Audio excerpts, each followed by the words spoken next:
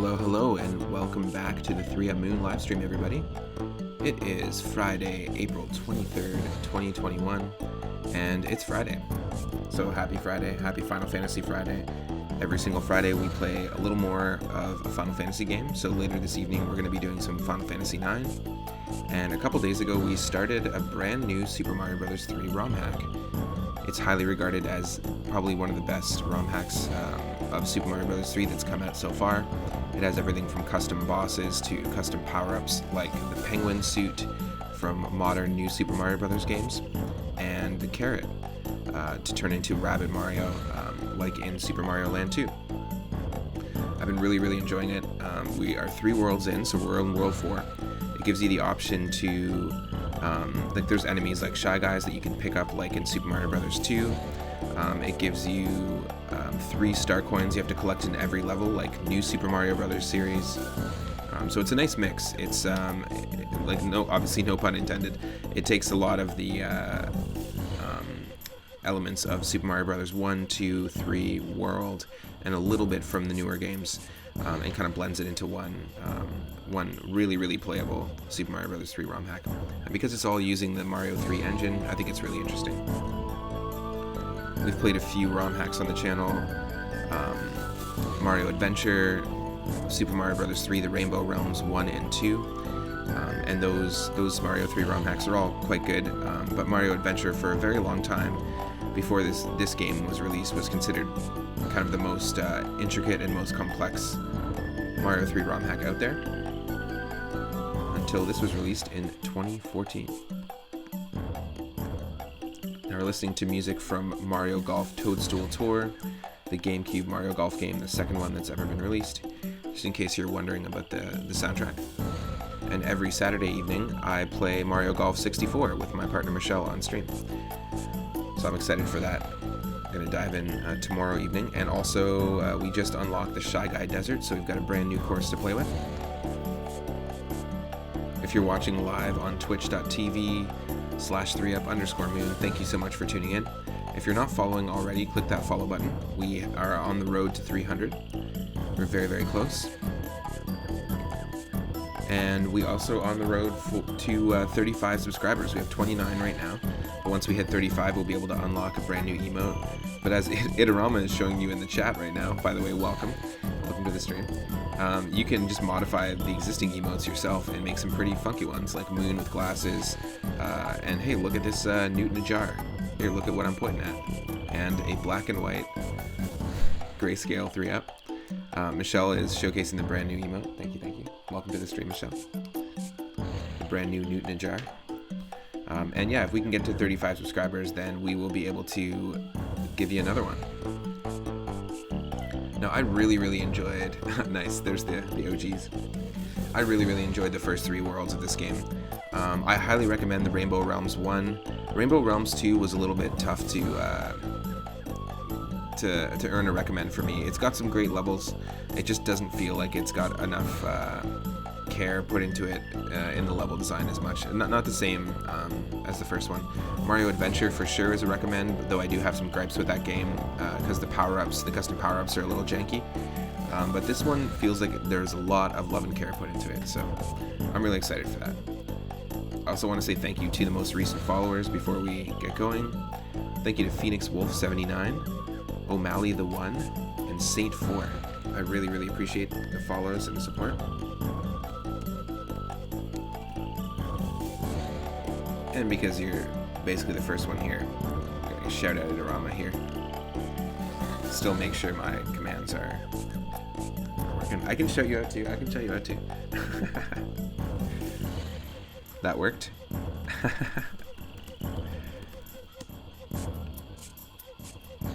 Okay, we'll shout out Michelle Butterfield as well.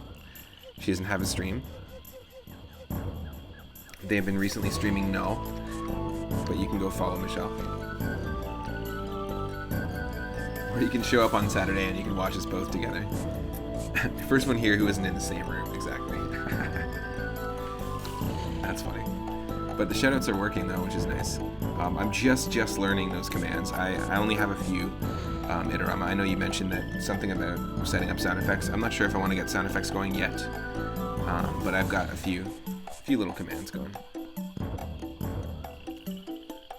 Okay, let me just switch over from this audio to the game audio. Just a second.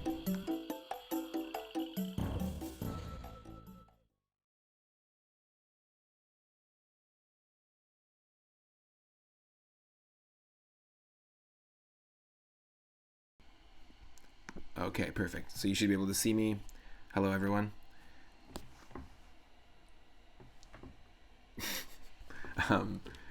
The game should be there, and let me make sure the audio for the game is okay. As you can see, there's all sorts of custom music from all across the Mario series. We've had music from the new Super Mario Bros. Series and Mario 2. World 1 was very, very inspired by Mario Bros. 1. World 2 introduced Mario Bros. 2 bosses. So our final boss in World 1 was actually Bowser on a bridge, and we had to remove the bridge basically and make him fall into the lava. But World 2 gave us like Birdo fights and Mauser fights, and a wart fight that was controlled by Bowser Jr. So a lot of the boss fights are very much like in New Super Mario Bros. 1 on the DS, where Bowser Jr. Kind of takes off, and then you have to go to the next world to fight him. There are no Koopalings in this game, so it does have a Super Mario Bros. 3 Bowser Jr. sprite. And there's also, the third world had to be one of my favorites. It was Boo's Woods. It was like a haunted sort of world. We can't go back, unfortunately. Oh, there's Star Road. Interesting. Maybe we can. Ah, well, look at that. So it takes a ton of things from ton of games, and I didn't realize that it gives you the ability to go back. Interesting. So let me just quickly show it off. So yeah, World 1, there's ghost houses in this game. We went through and we got all 3 star coins in each level, because I'm assuming that we need that for something. The mini games are different too. Yeah, you can see 33 out of 33 stars at the bottom there. So let's head back to Star Road. One other little touch that I like sound design wise is pulled right from Super Mario Bros. 2. When you pause any level in Mario 2, all the instruments will mute except for the bass line and the drums. And when you pause in Mario 3, normally it's just complete silence. But here,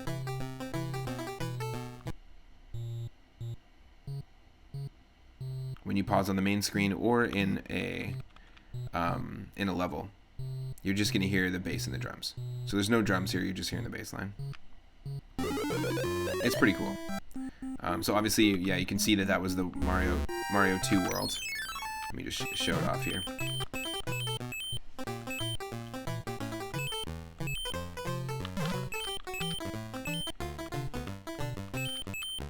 And we had to take on an airship here. In the third world, the boss was really cool. It was Bowser Jr. Operating like a mecha boo, like a mecha King Boo, basically.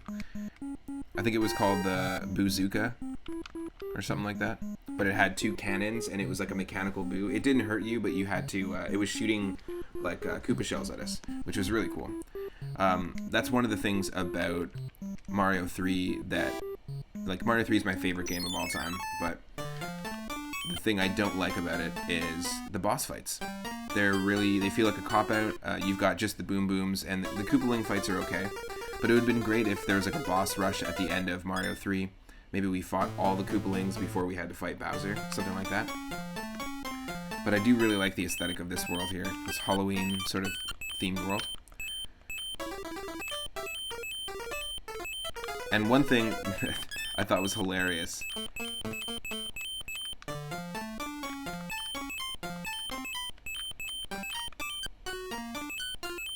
How did we get there, actually? It was World 2, wasn't it? So there's another World 2. There's World 0. Hold on a second here.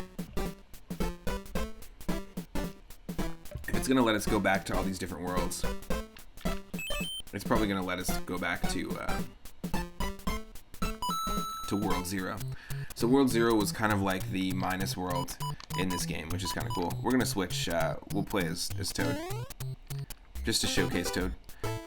It's just a graphical skin, though. He doesn't control any differently than Mario or Luigi.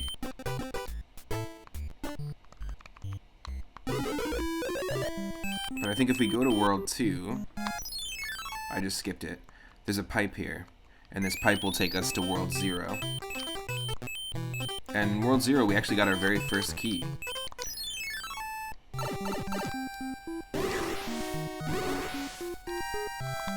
you hear that music? Something a little bit off about this.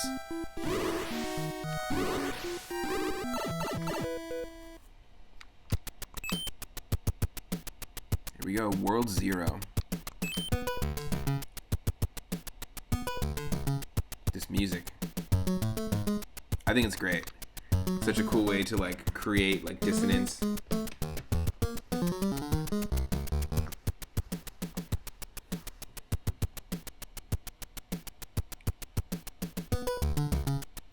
So good. I'm just a huge fan. And we beat this one level here. And World 0 rewarded us with, as you can see, there's a completely different inventory system. Rewarded us with one key that we're going to need, probably to, once we get here, we'll need these keys to unlock and progress in this world. It's kind of like a minus world, but not as secret. You'll see also that there is the Boomerang Flower in this game. There's the carrot from Super Mario Land 2, so Toad, Luigi, or Mario can become Rabbit, Toad, Luigi, or Mario. And then the penguin suit's really cool. It is basically a fireball suit, like Fire Mario, except you shoot ice balls, and they freeze enemies, and you can pick up the enemies and kick them. So you can actually throw the enemies around. We played a fan game called Super Mario Bros. X that had a very similar aesthetic to it. And also it lets you swim like Frog Mario, but when you're on land you control exactly like Fire Mario. So it's kind of like the best of both worlds. It's really cool. Here's some more of that weirdness from World 0, just to showcase it because it was just so strange last time.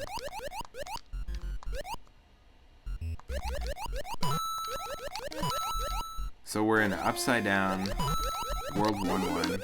Oh, no, no.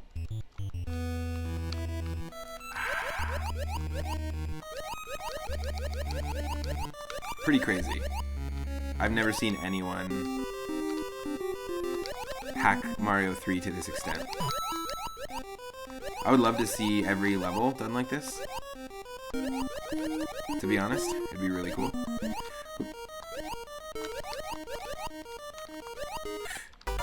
Oh, you can't jump on enemies when you're underwater. I kind of want to just play that level again before we progress in World 4. It's just too cool. Oh, we are missing a what? Hold on a second here. Is that correct? We're missing a star?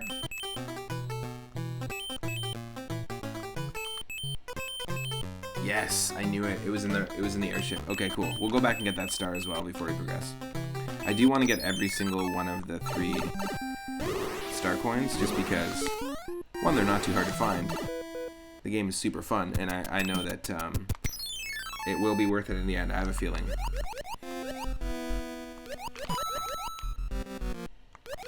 Oh my god.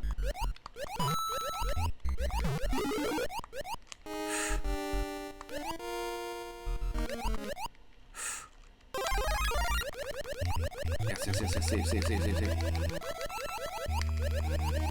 I think I'm stuck. Oh wow. I was totally stuck. I could keep swimming, which would keep me up there, but I couldn't, I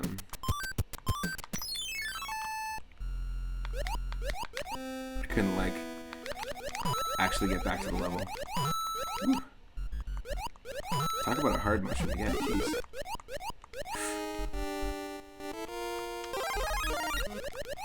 There we go. No!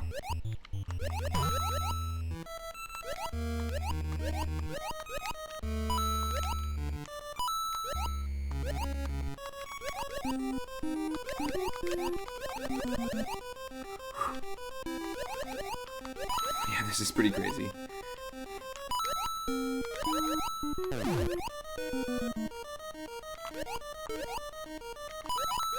Woo.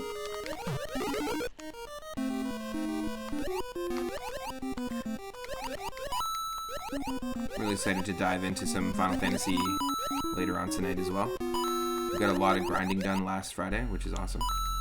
Farming those zombie whales on the beach. It's the first time the game's really felt like a classic Final Fantasy game because we finally have a ship. Oh no, come on. A ship. We finally have a ship, and we also have all the party members, so we can kind of swap party members at will, which is really nice. It's the first time, even though we're in Disc 3, it's the first time we've actually been able to do that all game.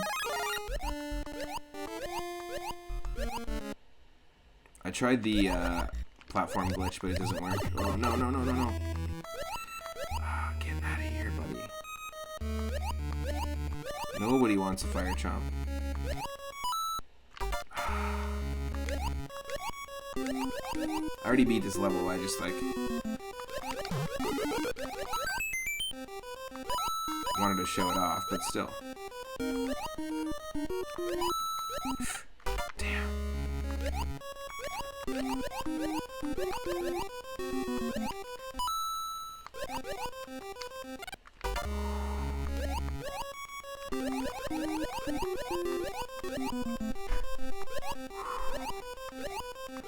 My God.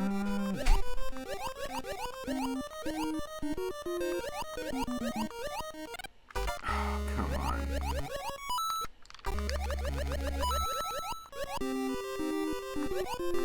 I think this is the coolest way to do a Minus World. I would absolutely play all of Mario 3 like this. This is super frustrating, but I would totally do it.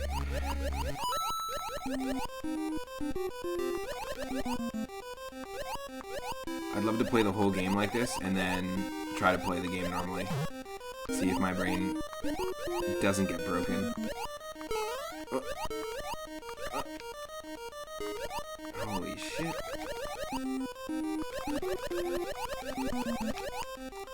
Oh, you son of a bitch. That's what I thought.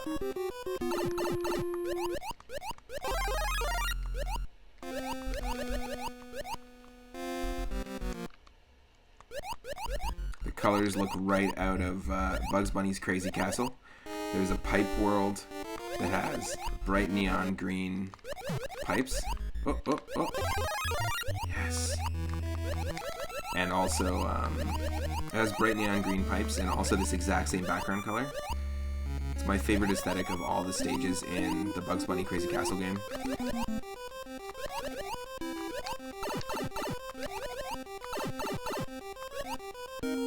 Oh, that's where the star coins were. I gotcha. I gotcha.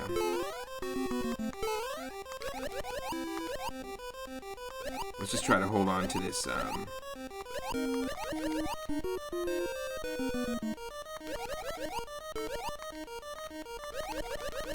just try to hold on to this, leaf power-up. Also, you'll notice the leaf power-up, will turn us into the full Tanuki version, like Tanuki Toad or Tanuki Mario or Luigi. But we actually can't become a statue. They've actually replaced the Tanuki suit.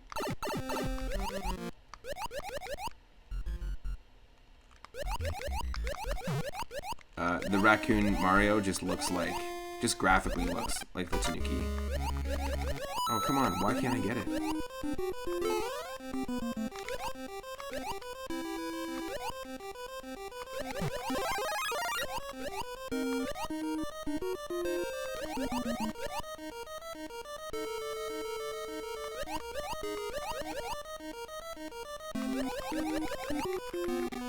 Okay.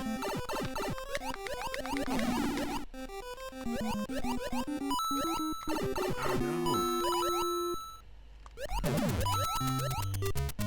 Ah.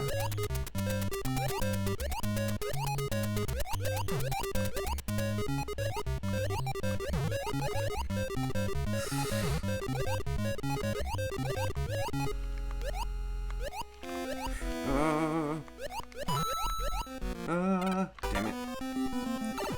Come on.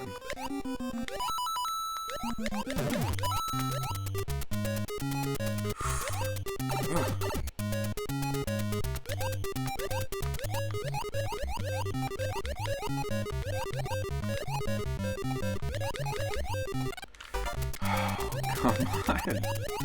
This is crazy. I was just trying to show this level off. I didn't want to get caught into the pandemonium again and the chaos of this level. Ah. Thankfully we have all the coins and I already beat this.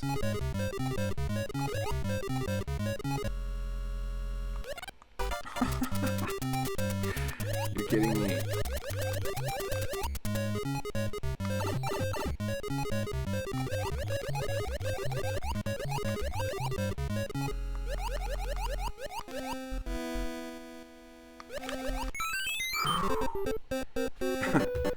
Bye, Toad. Oh, okay.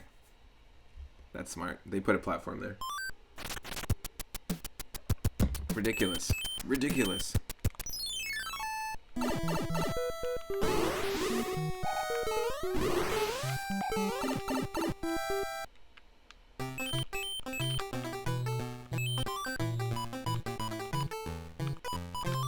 not gonna use any power-ups yet, but we are missing a star coin here, so we got ourselves thankfully, a non-auto scroller airship. And as you can see, we can stand on Shy Guys and also pick them up, which is super awesome. I think this is possibly the best way they could have implemented Shy Guys into Mario 3. Oop. If Mario 3 actually did have Shy Guys, basically, I think that's exactly how they would work.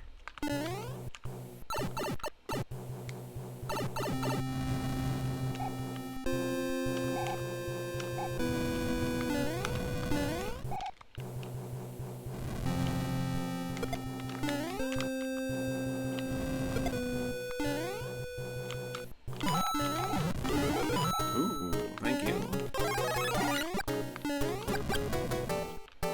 Fire Toad. Oh, goddamn.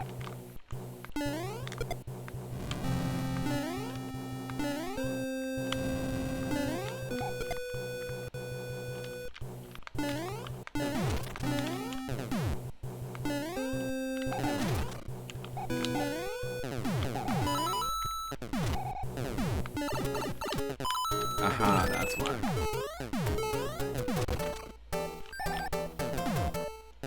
We just didn't explore the entire, like, exploding Bob-omb battlefield. I mean, this is the real Bob-omb battlefield. Hey, Alice Rose, welcome to the stream. Whoa. Boss fight time.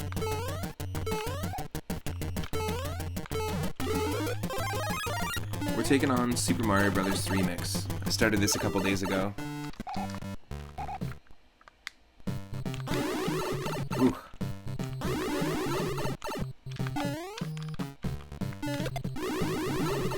Ooh.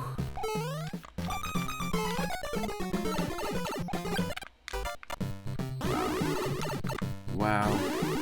So all the boss fights in this are some of my favorite boss fights I've ever seen in any Super Mario Bros. 3 Rom Hack, to be honest. Ooh.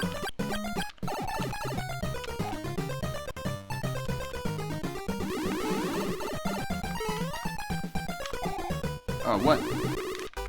That sucks.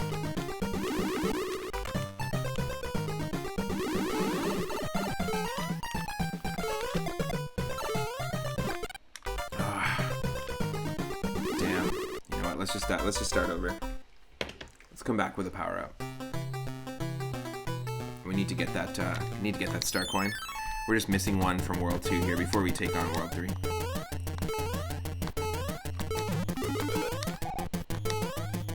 Just like in Mario 2, thankfully it saves a little checkpoint before the boss. It's kind of nice.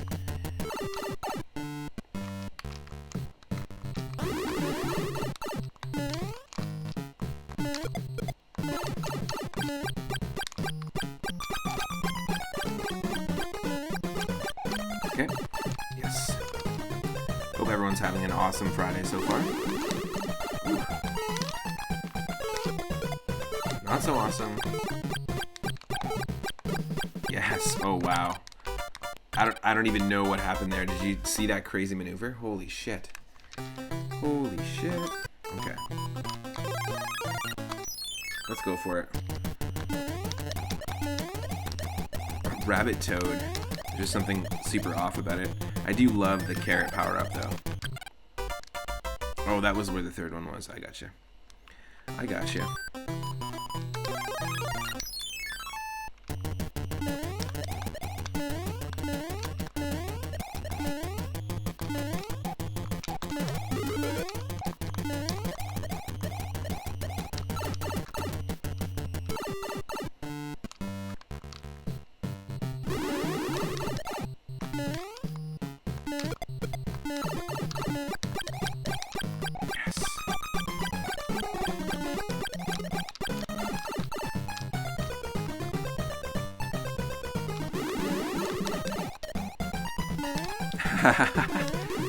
It looked like the shot guy was pushing him back.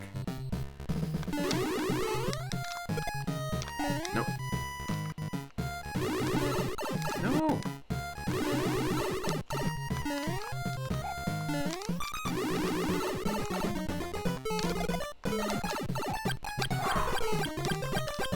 Using that power up.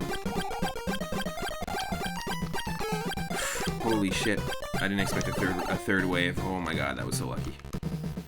That was extremely lucky. Yes.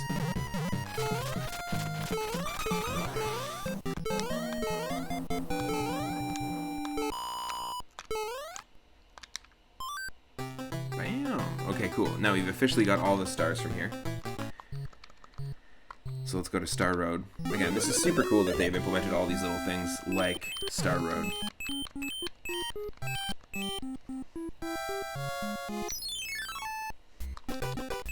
Alright, so World 4, this is where we left off last time. We have 1 carrot, 1 star, and 1 key. The key we got in World 0. Hopefully we'll find a few others. Because it looks like we're going to need at least like 3 or 4 to traverse World 0. And of course, yes, this world is going to introduce Yoshi. This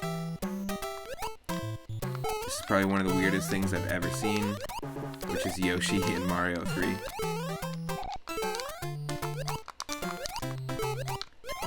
I don't think you can jump off of Yoshi. Oh, you can. B and up. B and, or up and jump. Okay, cool. So if you up and jump, you can jump off. Interesting. Wow, what a crazy... This is just a little mind-blowing for me. Please ignore that Big Follows link. I didn't get a chance to go and ban any words yesterday. I just fell asleep right after the stream, so gonna do some tweaking. This is really cool. I do like that Yoshi's tongue isn't complete too. It's kind of like glitchy. Very cool. So yeah, this world is going to be inspired a lot by Super Mario World. There's a lot of Rexes in this world, I think, too. Oh. This is pretty funny. Oh.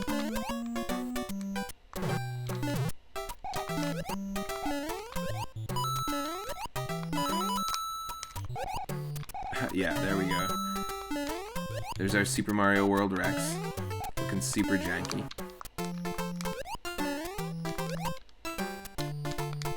This is actually based off of a real level in Mario World. And when we were in World 2, there was like a level that was basically like a remixed version of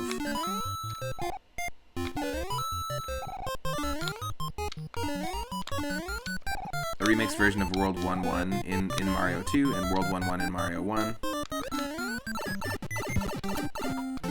This is definitely reminiscent of an actual OG Mario World level.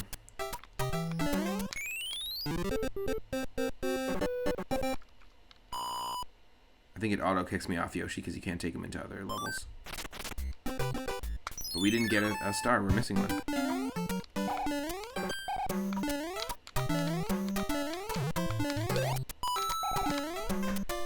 Ooh. Wow, this is so weird to see Yoshi in this game, because it does control a little differently.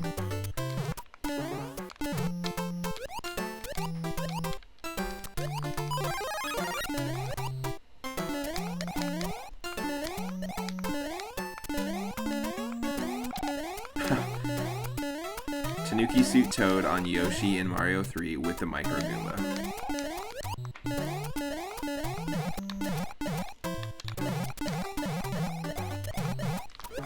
There we go.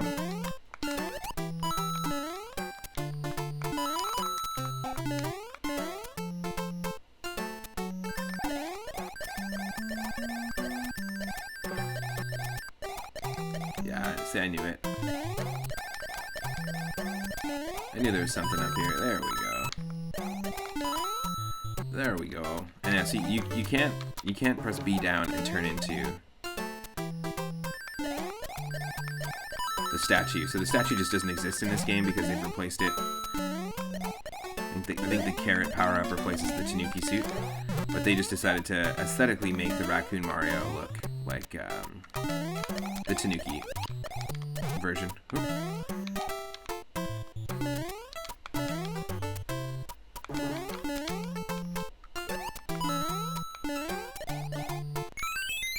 Yeah, you have to leave Yoshi behind, but that's fine. That's the one sacrifice. Totally cool. Obviously, Yoshi was actually conceptualized in the original Super Mario Bros. 1. Initially, Mario was meant... the first Mario game was meant to include Yoshi and also have multiplayer on the same screen of Mario and Luigi. Kind of like Mario Brothers. But there were limitations. Look at this guy. He's just moonwalking away. He's been squunched, and he's moonwalking away. This is amazing. Let's see how far he'll go.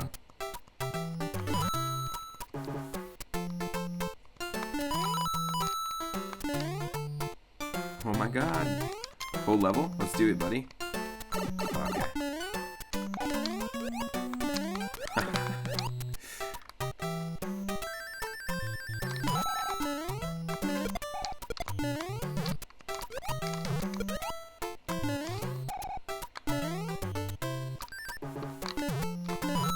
Yes, please.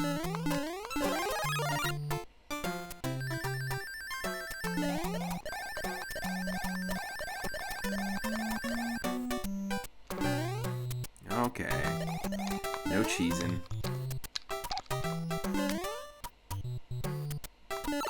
Ah, come on.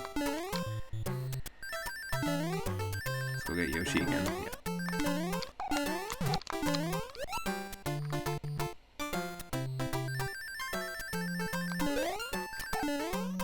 Hey.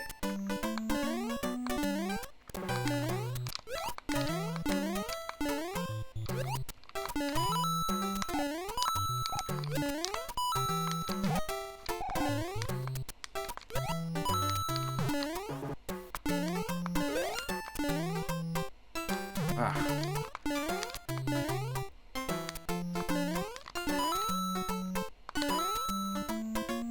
Weird. It doesn't vertically scroll unless we fly, which is interesting.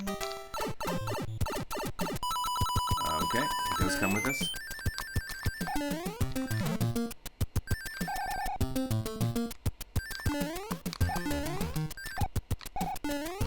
Huh.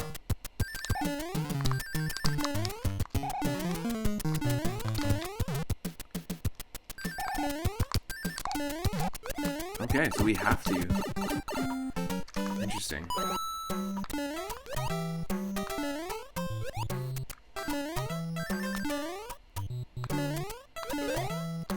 I'm just wondering if we can go back and get that Tanuki leaf, or if we're just screwed. Let's go back and see. I don't think we can, because that's not how... Usually in Mario 3 Vanilla or Randomizer, once you get a power-up, you're basically screwed. But these reset.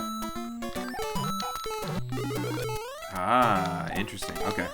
So we can come back.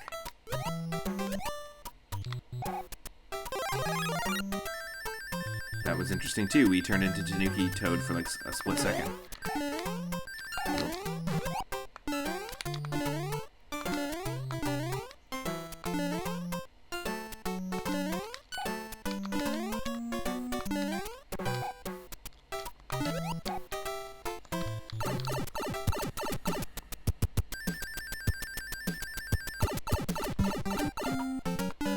Okay, now we need to go back without getting hit.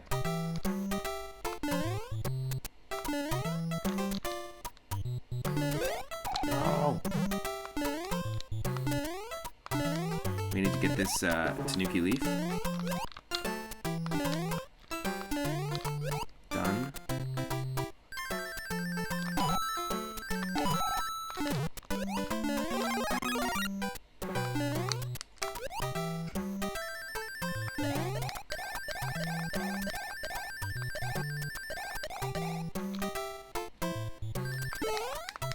No.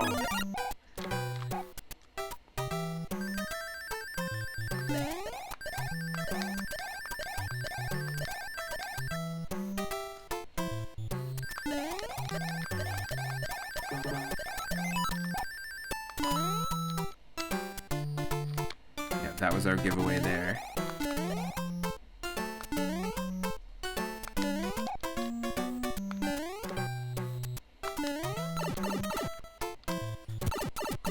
Sorry, we gotta leave Yoshi for this one.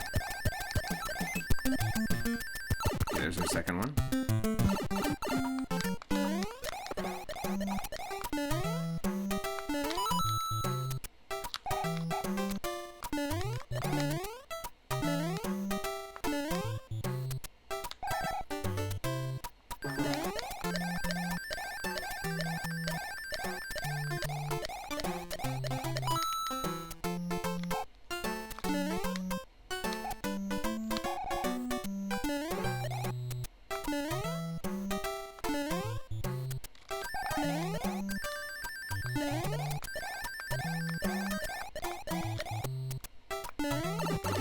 Ah, interesting.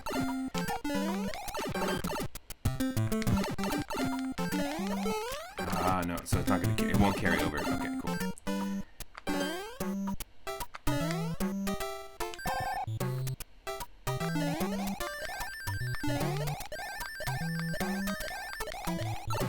Oh, come on.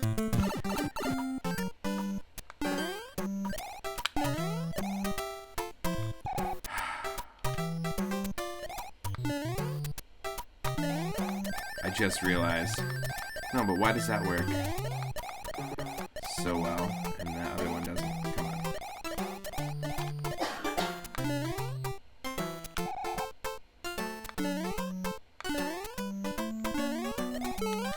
Oof. Get out of here.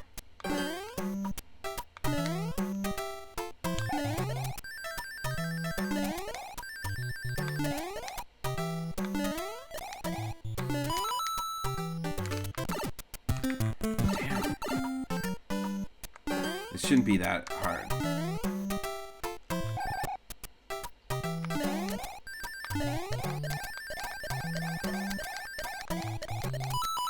It's totally doable.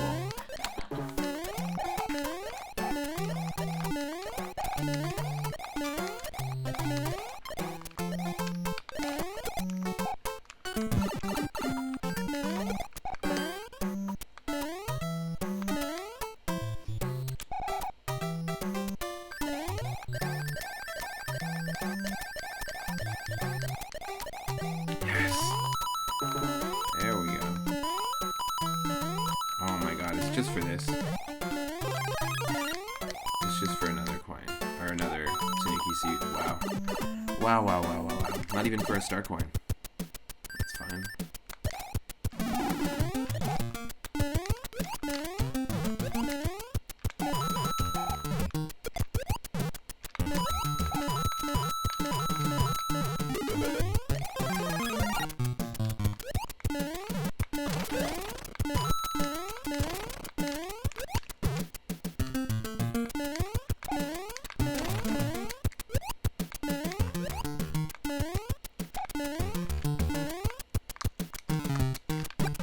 Sorry, Yoshi.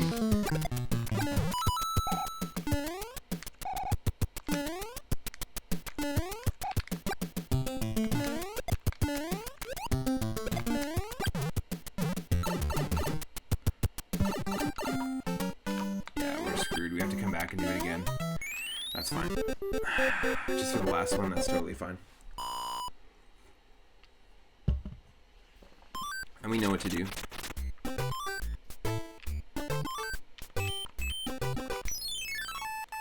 We know what we're doing now. That's fine, that's fine.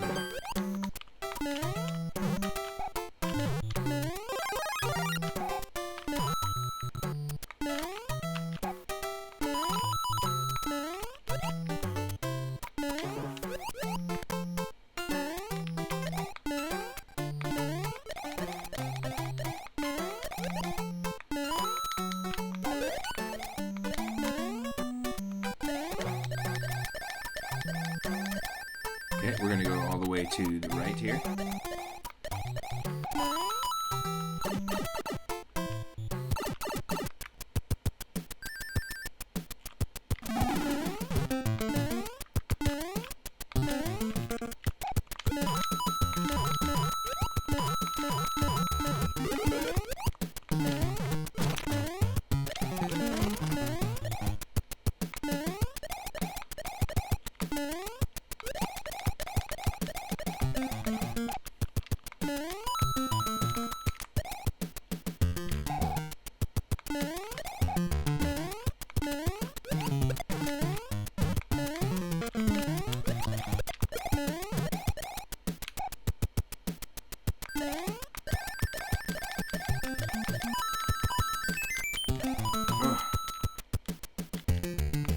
Almost.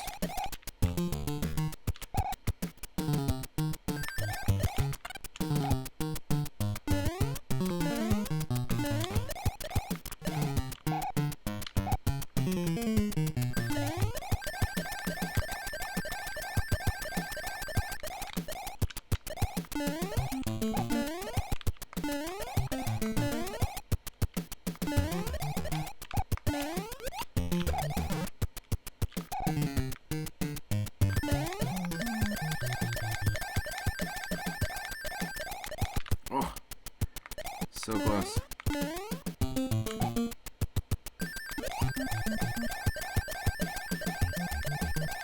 Yes.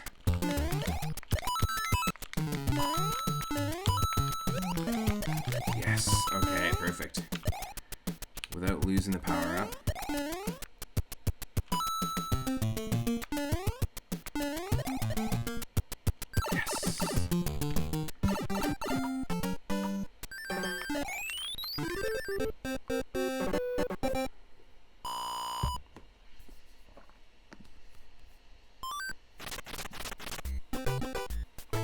Cool. Alright, finally, level 3.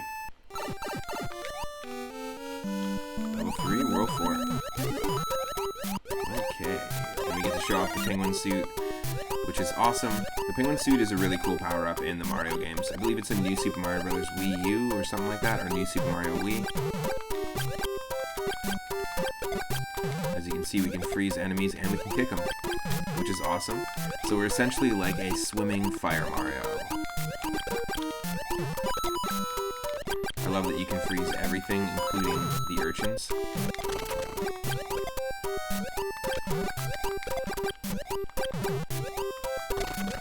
Pretty awesome power-up. It gives you the satisfaction of the swimming with Mario. Frog Mario. But none of the nonsense when you're on land in terms of jumping around. Lots of people like using Frog Mario and actually try to run this game, the original Super Mario Bros. 3, just as Frog Mario alone.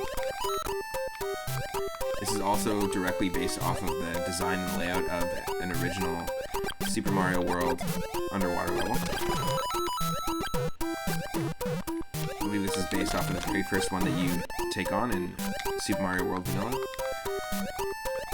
Just less enemies.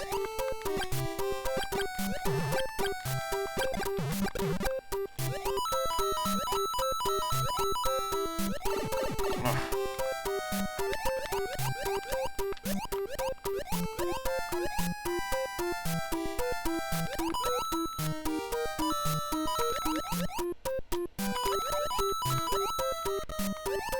Great. Of course we lose the penguin power-up.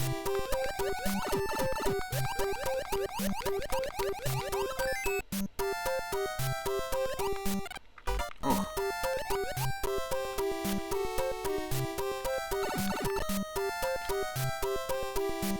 Is that the first one? Yes, it is.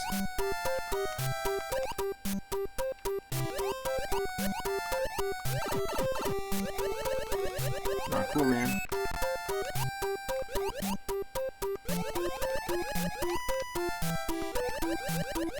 Yes. Okay.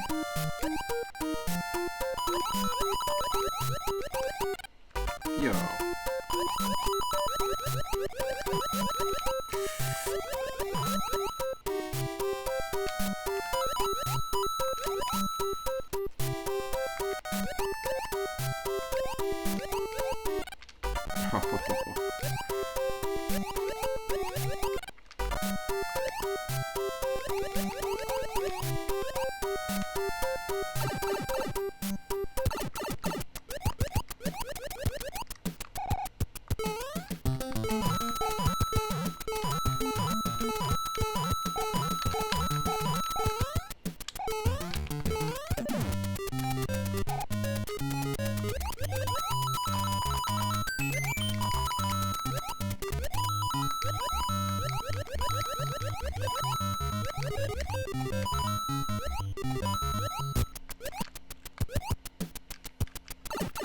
an interesting bonus room.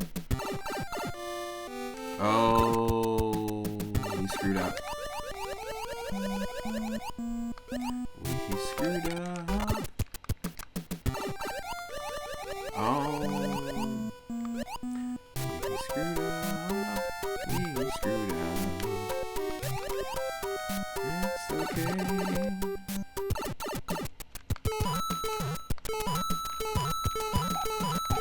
Oh, it's cool that you can kind of just farm coins here, though.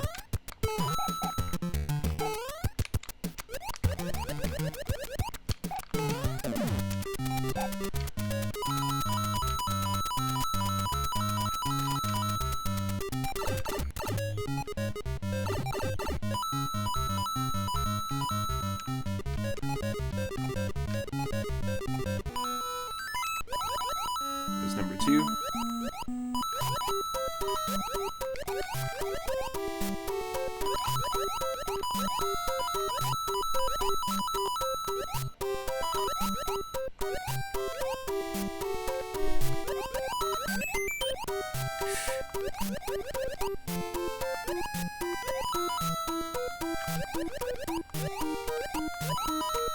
I'm just checking all these pipes because you never know.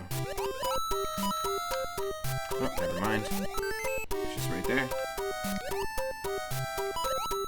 This is actually really good design. I like this a lot.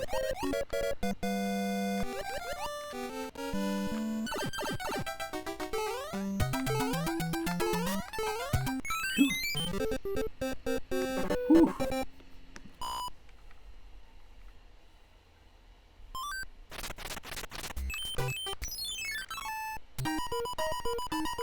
Toad has to deal with his looking deep into the eyes of his past self and deal with his own time travel paradox.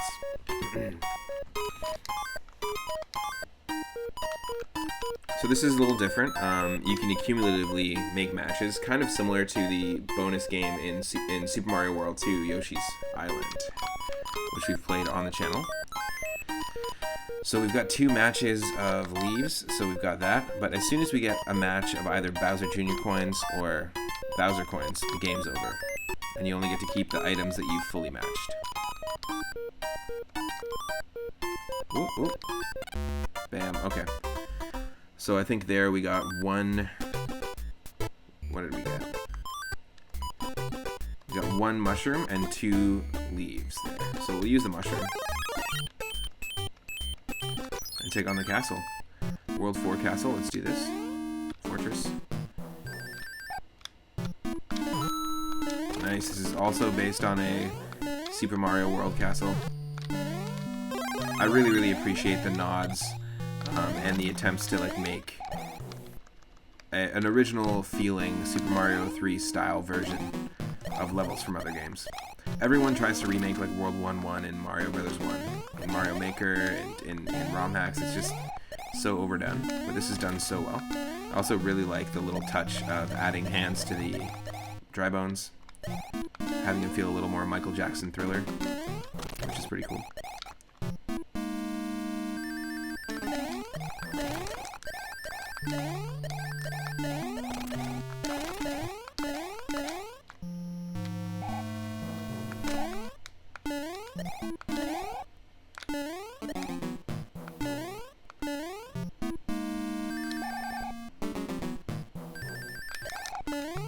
Hey, come on. Come on.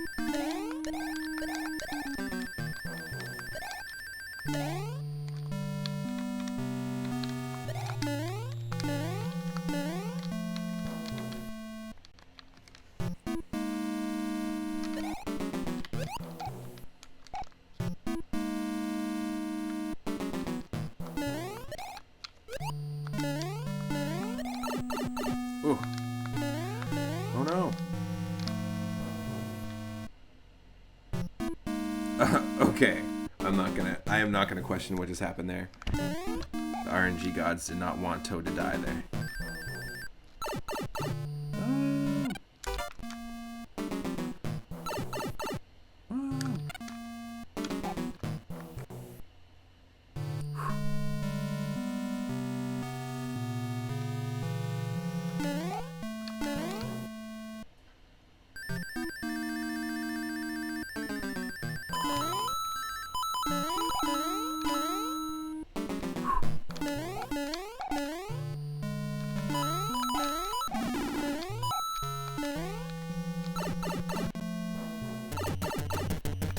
Nice. Okay, that is really cool. They were able to actually implement this into Mario 3. It's really awesome that this game really goes above and beyond to introduce stuff from newer Mario games into Mario 3. Truly a huge fan of Mario 3. Made this game. Ooh.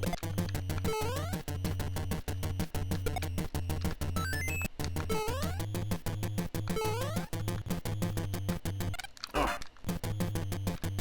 Unnecessary.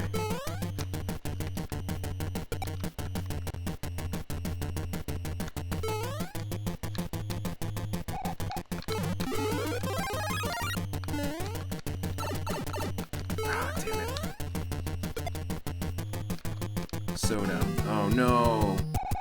You're kidding me. Look at how slow and janky these things look. What? Oh yeah, this is like really badly programmed.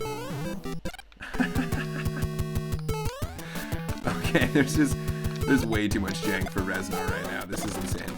I know I love playing randomizers, and Reznor's usually slowed down or janked up in those versions.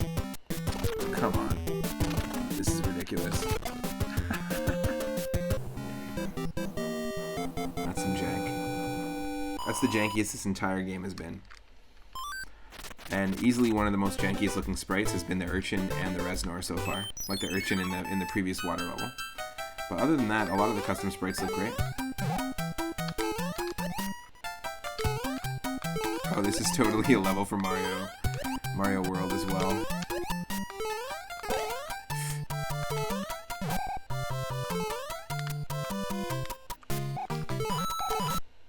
Oh, come on.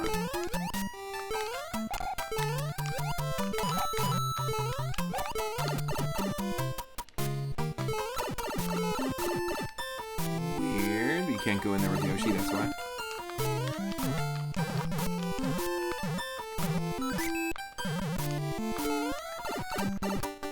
Okay.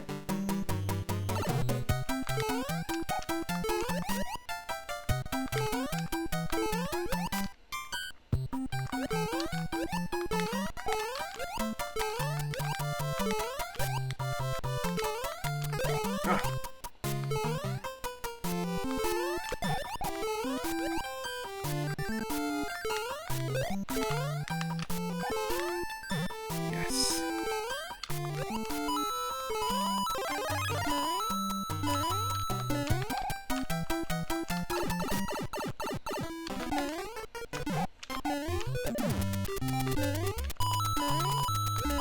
I love the music in this area when the P switch is not pressed. Just right here.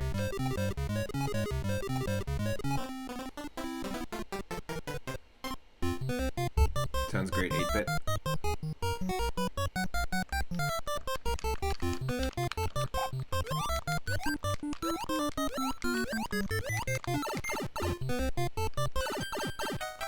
Yo, what?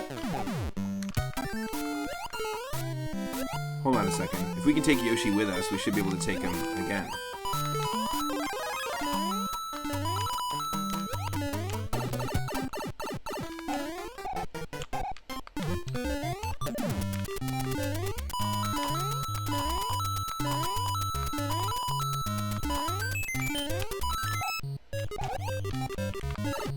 Nope.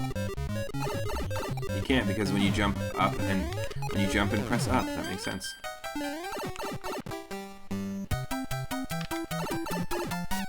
pressing A and up is actually what kicks you off a Yoshi, so that's the exact same controller function that you need to actually go up a vertical pipe. So that makes sense that that wouldn't work.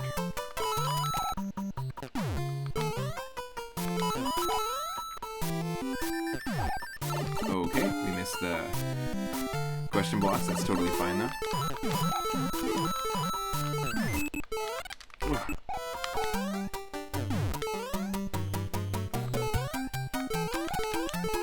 Yes. It's really funny. A lot of the Super Mario World elements in this, like the ghost houses or Yoshi, just make me laugh because there's a whole bunch of knockoff bootleg ports of Super Mario World out there on eBay. There's tons of people who are attempting to sell like compressed versions of Super Mario World, a lot jankier than this, like 8-bit Super Mario World, and the music is fantastic for some of those bootlegs.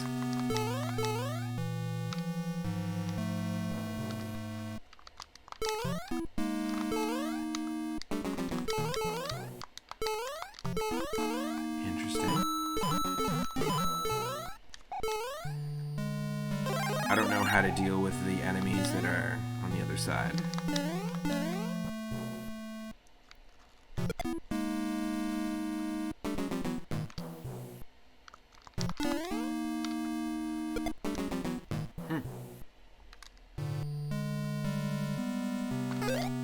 Oh my god, yes. Yes! They actually were able to implement this. That's really cool. I feel like that's not easy to do.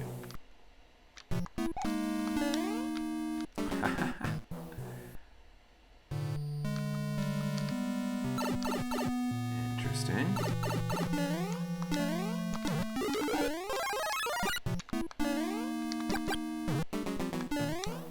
Toad's feet when he's climbing like this look ridiculous.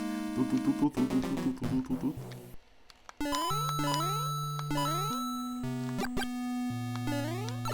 Oh no. Okay, there's our first one.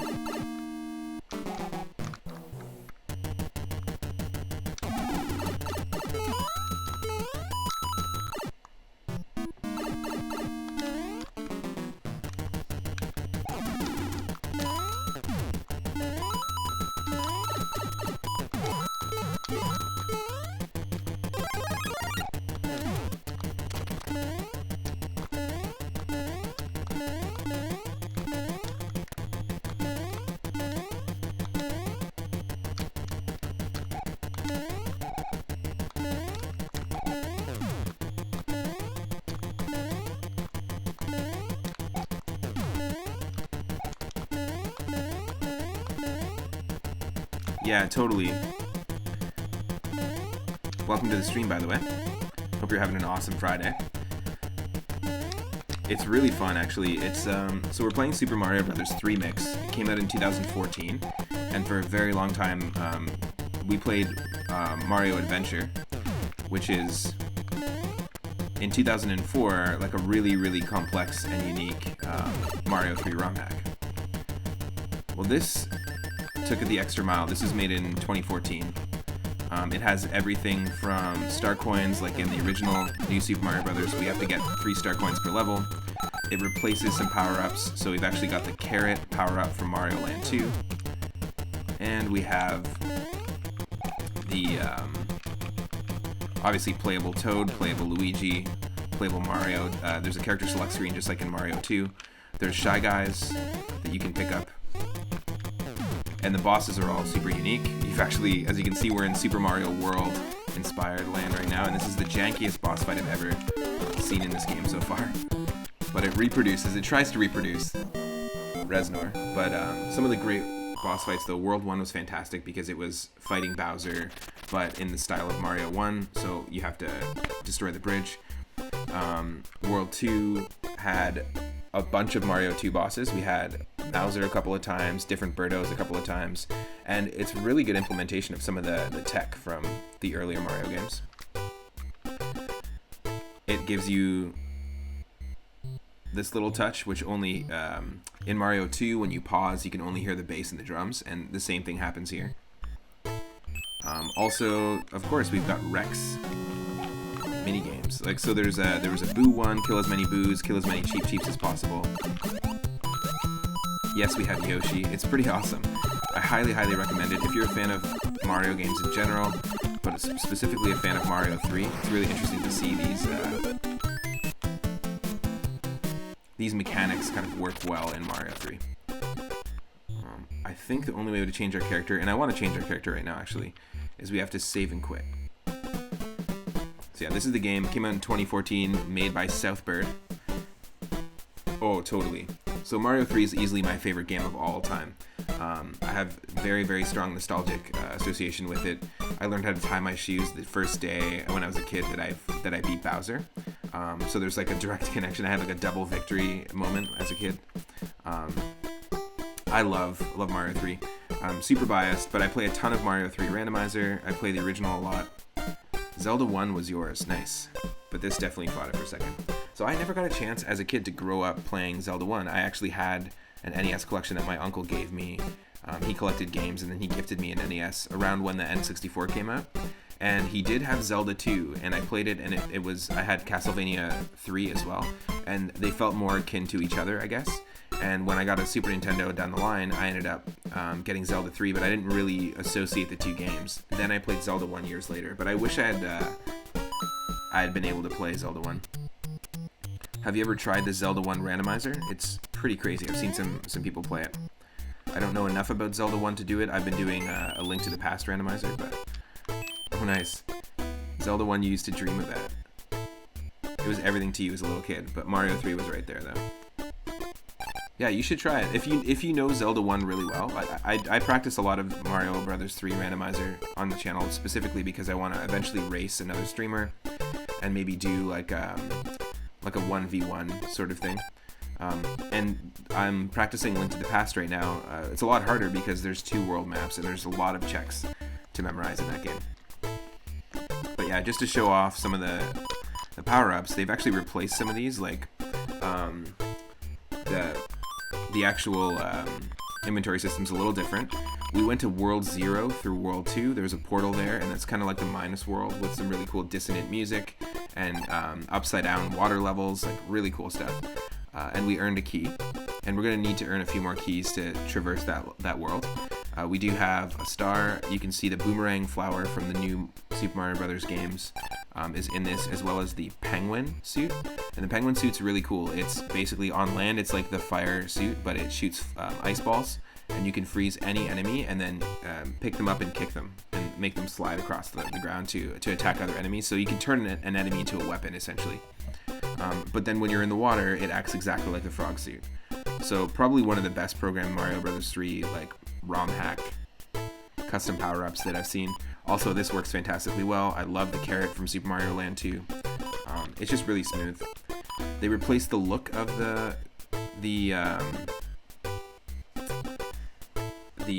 Mario 3 like raccoon. Watch, if I do this, I'm in full Tanuki suit, but we actually can't use the Tanuki statue. And you'll see here. So we're Tanuki Luigi. But yeah, we can't use the statue. They just basically replaced the statue, the Tanuki suit rather, power up with the carrot. You've been actually out of playing games for years and years, so you've never played a hack, but this is really cool. I'd recommend this one. If you wanted to dive into the original Super Mario Brothers 3, and then play another one that's not super difficult, I'd try this one out. I did play Super Mario Brothers 3, The Rainbow Realms, and it's a little harder. It does rely on like knowing how to get through the first game like pretty quickly. There's some pretty crazy jumps and tech that it's requiring of you. Yeah, I wish we could turn to the statue. Every time I see the full Tanuki suit, I just always want to use the statue. And that's easily my favorite power-up in any Mario game. I do really like the way the penguin suit is implemented here, but Tanuki suit for sure is up there. The Super Mario World cape is up there for me.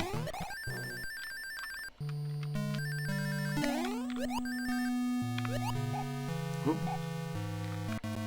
And this world is clearly inspired by Super Mario World, but it's cool. I'm curious to see what the next world will be like. Will there be some Yoshi's Island inspired stuff? Like they've only introduced Yoshi in this now, but it's not tough. However, the Rainbow Realms one is a little tougher, except it's a Vanilla Rom Hack, so it doesn't have anything custom. Oh no! Oh no! I don't know how that worked again, but.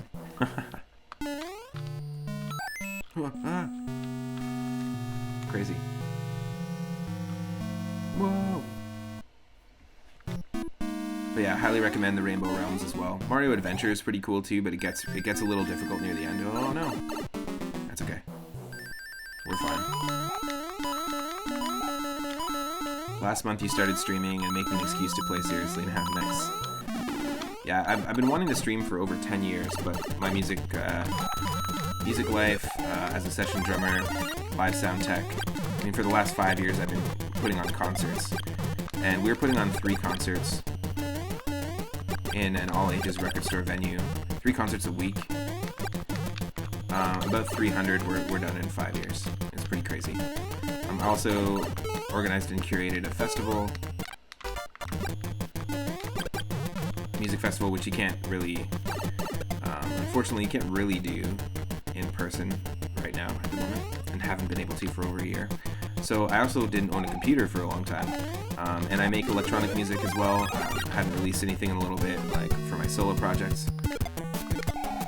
And my partner's mom was getting a brand new computer, and I had the opportunity to pick up the older one. It's in really, really good shape, and I had, basically the opportunity to and the time to put a stream together. I paid my buddy Lucas to create branding for the channel, and really, really happy with what he's done. If you support the channel via Patreon, you can actually get some exclusive 3 Up Moon stickers, as well as all the Patreon perks like shoutouts and exclusive bonus drumming videos.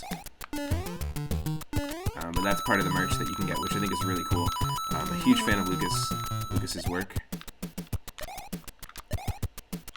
He's a fellow bandmate of mine who's also one of the best designers that I've ever worked with in everything when it comes to branding, when it comes to our music festival, poster design for gigs.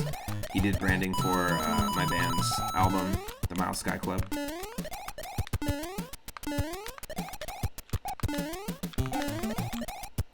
And yeah, it was a while where I really just didn't have access to a computer and the ability to do any streaming. So I've been really enjoying. I've only been streaming now for 3 months, and I've been really, really enjoying Twitch. And I've met so many fantastic people, honestly. Hey Daryl, what's up, man? Playing Super Mario Bros. 3 mix. I don't know if you saw me playing this a couple days ago, but it's pretty fun. As you can see, we're using the rabbit ear power-up from Super Mario Land 2. There's some really cool custom ones. We have to get all the star coins in each level. And then it also has really cool mechanics, like where you have to run around and press buttons to reveal some of the... Oh no. To reveal some of the power-ups. Okay, the only way to do that is this. You started on March 13th. Nice. I had started on January 18th. Thanks for stopping by. I appreciate it. And I hope you're really enjoying Twitch as well. There's a really... Whoa, what the kind of glitchiness?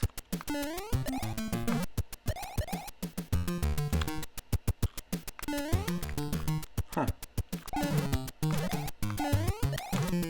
What kind of glitchy nonsense is this? You're able to use your design and music experience through your channel. Exactly. That's the key. Like, it's a really good medium for what? That's crazy. It's a really good medium for meeting like-minded folks, and also being able to practice like sound, tech, and sound skills. Oh. Oh my god. Am I missing something?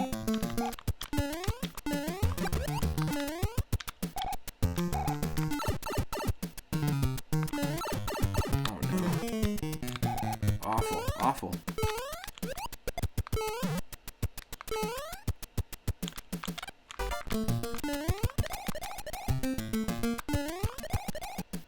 So we have to hit that switch, but what do we... What?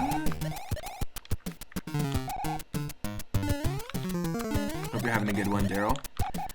Oop.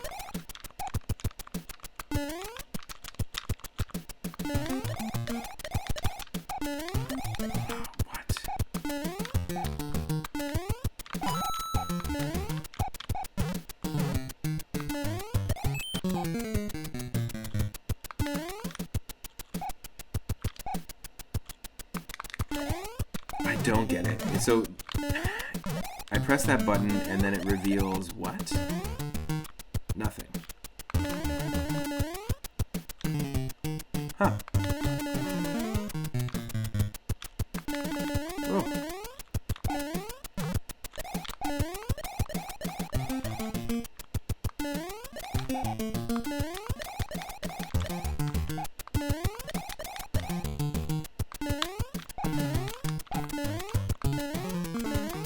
So if that was the second one, then where's the first one? Where's the goddamn first one? Oh.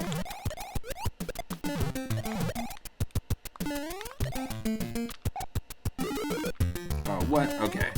That's super dumb. Okay, we press that button. It's just not, it's not in the lexicon of Super Mario Bros. 3 muscle memory. It's like hoping that a pipe is just gonna appear out of nowhere. Come on. I know that this is obviously taking inspiration from other Mario games, but still.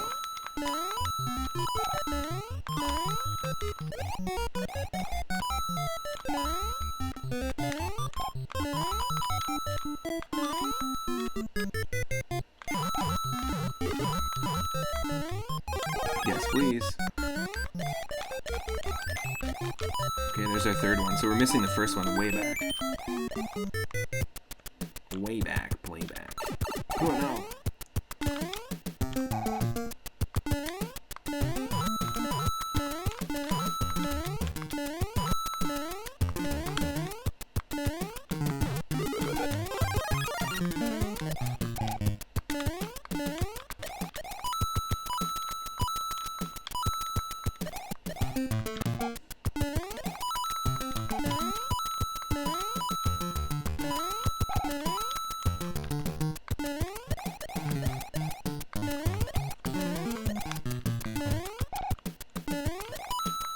Oh no.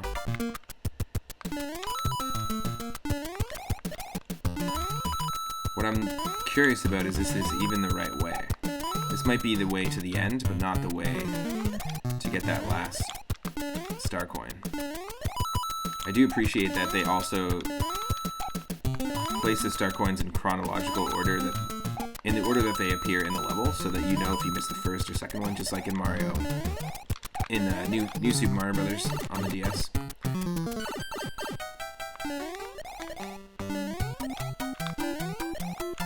Okay, cool. That's fine. We get the one up. We can go back and get one more coin.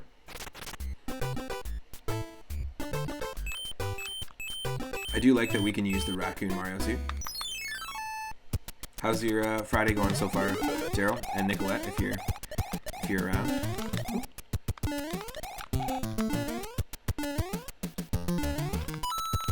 Oh, it's there. I get it. I get it.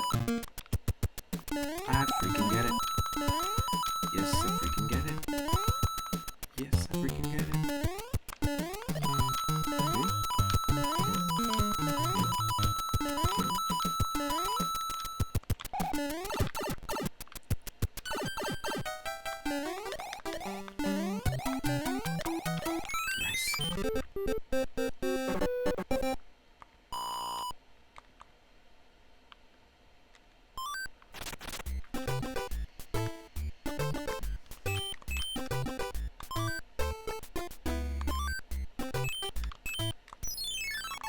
Okay, let's try this again.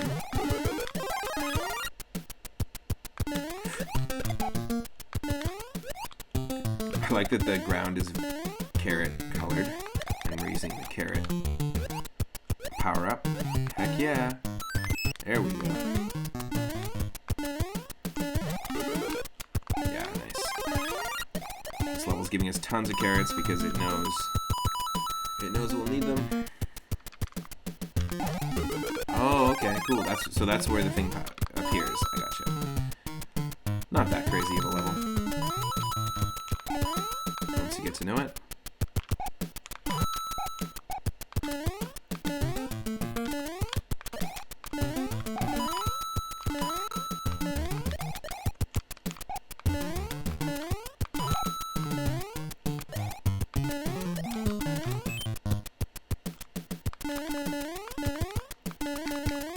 That's just a glitch. That's not supposed to happen.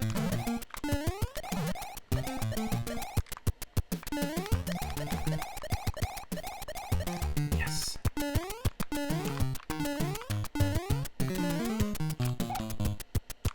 Oh no!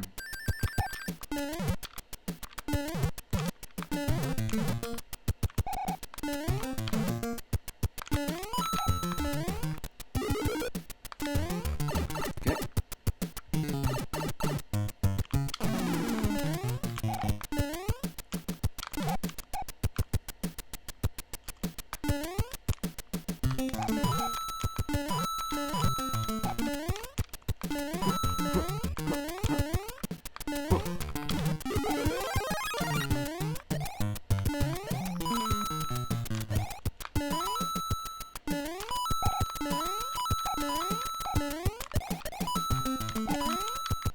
Wait for it.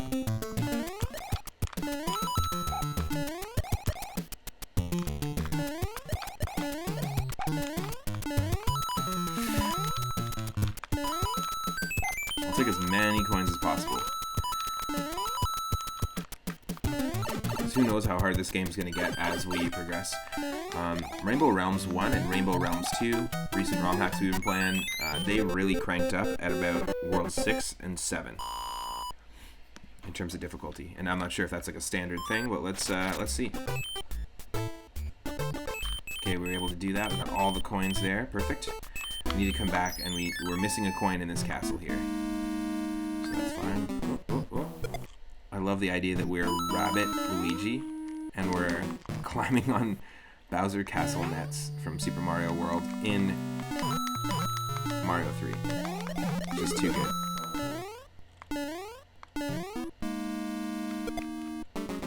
Too good.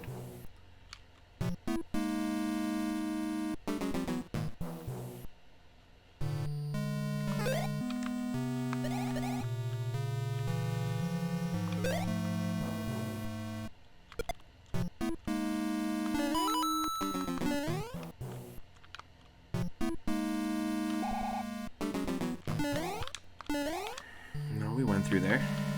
That's where the first one was. Interesting, okay.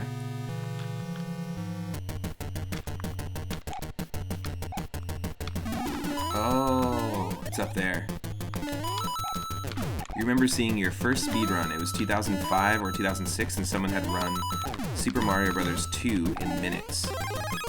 You and your friends were rolling all night. You were all in tears after watching. That's so funny.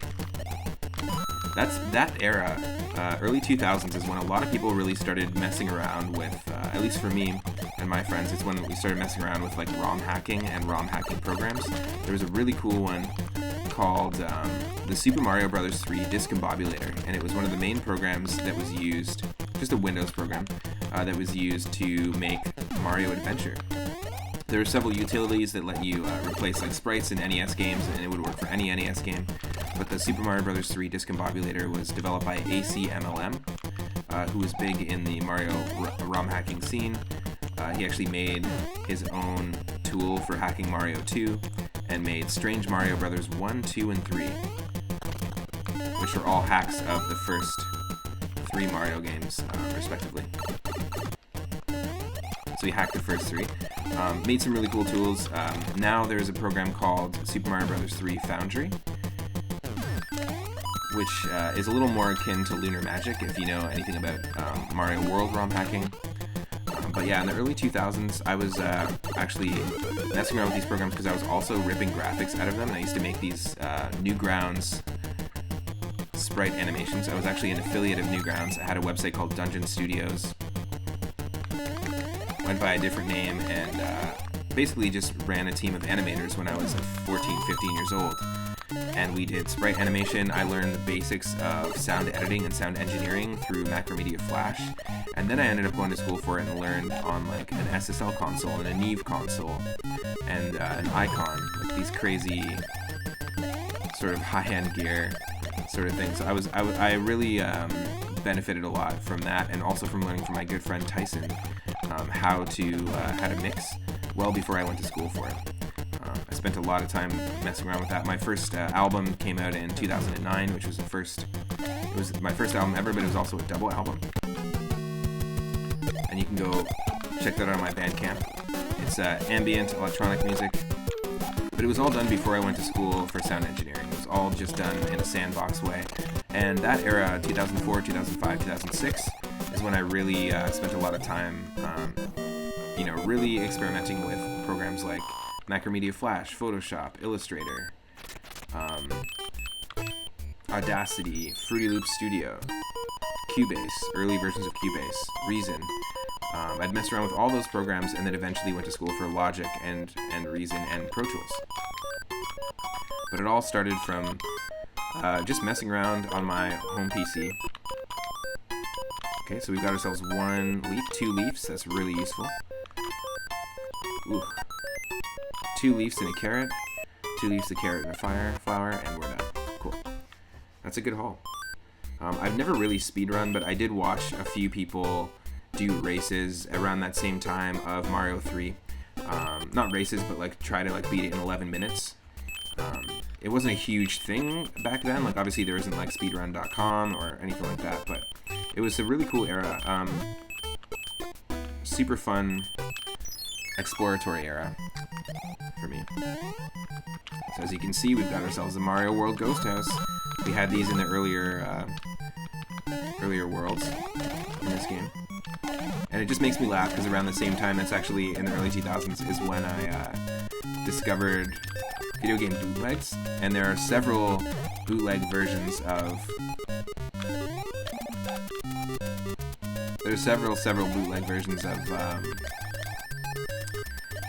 Super Mario World, but workable on an NES.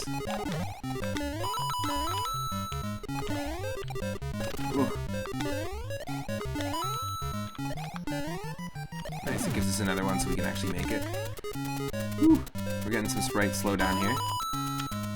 It happens though with these games.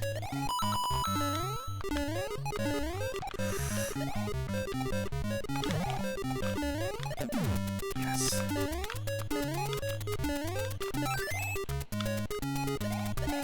Ah, no.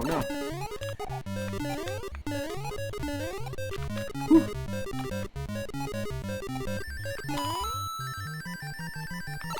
Oh no.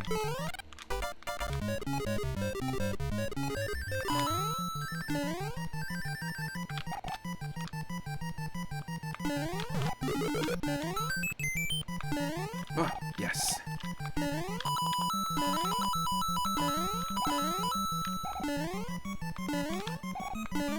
That's pretty cool.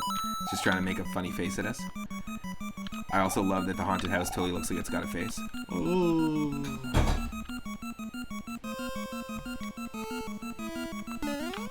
It's really funny.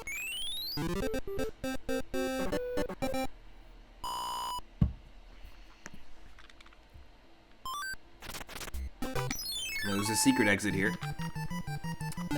It's another thing that they implement from Mario World and Mario Land 2 is standard and secret exits, but only in the ghost house levels it looks like, which is kind of cool.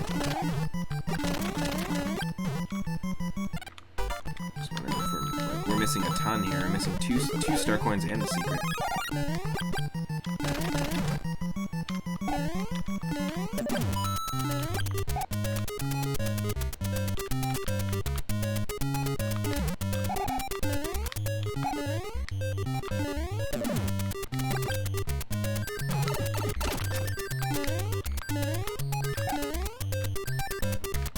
No.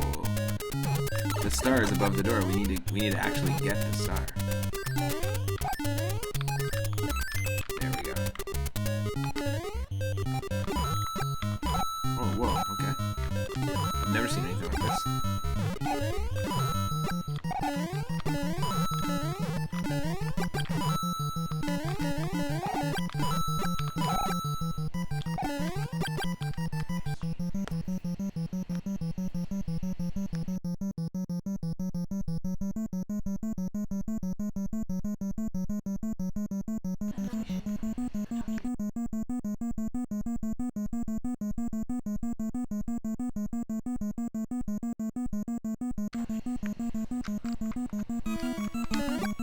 just organizing our vaccines at the moment.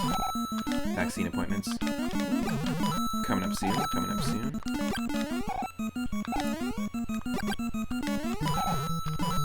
Ooh.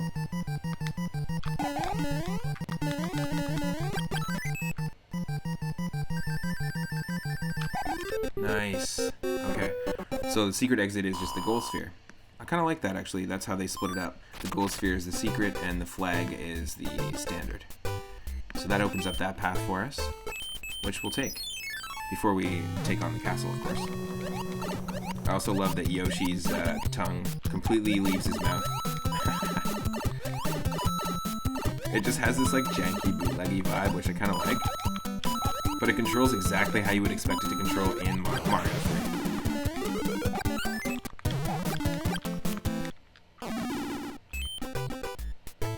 Ooh, here we go. This is going to take us to, yes, World 0. Now, if you're just joining, there's something a little bit off about World 0. Not sure if you can tell in the music.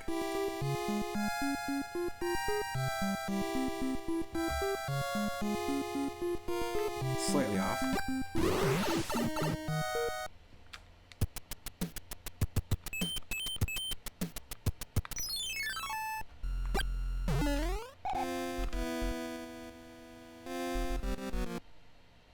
Nice music.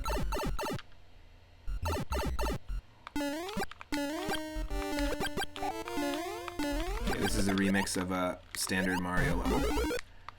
Oh. Oh.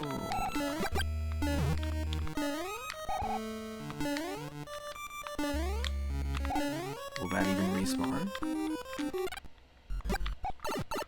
Okay, we can't use the fire flower. At least not on that guy.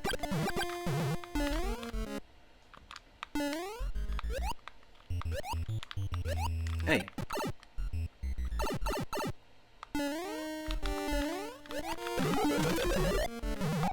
That's what I'm looking for. There we go. Nope. Nope.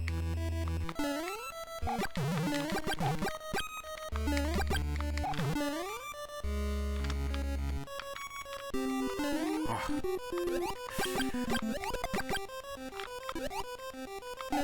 Damn.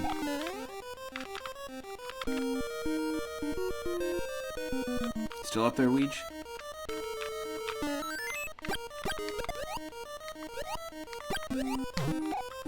Yeah, so this level, it's interesting, it makes you not run through this level. This is obviously very obviously based off of one of the water levels in the Water World in World 3.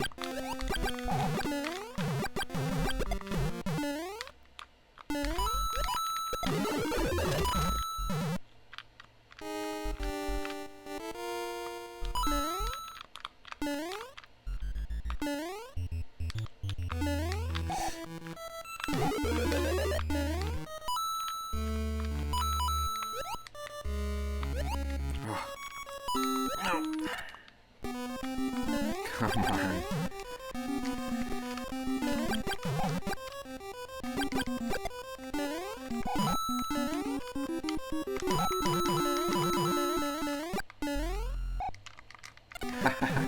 Right into the mouth of the fish.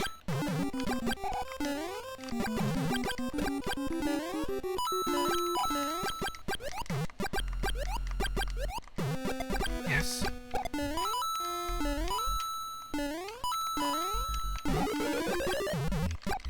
No.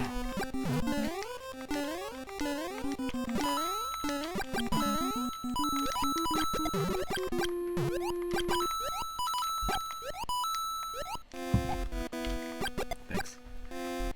Thanks for doing that.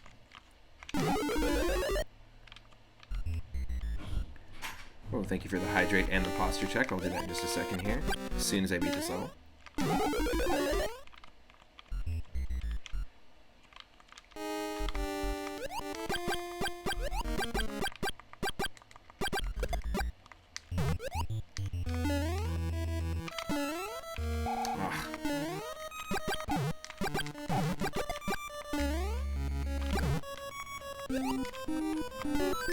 Yes.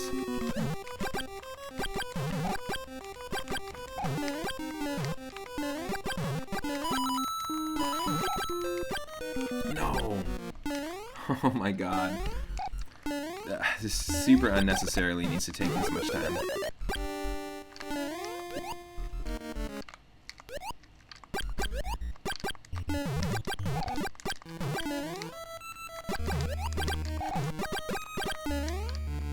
I was swallowed by a whale. Sure you were. Sure you were, kid.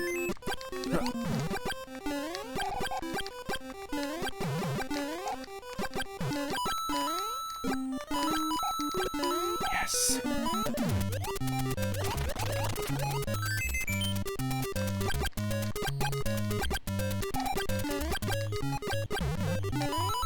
Yes.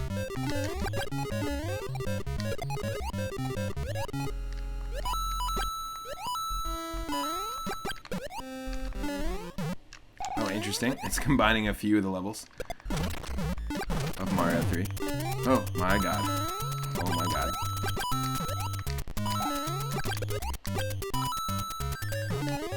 Holy shit. Got all 3 star coins? Let's just get the hell out of here.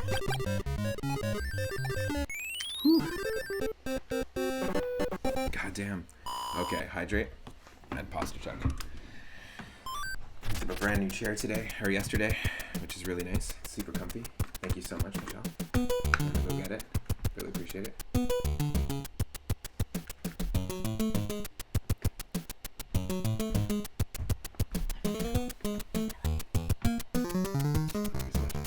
Have a great day. I'll see you right now. Yeah. You did a great job with that other amp the other day. So I know that the tweet's gonna go well. Because you're a perfectionist. Got it done. Michelle was doing, was it refinishing of a vintage amp? Yeah, restoring. Restoring a vintage amp. Yeah, yesterday? 2 days ago. 2 days ago. And you did a really great job. I saw the before and after photos. A 1968 Fender Bassman. A brown face one. I don't know. Honestly, I only know about drums. I don't know about amps when it comes to amps. But I know that there's a few guitarists in the channel. But Michelle's been working on a really cool series of amps with her dad, and you can actually go and check out the website butterfieldamps.ca. It's got a bunch of photos of what they do, vintage custom amps, and also amp repair and stuff. It's really cool stuff. Super proud of how talented that Michelle is, honestly. I couldn't even begin to do that stuff. Truly. Oh, I like these little challenges, being Mario Brothers Arcade. Obviously, it wasn't something that came with the original Mario 3. Or was it? Could you battle in Mario 3? Can someone in the chat corroborate that? I should know this already, but... Could you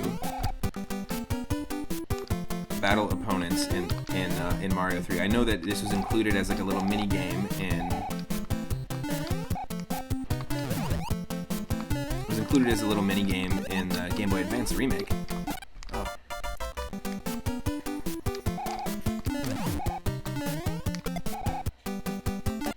Oh.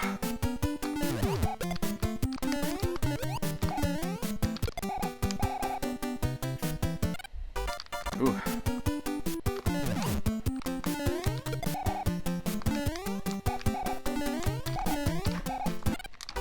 Damn.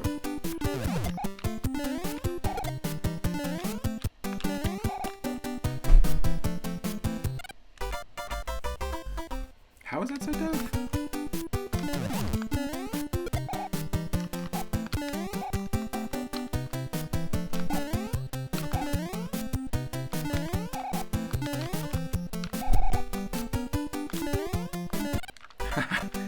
Wow.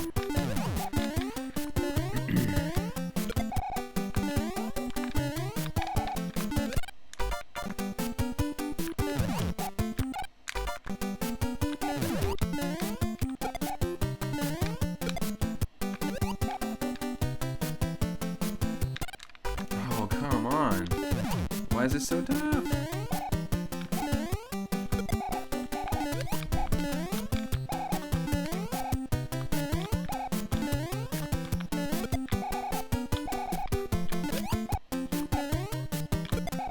One more.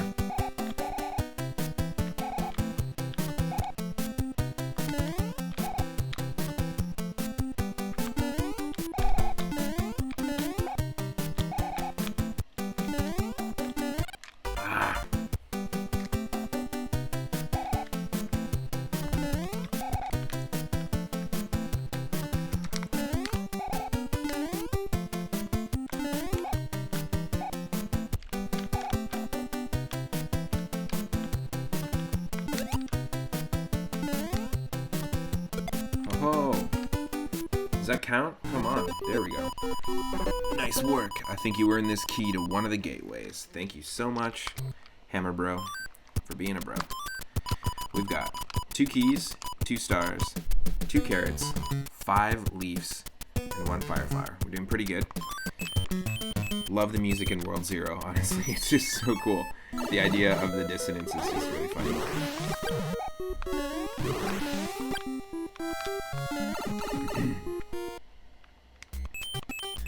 Okay, World 4 Fortress.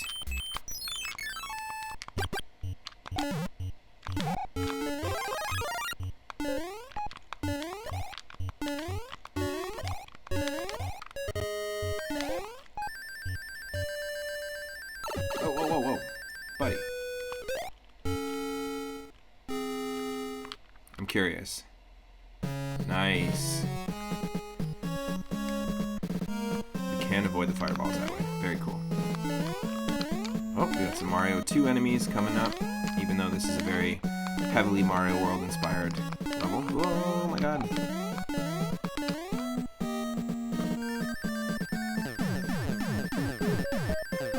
Swampomari. Remember that old traditional Americana song poem, Daryl?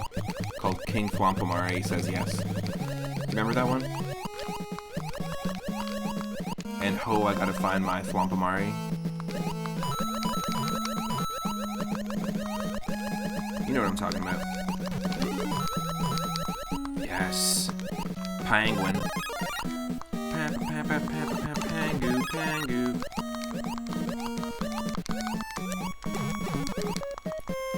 I think it's the best power-up in this game. It's basically the Fire Flower Frog, and honestly, being able to freeze enemies is just amazing. And kick them. Ah, damn it.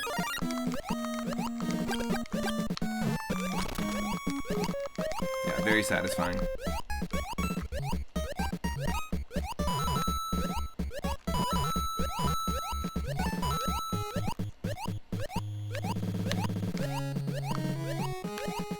No secrets? Okay.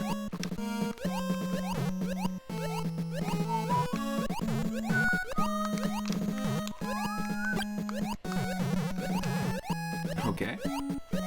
Sure.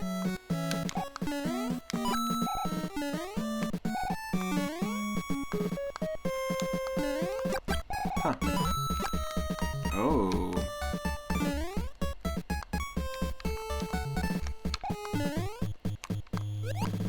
Interesting. The coins are supposed to show... Oh, interesting. The coins on the one side are supposed to show us where there are blocks on this side. Gotcha. It's like a mirror. Very cool. There we go.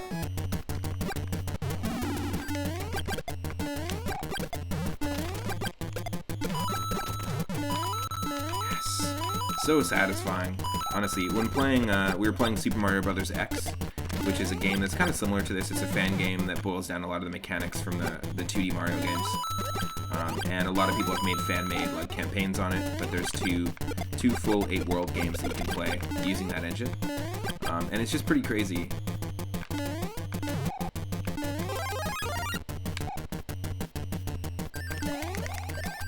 That was so close. It's pretty crazy of a game in general, but my favorite power-up in that, next to the Billy Gun, which is just the top part of a Bullet Bill shooter sprite, and is a semi-automatic Bullet Bill gun, if you can believe it. That's a pretty crazy power-up. Specifically the Ice Flower in that game, it works very similarly to how this would, imagine if it was in Mario 3, but the All-Stars version, like aesthetically.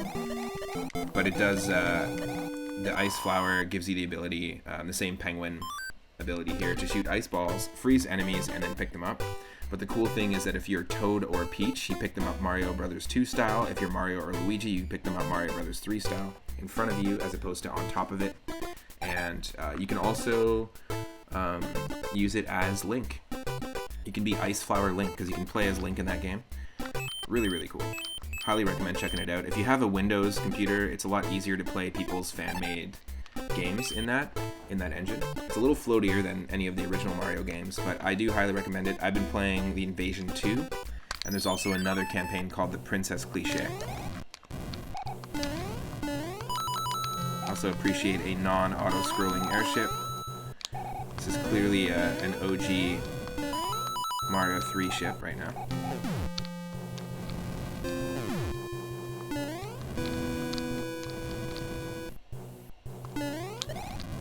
I have to go back.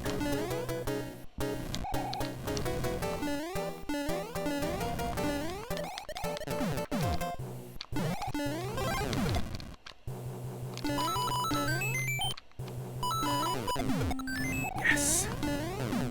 That was pro. That, I will admit, is pro.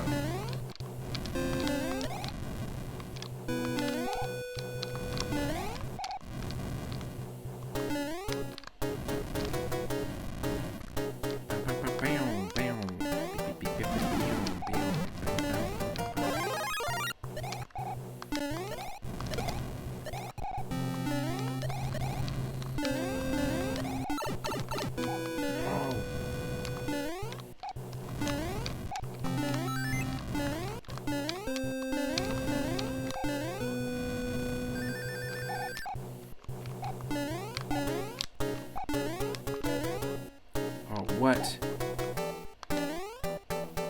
Oh, come on.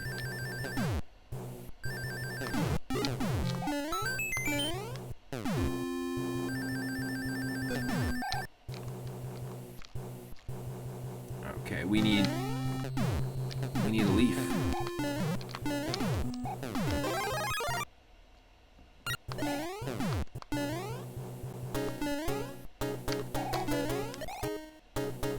Oh no, it just doesn't scroll? Oh no, we don't even need a leaf. Look at this. The scroll is just like messed up here. I don't know, for some reason. Okay. Sure. I'm happy with that. The scroll getting stuck there actually stopped us. Oh my god. No.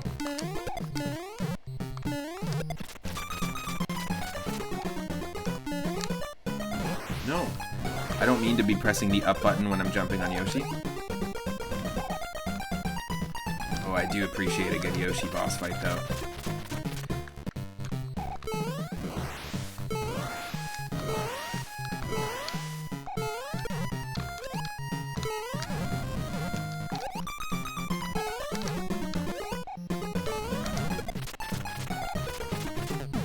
Nice.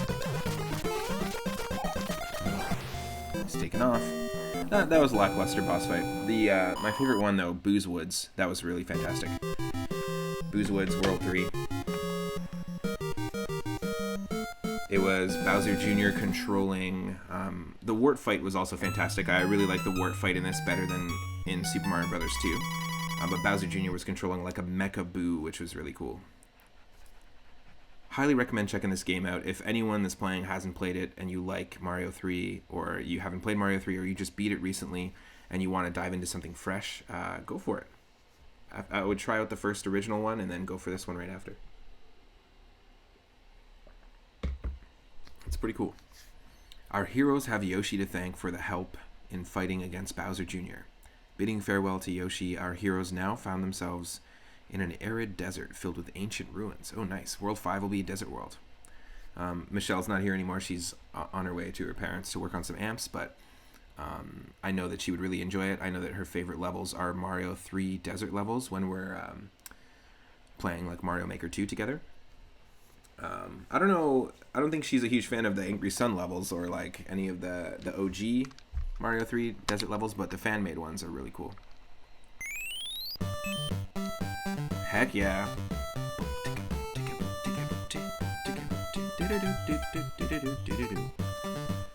There we go. This is our Super Mario Land themed world. I really appreciate that, actually. If you're going to throw in a couple of enemies, there's been some enemies from Super Mario Land 2 in the game so far, the Cyclopses. Cyclopsi. And I really appreciate World 1 was Mario Brothers 1 inspired, 2 was 2. World 3 did have some remixed Mario 3 levels, but it also had its own unique sort of look to it. And then obviously World 4 was Mario World inspired. So I'm excited for this. And of course we gotta start off with, we gotta use that carrot. Let's do this.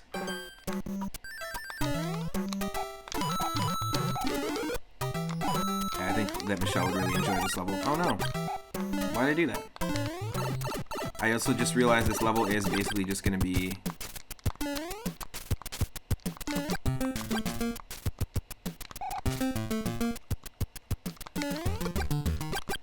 This level is basically just gonna be, oh!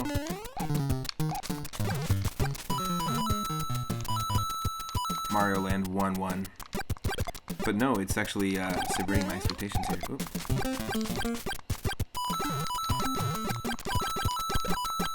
Yes. Cool. Super into the design of that. Super simple, but also really like it. Whoa. Yes. Get out of here. Yeah, this is definitely just 1-1 from Super Mario Land 1.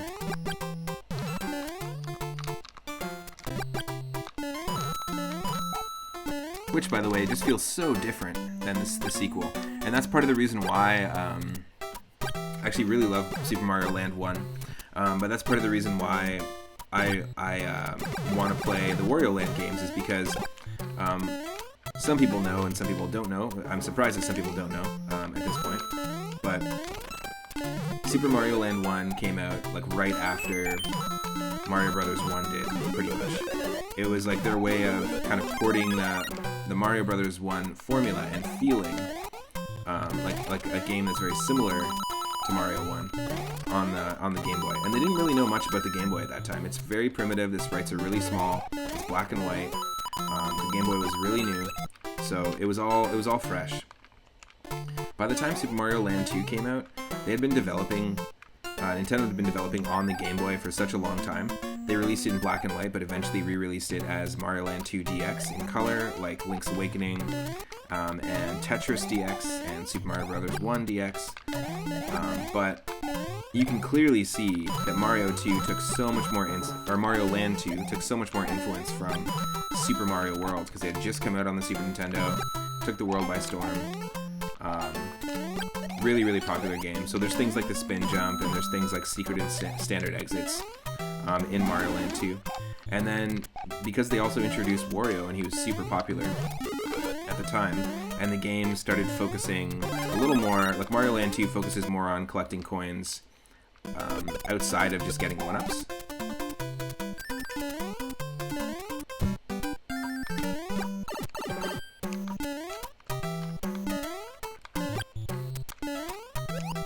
They wanted to introduce, obviously, like Wario was trying to steal Mario's treasure and castle in Mario Land 2, so they wanted to introduce Wario as a playable character for the first time and reinforce that sort of greed aspect to his character.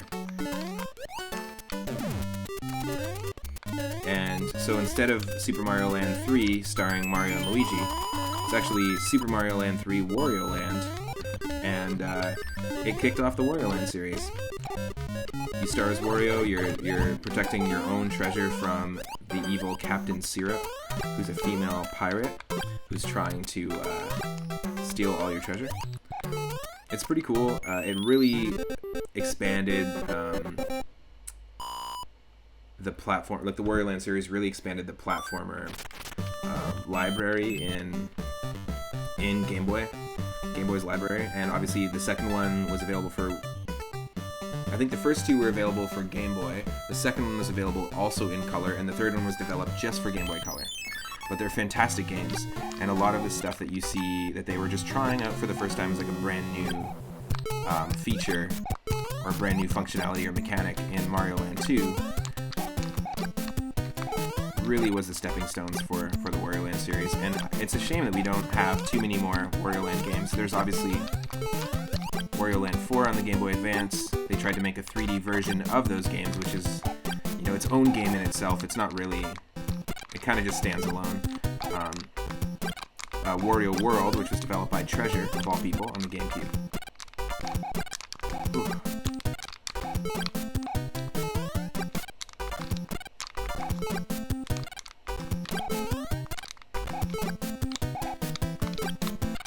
Ooh. Talking so much about Wario Land. I'm just not focusing. Oh.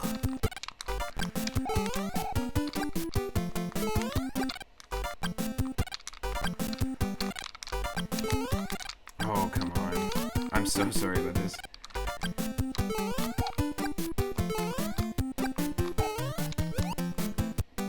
There we go. Crazy. All that for a backup penguin? It was worth it. But yes, sorry, I was talking about Wario Land. All three games are fantastic. Wario Land 4 is amazing. Wario World, developed by Treasure, who's made a fantastic array of games in the SNES and Sega Genesis era.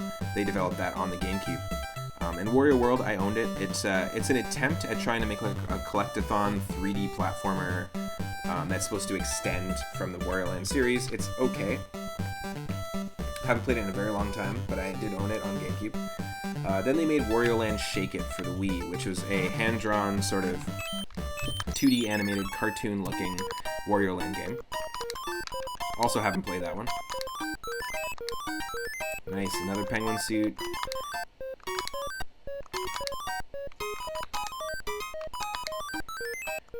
Another fire flower. Okay, that's it. Penguin suit and fire flower. I'm happy with that. But once we hit 300 followers, I'm going to be playing Wario Land 1, 2, and 3 on the channel. The music was also, I think the music is actually a different composer than Mario Land 2 for the Wario Land games. It's a whole new team. So we're not talking about Totaka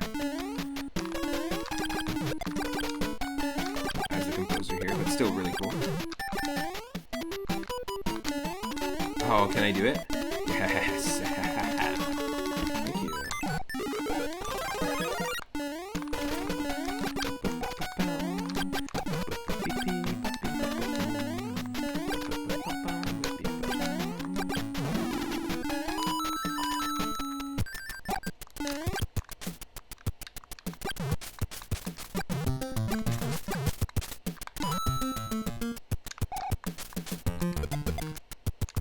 Oh.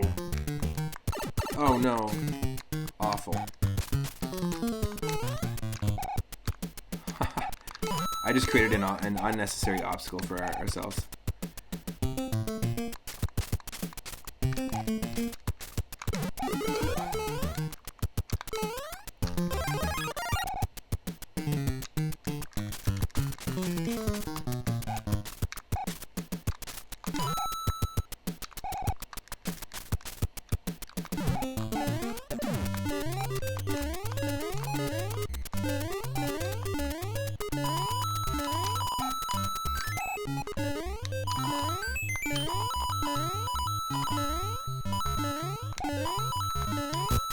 Yes. Okay, cool.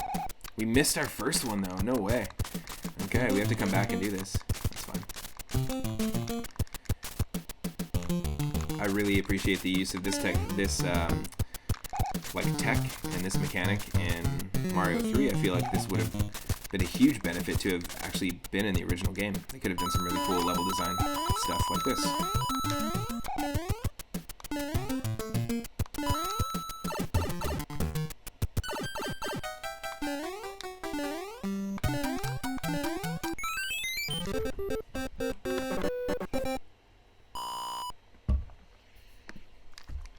Such a quiet chat today. Hope everyone's having an awesome Friday so far.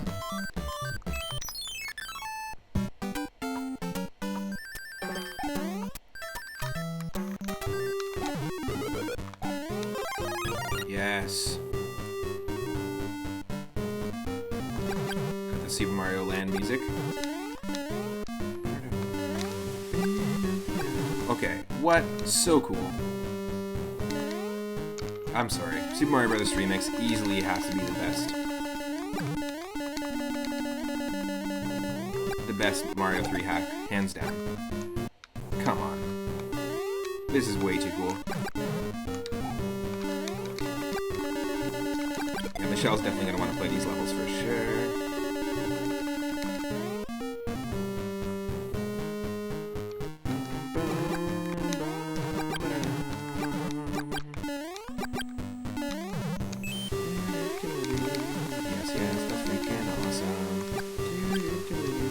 Yes. So cool. Like, what? How do you even program this into Mario 3? I don't know. It's not easy. Oh, no, no, no, no, no, no!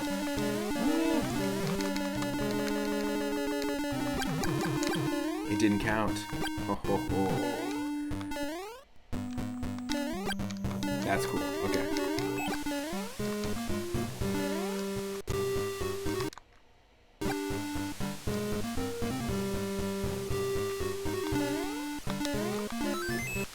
Yep. Whew.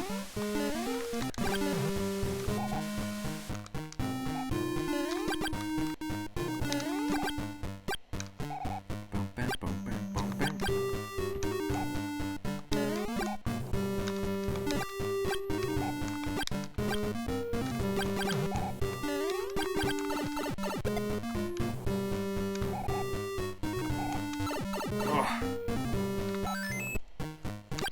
It's a freaking pyramid. No, no, no.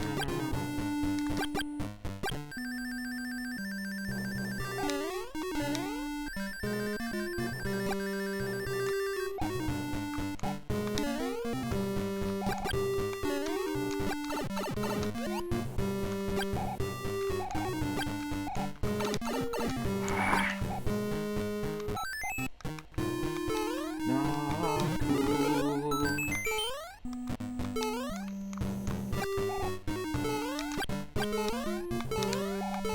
Nice.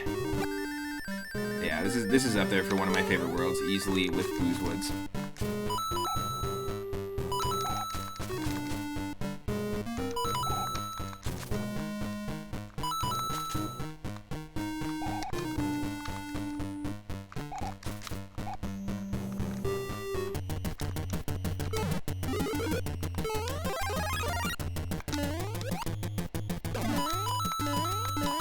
Boss fight time? Who's it gonna be? Are we gonna get a Super Mario Land inspired boss? I'm super into that. No pun intended. Super.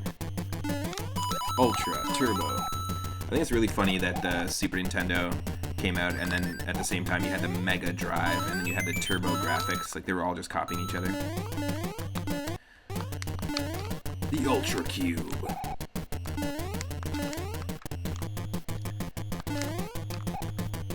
The Hyper Engine.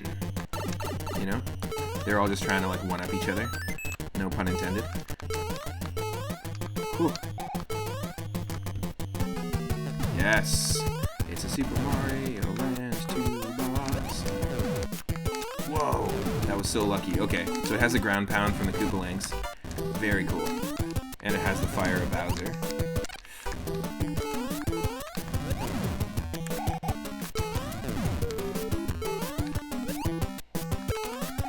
Yes. Cool. It's essentially just like a Boom Boom, but I mean, honestly, still a really unique boss fight. Would have been super welcome in Mario Bros. 3. It's my only gripe with my absolute favorite game of all time is the boss fights, and this game does them so well. It's nothing like Mario Adventure where they just start throwing multiple Boom Booms at you. Yes.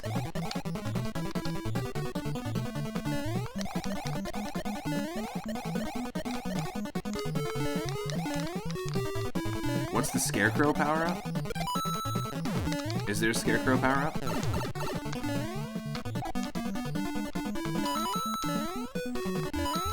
Are you talking about the carrot, like the one that I just got?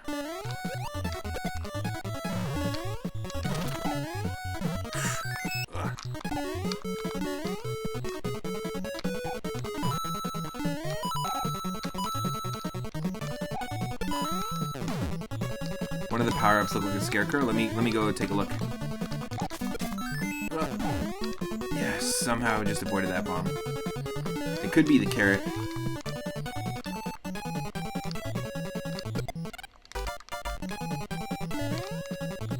I think it could be the carrot, which is the rabbit ears, and it lets you do the tail float just like in, like the Raccoon Mario vibe.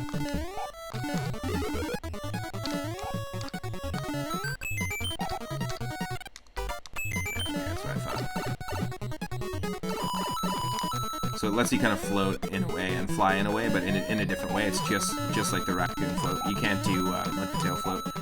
You can't do like P-speed flight. Oh, whoa! That's fine. Okay, there's one more star coin here. But it's from Super Mario Land 2. It's one of the main power-ups in Mario Land 2. In fact, going back to talking about Wario Land, I think in Wario Land 1, the carrot is also a power-up. Is this the one you're talking about here?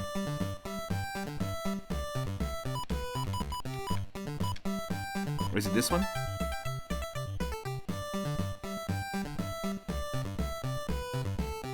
To the left? Is this the one you're talking about? That is the penguin suit. It does kind of look like a little bit like a scarecrow or something, but it is a penguin. You can sort of see like the eyes of the penguin and like the green beak of the penguin, like Pingu style. Here, I'll use it. So, it makes Luigi do the whole like penguin dance. The Penguin Mario power-up, I believe. Let me just quickly do a quick search because I'm pretty sure this is from New Super Mario Bros. Wii. On the Wii or the Wii U, they introduced the penguin. And normally in that game, it lets you shoot. You can become Penguin Mario or Penguin Luigi or Toad, and it lets you shoot ice balls instead of fireballs. The only other time that Mario can actually use the ice flower, as far as I know, in any other Super Mario Brothers or any game in general, officially, it's not a fan game, is in Super Mario Galaxy and Galaxy 2. However, the Fire Flower and the Ice Flower power-ups actually they're only active for 30 seconds, and it's one of my biggest pet peeves in the Mario series or just in general in games, is when you have a power-up that is limited by time. I would love a power-up that's limited by shots, for example. In Yoshi's Island, there are fire melons and ice melons you can eat, and it lets you do three fire breaths. Basically, you have like ammo. I'm super into ammo-based power-ups. Like maybe you can only shoot like so many fireballs, but not the time limit thing. I'm not into that at all. It works for the Starman, but it doesn't work for the Fire Flower and Ice Flower, especially when the Fire Flower is something that's established as a power-up that you have until you lose it in the previous games. But the penguin suit in the Mario games,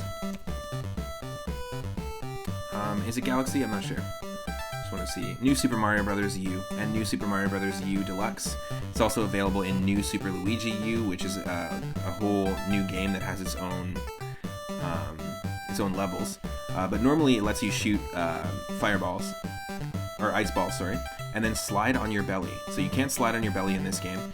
What it does is it takes the frog mechanics, and the frog swimming is applied to the penguin character. But so when we're swimming just like a frog. But you'll notice that we're basically didn't need to do that at all. Hold on a second. You'll notice that we're basically the same as Fire Mario when we're on the land. So it's like a combo of Fire and Frog Mario. Except also take a look at this.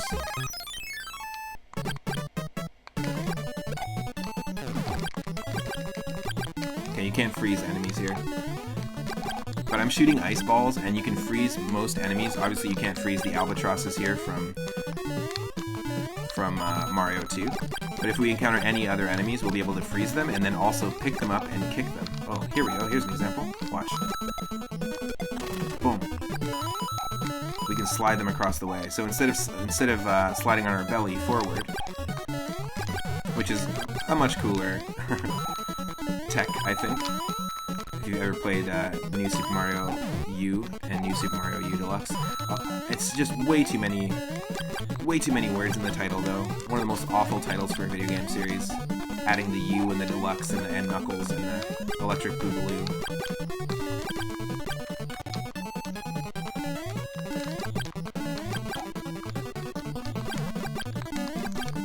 But I do like the power-up, though. It does. It's a cool combination of two, you know.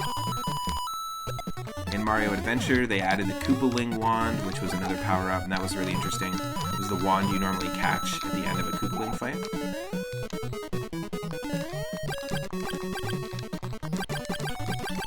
See? I can do that. And the Koopaling wand was basically like a fire flower. A fire flower shot straight ahead shots instead of like shot straight at you instead of bouncing like this does, which is kind of cool. But it also gave you 3 hits of health, so you could actually take 3 hits of damage before you'd return from Koopaling Wand Mario to Super Mario. Hanky Weege!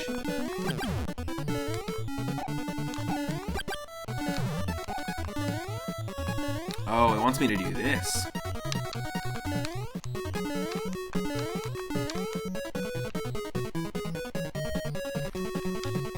I also really like the invisible cap from Super Mario 64 as it was utilized in Mario Adventure. If you press B and down, it would let you hide behind the scenery like that white platform trick, the little glitch that you would use in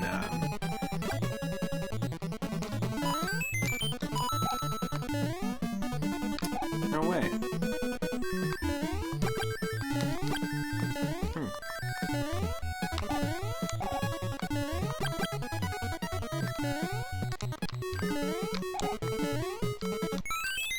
Weird. Where's that 3rd star coin? But yeah, I like the invisible cap in Mario Adventure because, like I said, it lets you hide behind the scenery. There were certain things like the giant question blocks from the giant world that if you press B and down, and it was like a mod of the Tanuki suit, you would actually fall through the question block and fall through certain blocks, which was kind of cool. That's one way to do it, and it kind of felt like you were playing as, it was like a knockoff version of Boo Mario from Mario Galaxy. And yeah, exactly, the Super Mario Bros. 2 Albatross. That's one of my favorite enemies. They've been throwing in some Mario 2 enemies here in this Mario Land inspired world, which I appreciate. I'm excited for World 6. I hope it's inspired by Super Mario Land 2, because I would be so down. There's also the Boomerang Flower here, which is obviously available in Super Mario Maker 2. Turning you into a Boomerang Bro version of yourself. Just trying to think of where we should go in this level, because like, where is it? Like, what am I missing? We gotta be missing something. Ooh, hydrate. Let me do that.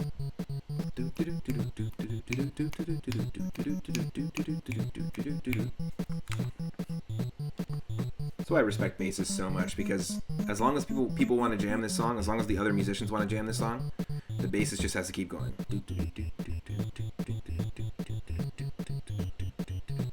Just driving it home.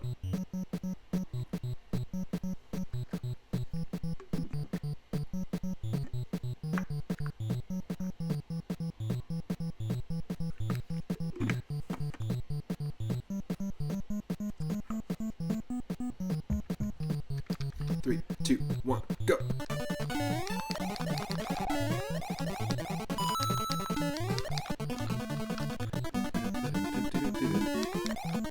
You tried to learn bass. It's tricky. You know what? I said the same thing about when I said I tried to learn drums for the first time. I tried to learn drums. I wish I could have some rhythm. I said the exact same thing. And it was one of those things, it's almost like steps, if you can picture it like stairs. You're going to be at the same level for a bit. It's not going to be like this pyramid. Musical progression doesn't work like this pyramid. You don't see steady progression, and you don't see an increase every time. What did we miss? What did we miss? It's more like steps, where you're on the same level for a long time, and then one day you wake up, and then all of a sudden, you've stepped up to the next level. And something in your brain has like rewired itself, and you figure it out. It's like breaking through like a little barrier, and then you'll be at that level for a while, and you might not even see personal progression, but other people will. And then eventually one day you'll wake up and you'll be up on the next level.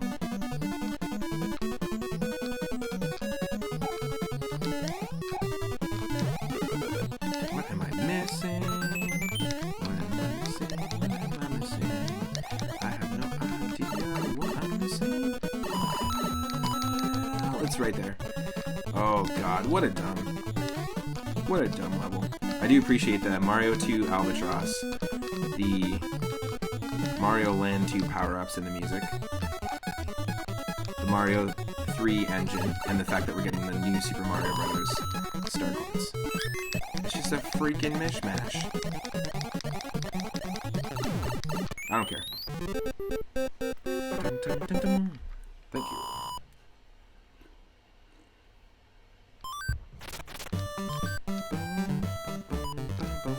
Let's go fire. Let's go fire, and let's take on number 4. Then we'll go for the... Oh, what a waste of our Firefly. Then we'll go for the Ghost House. I'm not a big fan of the Ghost Houses. I feel like they are simplified just enough in this. But I do really love that the last Ghost House is one that we play a ton in Super Mario World Vanilla. I do appreciate that they're not just trying to remix 1-1 from the first game. And they really do play on your muscle memory of those other games. With some of the level designs. Oh, no.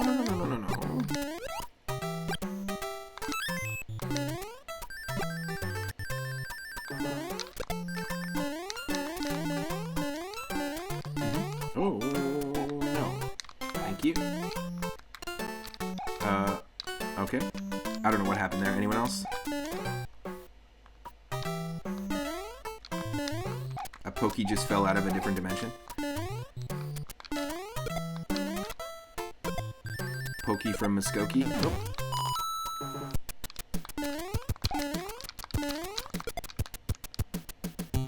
Oh.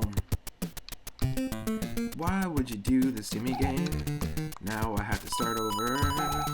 You piece of shit game.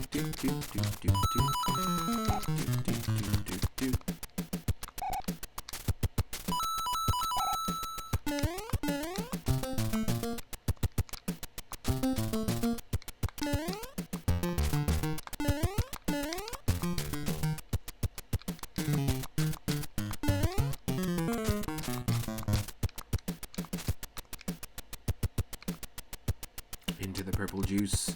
Into the purple drink.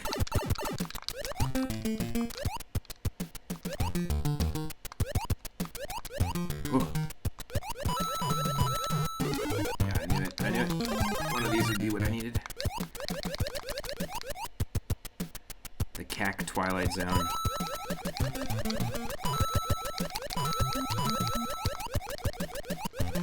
In an alternate dimension, the succulent dimension. Here, the Cack Twilight Zone.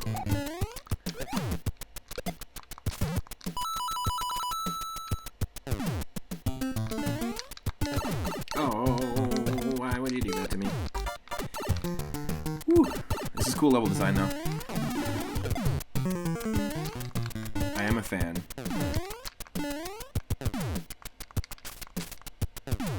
What the? Oh, no. Yep. Don't do me like that. Don't do me like that.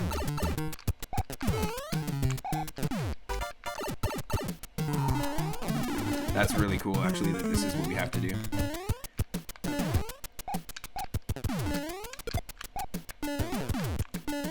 Ah, no. Not enough. Ah, damn it. Oh, I need you, baby. Oh, come on. What's happening? You know the song. Ah! Oh, I need you, baby. Oh, I need you, baby. Ah, yes. Oh, I need you, baby. Babies are useless. I don't know why anyone would ever need a baby. Just saying. Little sponge brains. You forgot the artist. As long as the artist doesn't forget you, that's where real things can get real dark, you know? You can forget the artist all day. All day.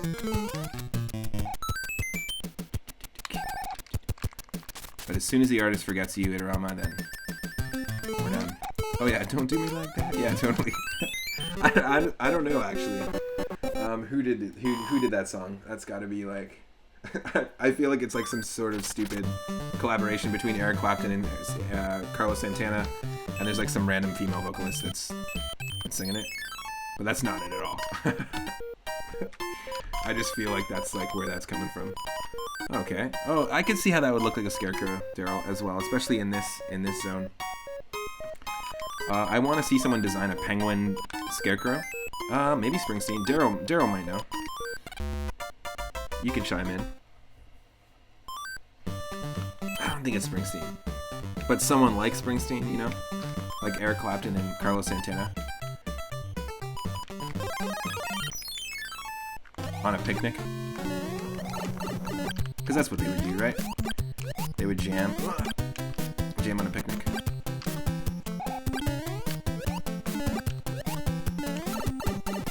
I'll look through my music. How did that happen? We did it, but then we didn't.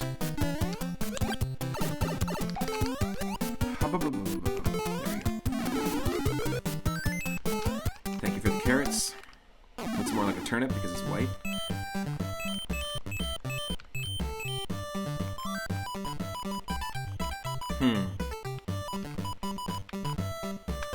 Let's go fire for our ghost house. Ooh, okay. Yep. It is a vertical scroller ghost house. Okay. Interesting.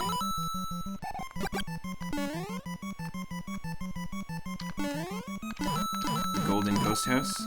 I can dig it. It's all good. Yeah, I knew it.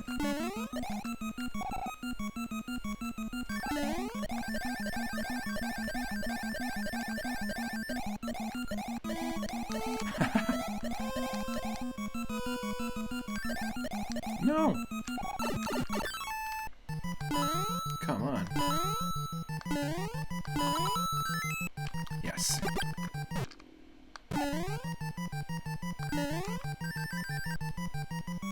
I don't like the boo sprites. I love the custom dry bone sprites in this, but I do not like the boo sprites. Honestly, they could have totally... Tom Petty, of course. That's so funny. I was like, someone like Bruce Springsteen. It's gonna sound just like Eric Clapton and Carlos Santana collaborating. I mean, that's pretty much what Tom Petty sounds like.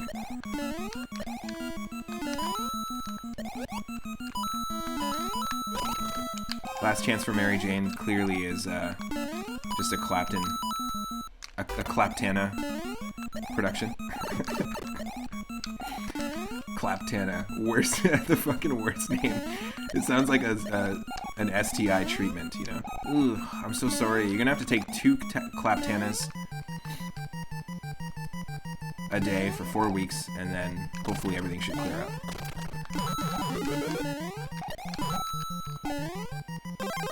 What's it look like? It looks a little bit, little blue. I'm seeing a lot of blues. Ooh, it shouldn't be looking blue. Here, take this Claptana. Whoop.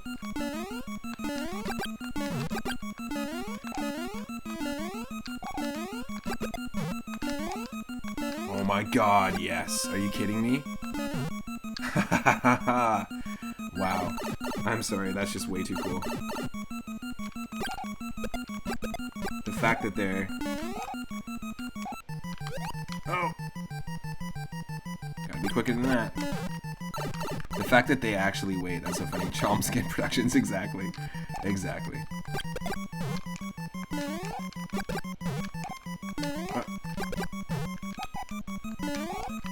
Super Nintendo Chalmers? I'm gonna be doing a 12-hour Super Nintendo Chalmers stream. Ooh, there's another one we missed. That was really cool to utilize the penguin suit and force me to freeze the dry bones like that. Really, really smart level design.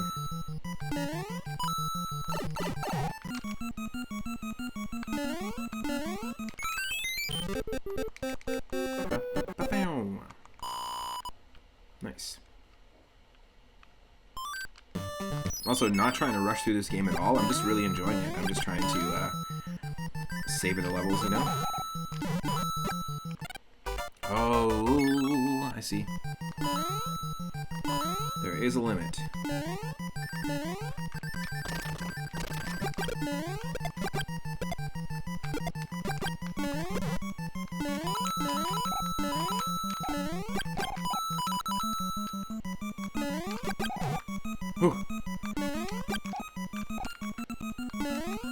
Yeah, of course. Of course.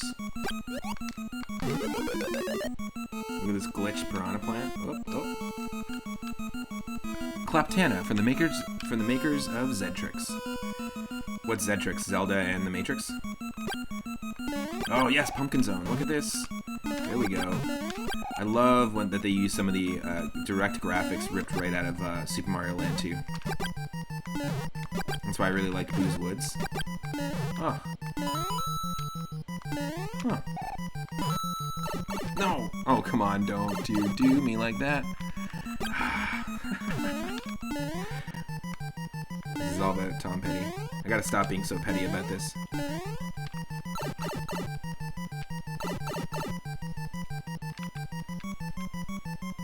Oh, Led Zeppelin and Hendrix. Zedtrix. Zedtrix does sound like a... To be fair, it does sound like a medication. More so than Henplin. Hen Zeppelin. Zedtrix, Claptana. Oh, you. Come on, game. What are you doing? Oh, it's trying to pump. It's like this is a Pumpkin Zone level. I gotcha. This is their attempt at trying to reference Mario Land 2. I gotcha. Okay, so let's just get the secret and be done with it. Done.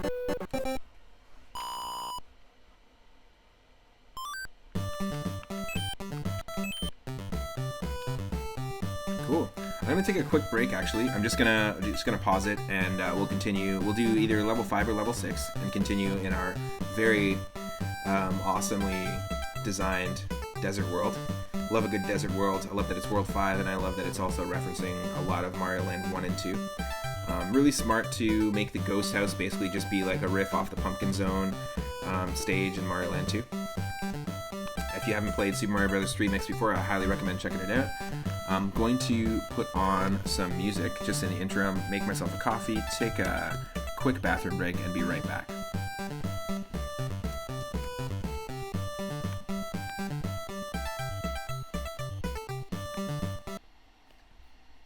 Let me just get some tunes.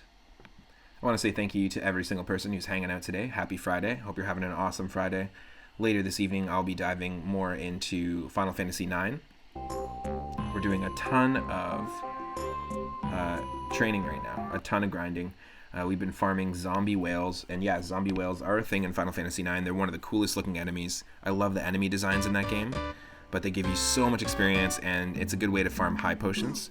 We've also been farming Gigan Octopus, which are really crazy, hard to defeat, like squid enemies.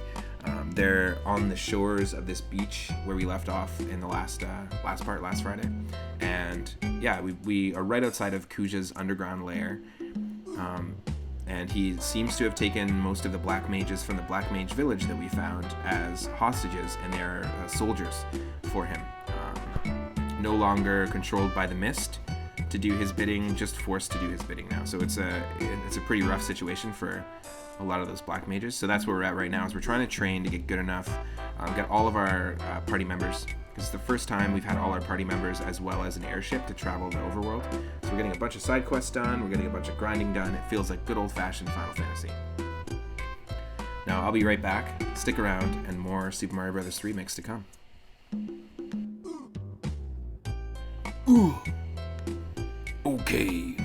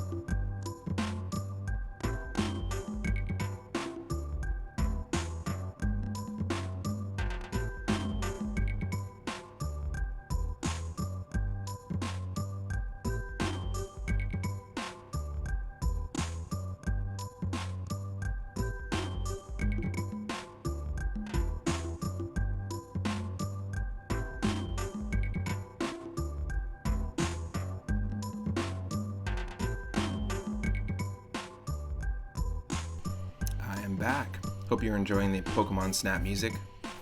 I just keep getting, every time I hear it, I get more hype for the Switch version of new Pokemon Snap. Michelle, I like the backwards newt. Looks like it's dancing. A little old school animation. Happy Friday. Love you lots, babe. Okay, we'll call Luigi's name for the rest of this playthrough is now Penguigi. So we've got Mario, Penguigi, or Toad. Even if he's not Penguin Luigi, we'll call him that. Thanks for redeeming the name a character. Love Pokemon Snap. I also like that they're remaking a couple stages of the original Pokemon Snap. And hold on, let me get rid of the overlay. Hey! I'm back. Okay. I think let's take on 5 first. Let's go in chronological order. For anyone just joining, we are in World 5 of Super Mario Bros. 3 Mix, a really great Mario 3 Rom Hack. A lot of people would say this is the best one that's out there. I highly recommend this. I highly recommend Rainbow Realms 1, which we played. We played the sequel. It's pretty okay. There are just some lackluster worlds in it. But I honestly like everything about Rainbow Realms 1. And Mario Adventure, have a few gripes with it, but... Ooh, thank you. Thanks for the Mario 2 vibes. Appreciate that. We recently... Ooh, no. What a waste. We recently beat a Super Mario Bros. 2 randomizer run for the first time. And that was pretty cool. Normally it glitches out, and rooms like this can really glitch out in Mario Bros. 2 when you shuffle things around. But we were able to actually beat every boss, have every boss door spawn, and get to Wart, which is not common.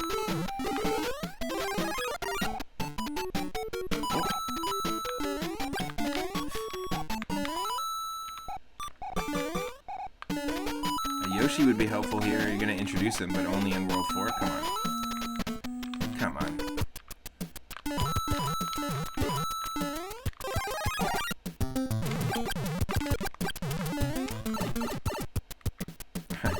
yes. The newt. Where's the newt? It's right here. It is right here. Inside the bottle.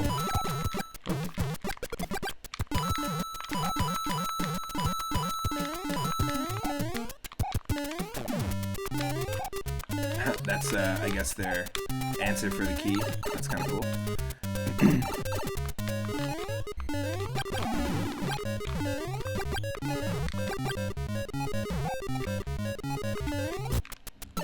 Oh, interesting.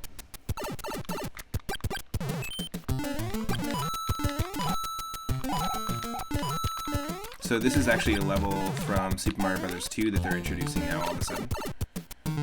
We've had a level that was a remix of a Pumpkin Zone level from Mario Land 2, and now this is 100% from Mario Bros. 2. Normally there's a bunch of vases that you have to go down, and enemies you have to avoid to go down them. One of these rooms has a key. Just obviously keeps taking us to the same room that we already pressed the exclamation mark switch in. These switches do really cool things in this game, like fill rooms with sand or grow pipes out of the ground. The face in the vase looks like Mr. Bill. Totally. Absolutely. That's really funny.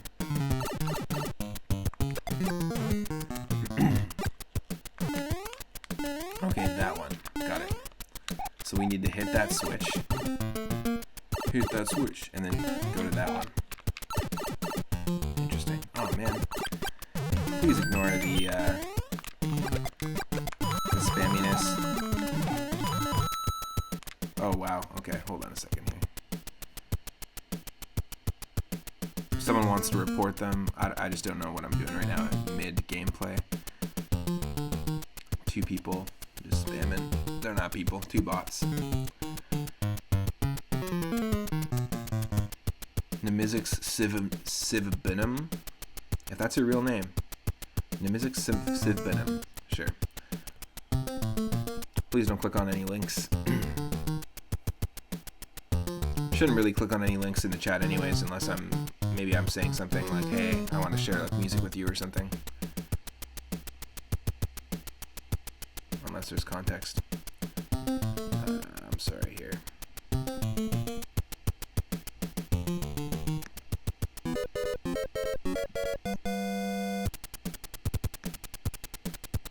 Weird. Hold on a second here.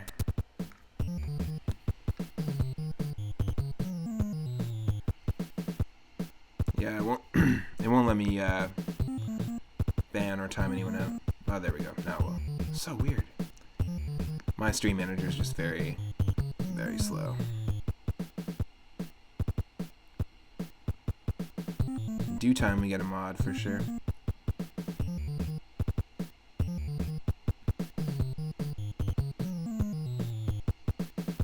Ugh. Why so slow? Why so slow? Why so slow?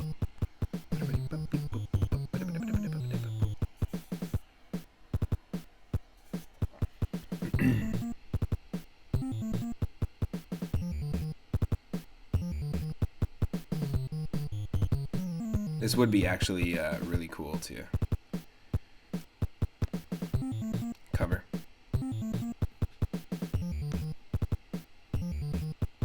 On drums. Come on, come on, come on.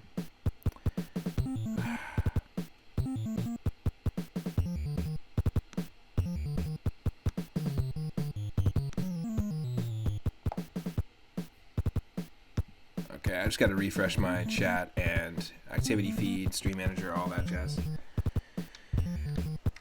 But you can still see the content, so let's go.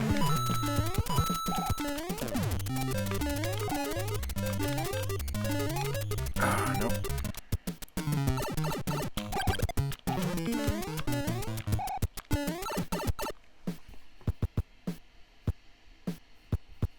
Okay, it's restarting.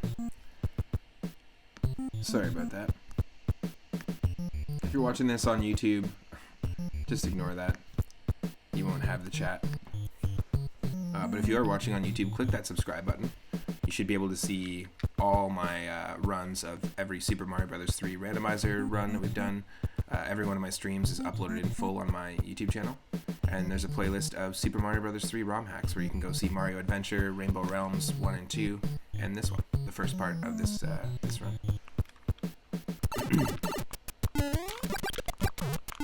Okay, so there's a rhythm to this.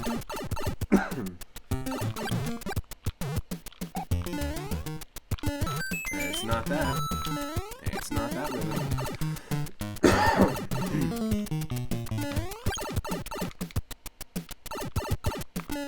It's not that rhythm either.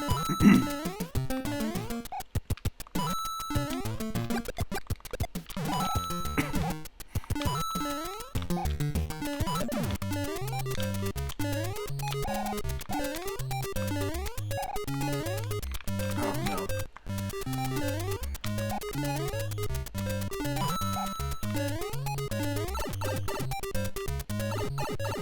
Am I gonna make it in time? Come on. Oh. Woo.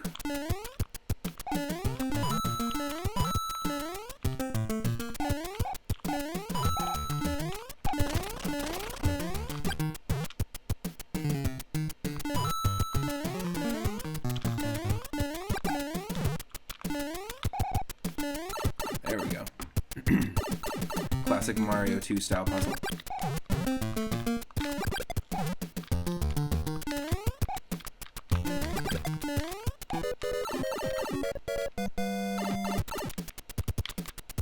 Okay, we already hit that.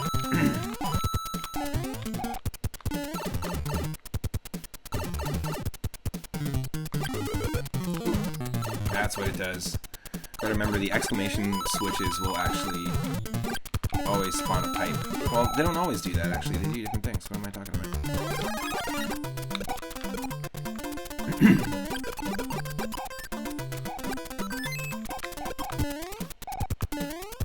Boom. They remove the somersault when you're invincible in this game, which kind of sucks. Okay, I think my chat should load here.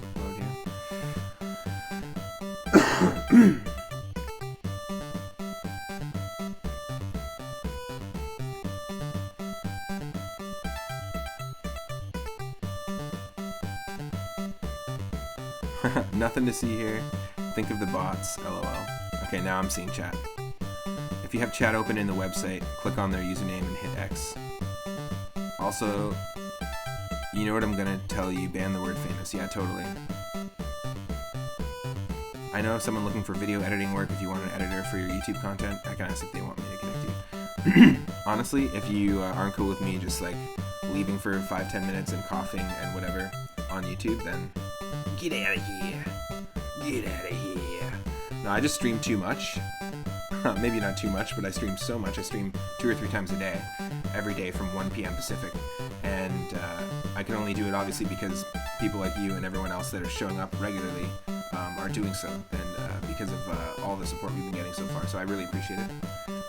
But I feel like I wouldn't be able to, capacity-wise, upload streams aside from just exporting them in full. It'd be a cool idea though. Perhaps maybe like if I did like a special video, it could be interesting to maybe like do edited video of like when we hit 300 followers and I play Wario Land 1, 2, and 3. That could be interesting. Like kind of special one-off streams could be edited. I'd be interested in that for sure. But feel free, actually, even to just connect us anyways, because I'd be super into that. I don't know too many video editors. Even though, despite being a sound editor. Oh, God damn. The sun's not angry in this one. Luigi is angry. Pengy Ouija. Pengy Ouija.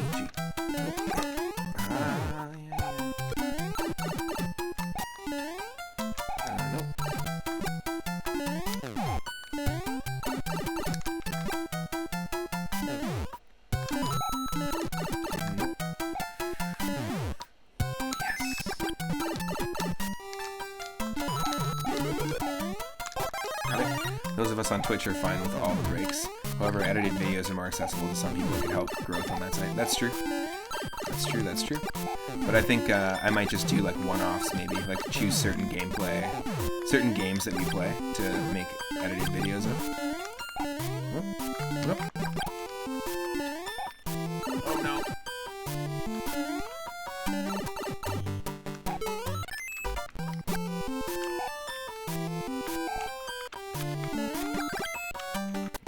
Yes. Get out of here.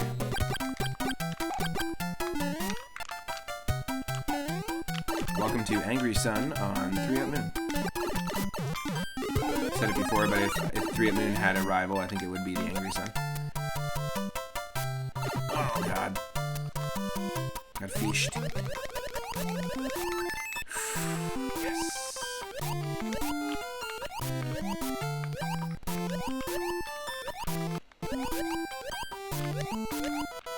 The sun hitting that water would just instantly boil those fish. You know what I'm talking about? Know what I'm saying? Feel for those fish. Oh, you get out of here. I feel for those fish. Ursula's crazy sister. There we go.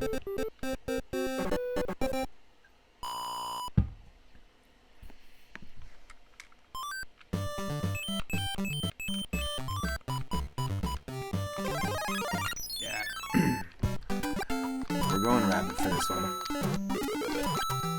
Oh, it's suggesting penguin.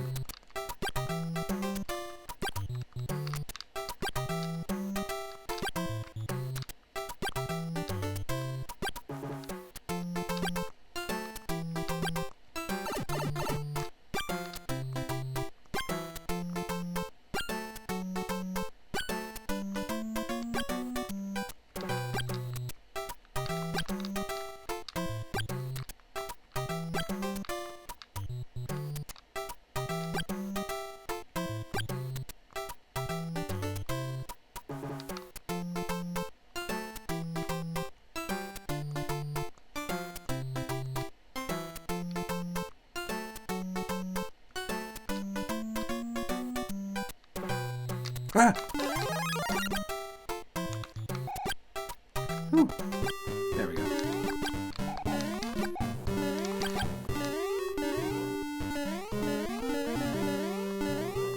Ooh. Gotta go down here.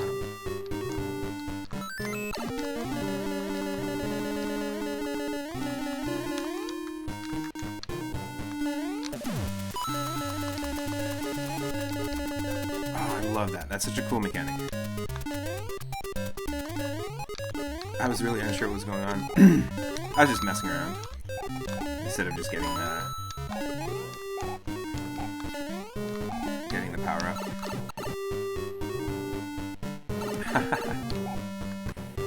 Hup, hup.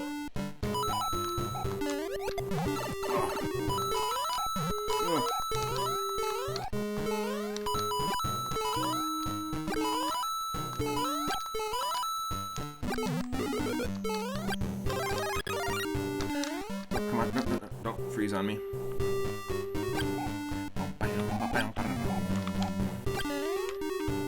Love a good Mario Land music track. I wonder who did the music for Super Mario Land 1, because I know we were talking about when we were playing Super Mario Land 2 randomized, we were talking about Totaka. He did the music to Super Mario Land 2. It was actually technically his third soundtrack and first non-Japanese release. He did a soundtrack for it. Oh god. This is awful. But I wonder who did the soundtrack to the first one.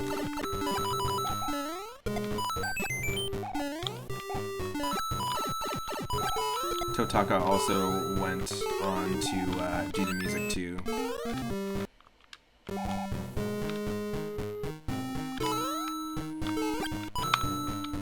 the entire Animal Crossing series, Link's Awakening,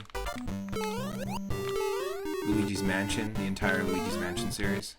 He's also the voice of Professor Egad.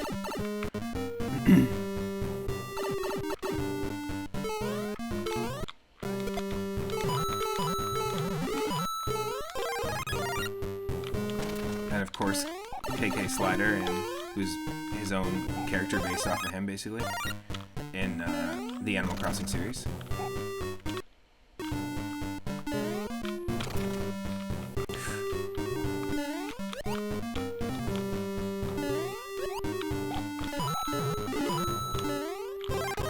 Okay. Do I have Discord open? I don't have Discord open, but you can. I can open it really quickly, so that's cool. You can message me in Discord. Ooh. Crazy.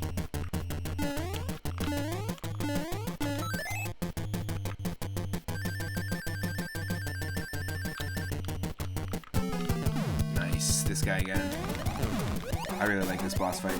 Super simple. It's like a Boom Boom meets Bowser. And he's got that ground pound the Koopalings have. Hey, Leg Master, how's it going? Indeed, I highly agree.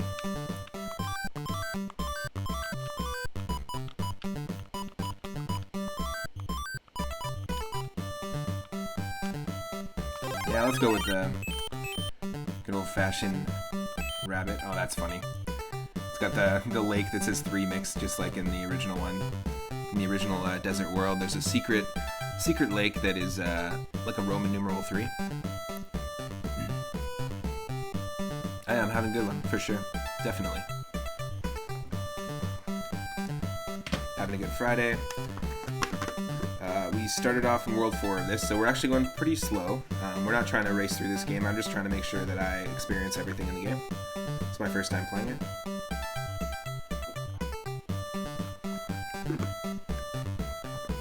For anyone new to the channel, this is the 4th Super Mario Bros. 3 ROM hack that I've played on the channel. I've been streaming every single day from 1 p.m. Pacific onward, doing ROM hacks, fan games, and also randomizers of classic games, like Mario 3, Super Mario World, Link to the Past, Pokemon Leaf Green. Oh no. And a whole bunch of other games. And it's Friday, which means that we are going to be playing Final Fantasy IX later this evening.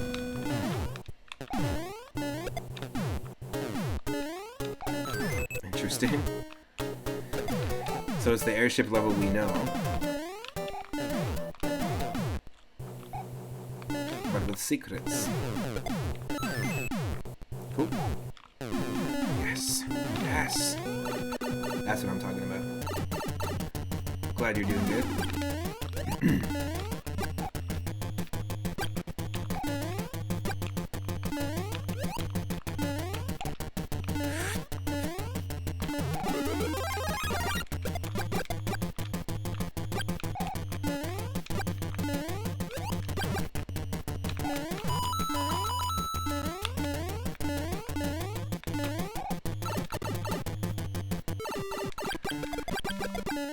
Oh, nice. Nice. I love that we're taking on like a totally unique snake boss, but clearly inspired by the snake from Mario 2. And I like that all the bosses are controlled by Bowser Jr. in this, just like in New Super Mario Bros. Yes. Take off, buddy. Get out of here.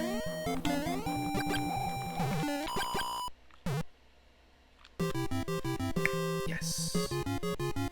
That was tight. That was clippable for sure. Really cool one. Okay, World 6. I'm excited to see what they do. I'm excited to see if there's maybe perhaps something involving some more Mario Land 2 references, which is kind of cool. I really dug the Pumpkin Zone level. Having successfully defeated Guardians of the Desert King Totomesu and the Sand Serpent Clyde. Oh, because it's Tri-Clyde. That's funny. Okay, so the Hydra that you normally fight in Super Mario Bros. 2 is named Tri-Clyde, and this guy was just one serpent, so it's just Clyde. That's funny. Our heroes have followed Bowser Jr. to Isle Delfino. Okay, we're gonna get ourselves some Sunshine World. That's awesome. Rumor has it Bowser Jr. has built a rocket here somewhere. Assuming that's gonna be the Mario 2 rocket. Fuck yeah, that's really cool. I like that all the music has changed in each world, and all of the overworld, like Sledgehammer Brother encounters, are completely different in each world. So good. Terrible loop, because it cuts right there. It should be longer, but that's fine. Maybe it could only hold so much in this game. But check this out, for anyone that's just joining. When you pause, you still hear the music, the bass and the drums, no matter what, whether you're in-game or in the overworld. But this game, as well as having ghost houses in each world, standard and secret exits, there's also a star world, a star road. So let's just do, I just want to do a really quick, just visual recap of each world again, with the music. World 1.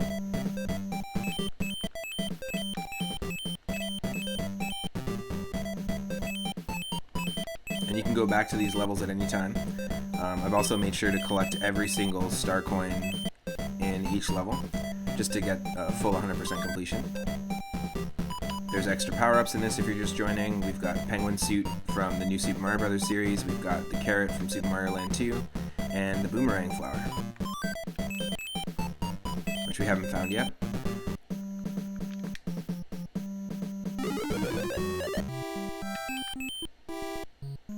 We have World 2. I highly recommend checking it out for sure.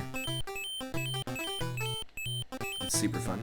So this was inspired by Mario 2. If we take this pipe, it takes us to World 0, which is like a minus world sort of area. The final boss fight with Wart in this, I think I like a lot better than the actual Super Mario Bros. 2 Wart Boss fight? The Boss fight. You know that Boss fight in Super Mario Bros. 2? Let's go over to Star Ward. Go here. World 3, I love. Love the music. Love the aesthetic.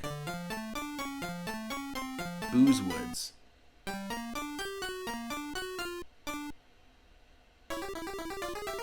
Music from Super Mario Land 2.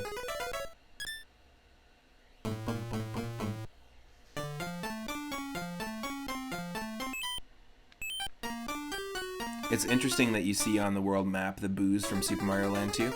That's what they should have replaced the boo sprite with in this game, but they actually replaced the boo sprite with this weird, janky looking custom boo that they described themselves. Yeah, the color palette is actually very Castlevania, and same here. Super into the horror aesthetic, definitely. Yeah, so pretty cool world. The boo kind of dances with the music. It totally does, yeah. Well, the stuff in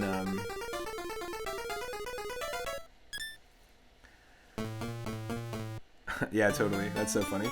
The hills and stuff in, you know, vanilla Super Mario World overworld maps, they're dancing to the music. They're actually usually going to the beat, so that's very suiting. That's funny. So then we have World 4. This was inspired by Super Mario World, and we had Rex encounters on the overworld. World 1, we had Cheep Cheep that we had to encounter. But yeah, Rex is from Super Mario World appeared in this, which we saw earlier in the stream. That pipe also takes us to this minus world, like World 0. And then we have to go back here. So yeah, some pretty cool worlds so far. Let's do this.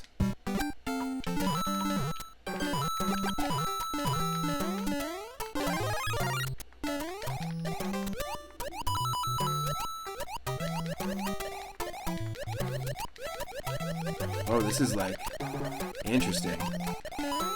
It's like tar. they actually behave very differently. So it's like quicksand, but it's also holding us down a lot more. That's interesting. That's really cool because it has its own completely different physics.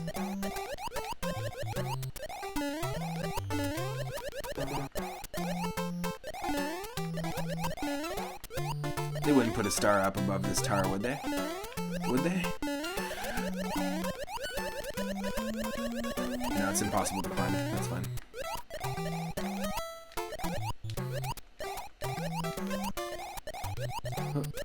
That's crazy, a tar pit level. There's some pretty nuts, like there's a lot of content in this game.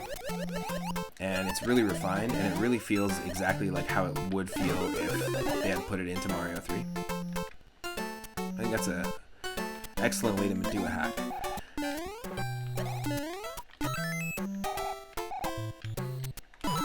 Crazy. Okay, we're gonna go here. One of my favorite aspects of playing Yoshi's Island recently when we played it and beat it was they have these levels that are like mud pits. And the mud physics are very much like ice physics, but they're also sticky, kind of like the goop and honey in Super Mario Land 2 and this. But if you move slowly, you kind of are stuck. Like you can move forward, but you'll just move really slowly. But if you're running and already have built up speed and then land on the mud, you'll slide around like ice physics. So it holds onto you if you're slow, but if you're moving quickly, it'll be like a slip and slide kind of situation, and it's a little slipperier than ice physics. It's really interesting. It made me really curious about Yoshi's Island ROM hacks to see, because instantly when I saw that I was like, oh, if I was a ROM hacker or a level developer, yeah, like non-Newtonian liquid in a way, for sure. It behaves completely differently based on how much like pressure or speed is applied. Oh. Really cool.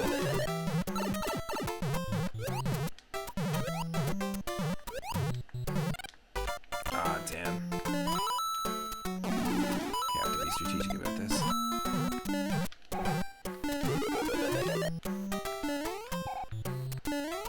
Yes.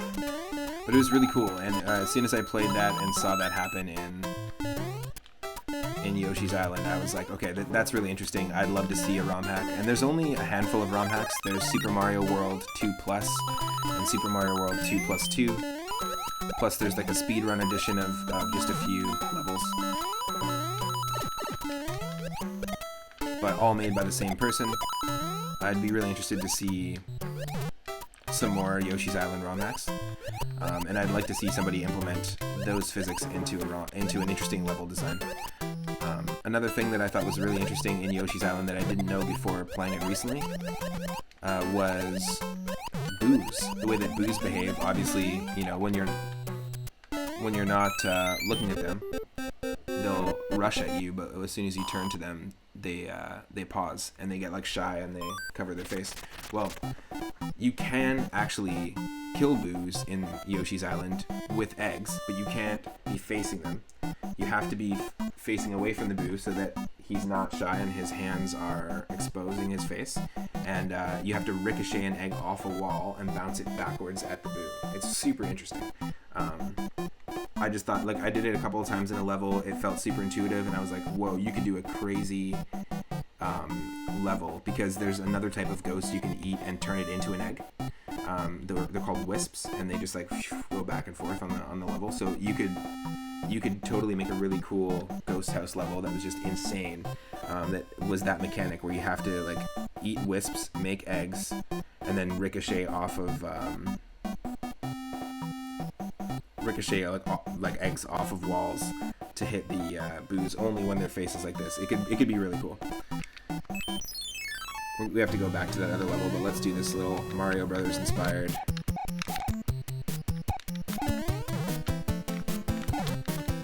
It basically is Mario Bros. Arcade. Oh, we have to hit these guys twice.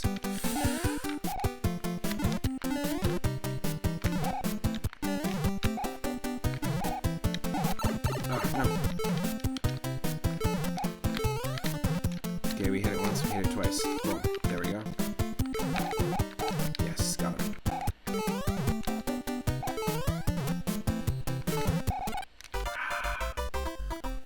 like this. They also implemented Mario Brothers in World 0. We had to do like an actual Mario Bros. Arcade level. Correct me if I'm wrong. If you played the original Super Mario Bros. 2 player, could you challenge the second player to a round of Mario Bros. Arcade? Or was that just something that was introduced in All-Stars / Super Mario Bros. Advance 4? Like the Game Boy Advance version of Mario 3. Because if it wasn't available and they hacked it into this, that's fucking amazing. That's really cool. Because it's just like a really cool way to tie it into the remix. It was in Mario 3, but not Mario 2. So it was built into Mario 3. Okay, cool.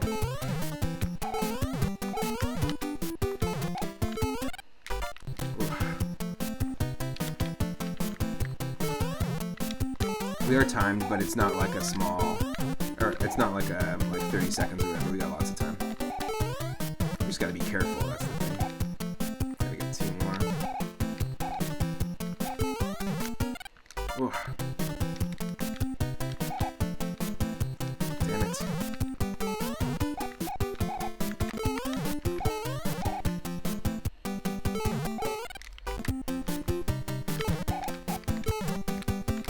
No power block, no. And of course it's these enemies that...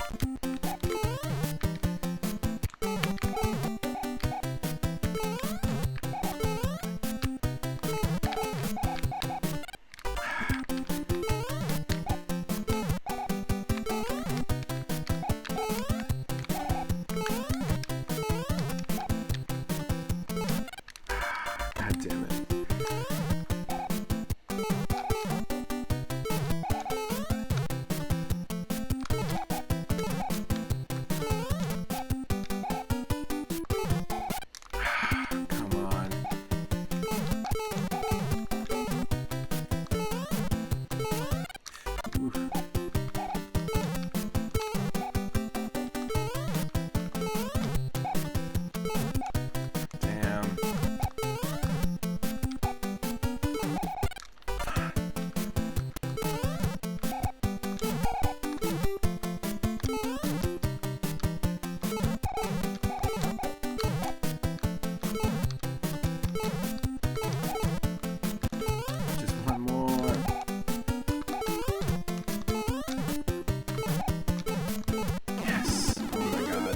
Wow.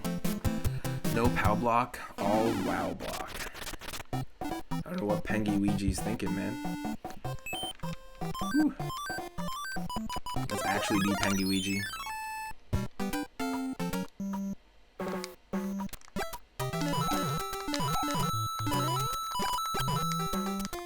Yes, we can swim through tar. Holy crap, he's super OP. Hell yes.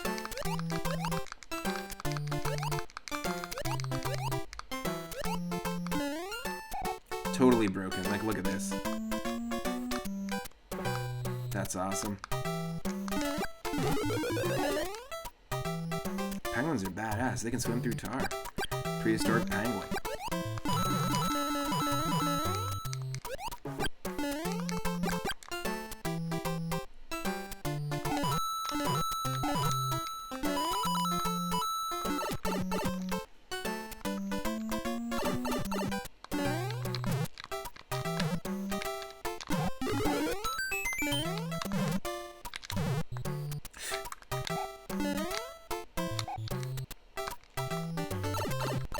Yeah, we didn't go down here. Here we go.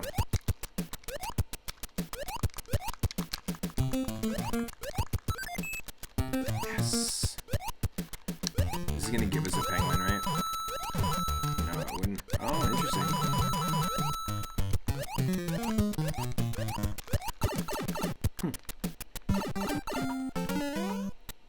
Pengy Ouija saves the day.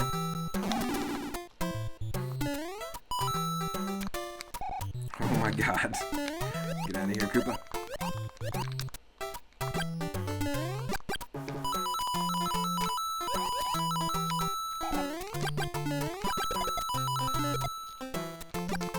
Yes. was great.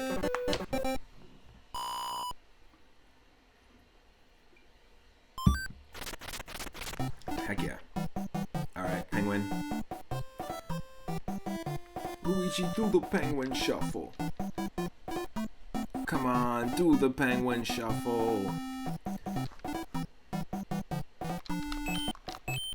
So funny. I love the penguin overworld graphics. Ooh, okay, so now this game works a little more like Super Mario World 2 bonus games, where we can keep going and get as many matches as we can. So we just got ourselves a penguin suit. Got ourselves also a Raccoon Leaf, but now that we got a Bowser token, if we get another Bowser, the game's over, or if we get 2 Bowser Juniors, game's over. There's BJ. Got ourselves a carrot, another penguin suit, and we're done. So that's a pretty good haul. I feel like that's a way better way to do things, and the inventory system's just way better in this as well. It's more efficient. So we got a bunch of backup penguin suits for Penguigi. Of course, Michelle redeemed to rename Penguigi. This looks like graphics from Mario is Missing or Mario's Time Machine. If it is, I'm so stoked. Yes. Hello? Yep. Okay, I just wasn't ready for that. They've added so many really cool mechanics in this game. Okay, we can climb trees. Wow. Al Delfino, yeah. That's really cool. Let's do that, okay. Yes. Yes, please. Holy crap, yes. Great level design. There's a reason why this game is lauded as the best. Super Mario Bros. 3 Rom Hack. Really cool. Yeah, you can climb these. Hey! That's not cool. We lost the pang.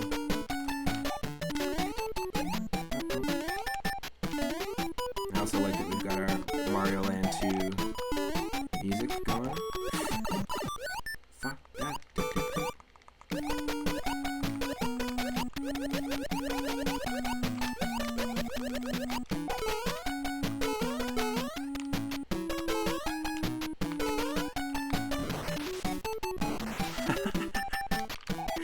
Okay, that's just too satisfying. That's so funny. It feels like a tech or like mechanic that would actually exist in Super Mario Bros. 3, which is crazy to me. Hold on. There we go. Very cool. Yo, give me a boost. This is crazy. It is really cool. It's very different than the other ones so far. That's our checkpoint, by the way, which also acts as a mushroom. That's pretty awesome. Yeah, every new mechanic, every boss fight, every new mechanic, every change, I think, in this game, and like really enhances the experience. And also, I think that it really feels like it could have existed and can exist in the NES era and on the SMB3 platform. Whoop.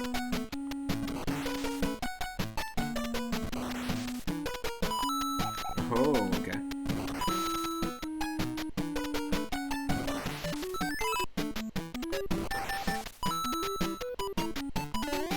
Okay, we're missing one. That's really cool.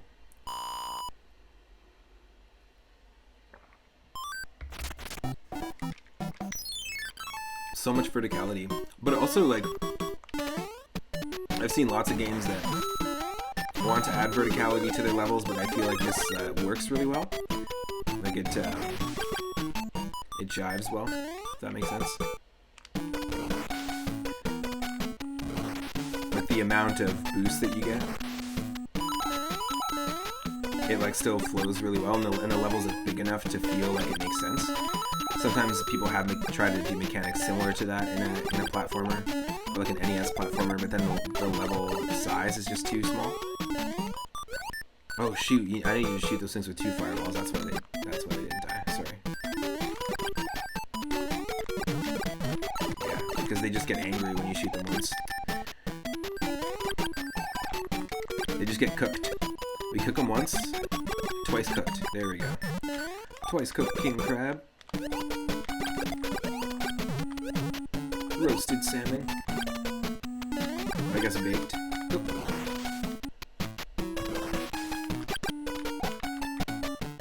Turtle soup.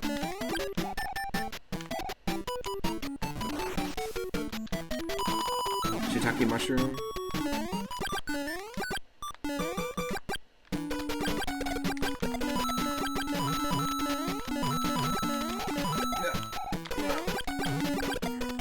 Get out of here.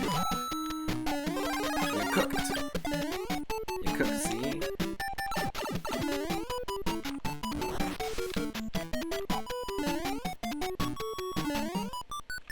Oh, come on. Oh, why?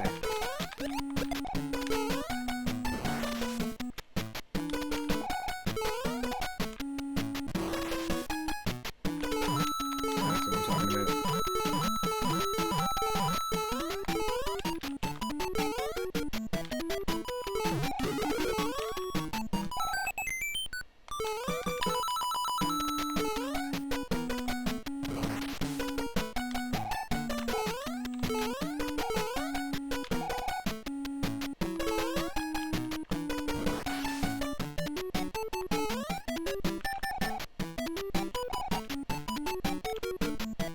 No, there's nothing there. What was the second one?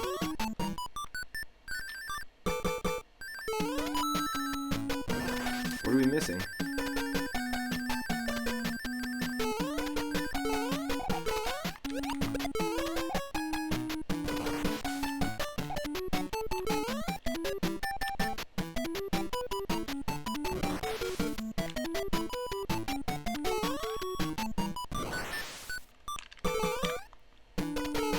Wait, hold on. God damn it.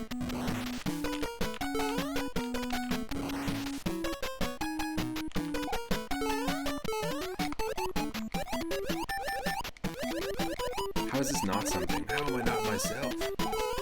Life.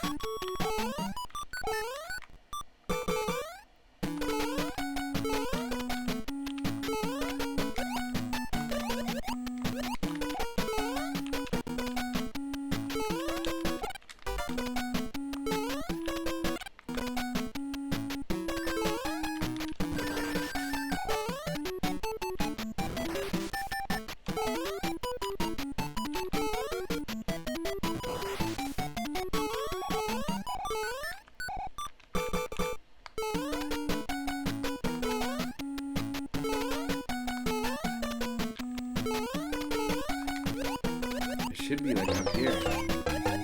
It's gotta be like up here. Hey, Melanie O1212, thank you so much. Welcome to the stream. I really appreciate the support. Ah, there we go. Thanks for the follow.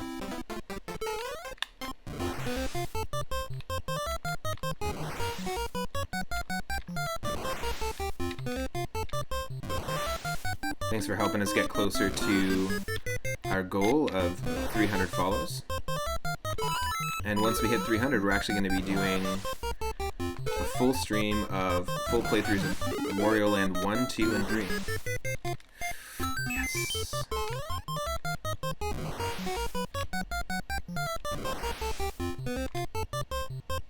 Yes.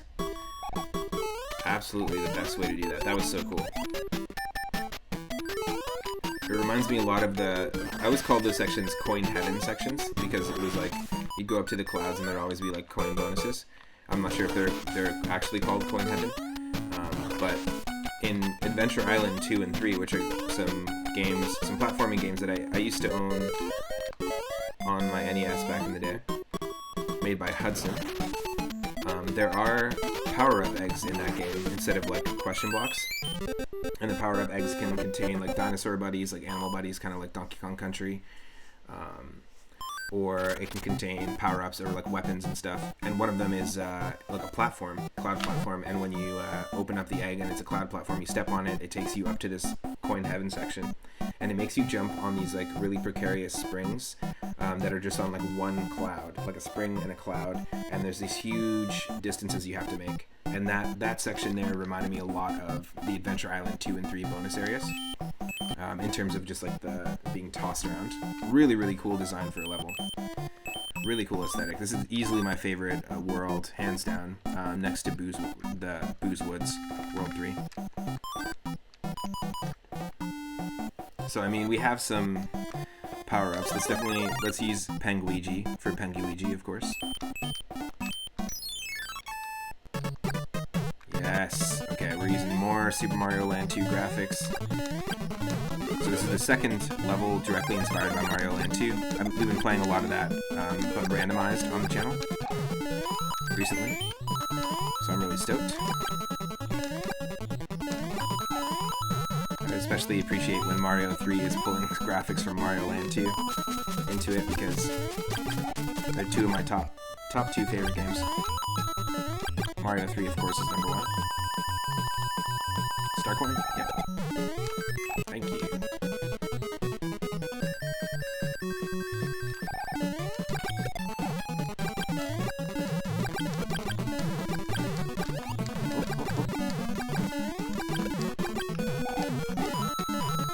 Yeah. Legoland.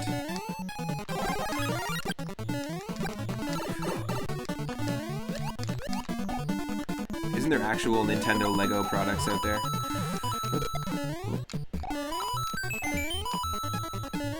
Yes.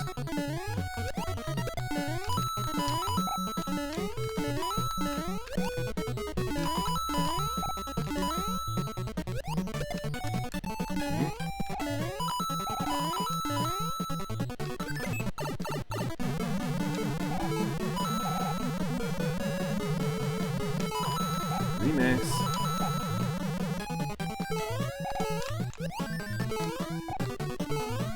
Okay. One more star. One more star coin, sorry.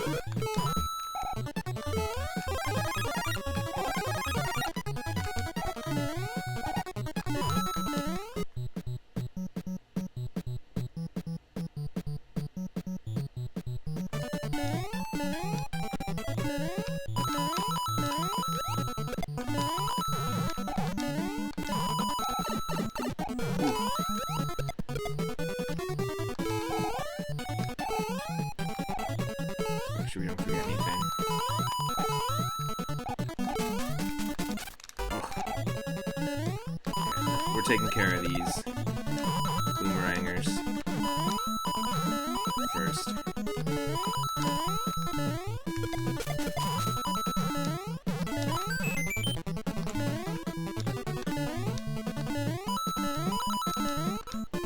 No more boomer coangers. You can say it, boomer coangers. There we go. Boomer coangers. Oh, thanks.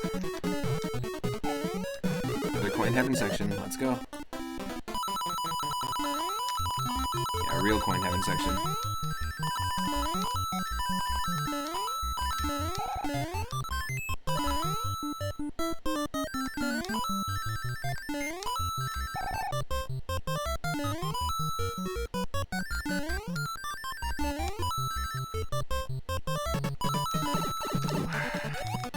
Oof.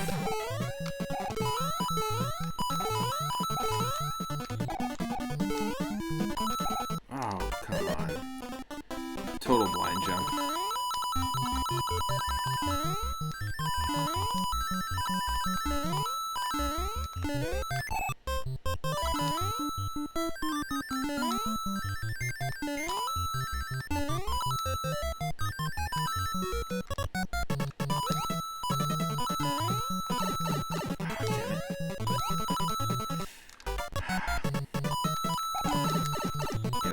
Yeah, this part's really tricky. just want to speed through it. I don't want to. Don't make me wait, you know. There we go. Oh, of course. See, I knew it. So dumb. Super dumb.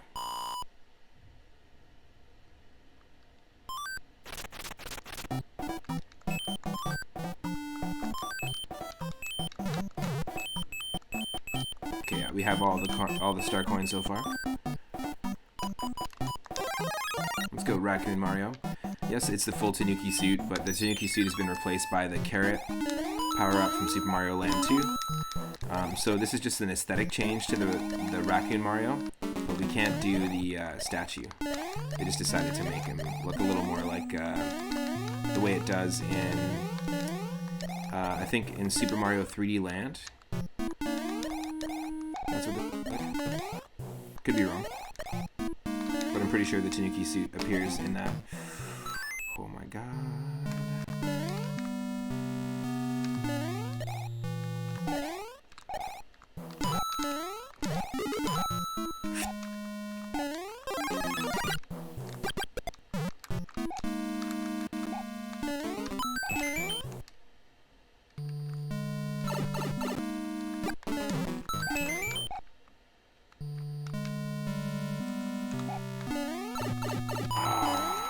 God damn it.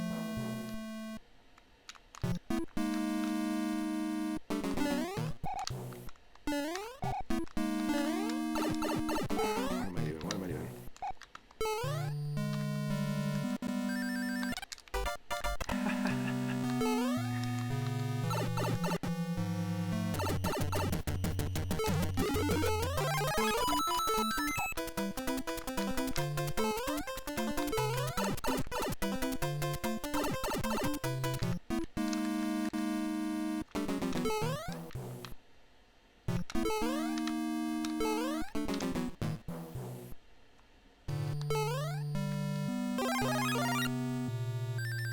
That was dumb.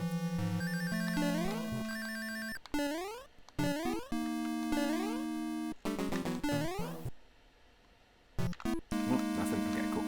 Let's go. Keep moving. Keep moving.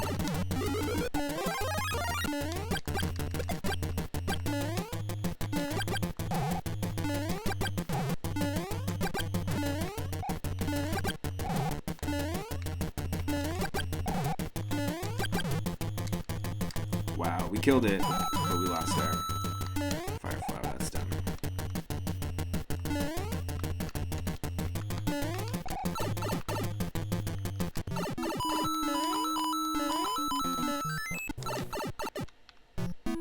Okay, now we can just worry about getting free. Nice. Ooh, nice. PD Piranha. That's amazing.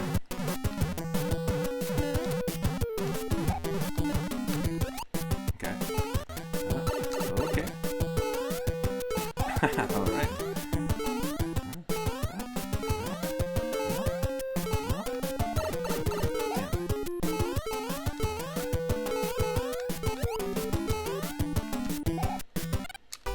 Ooh, okay.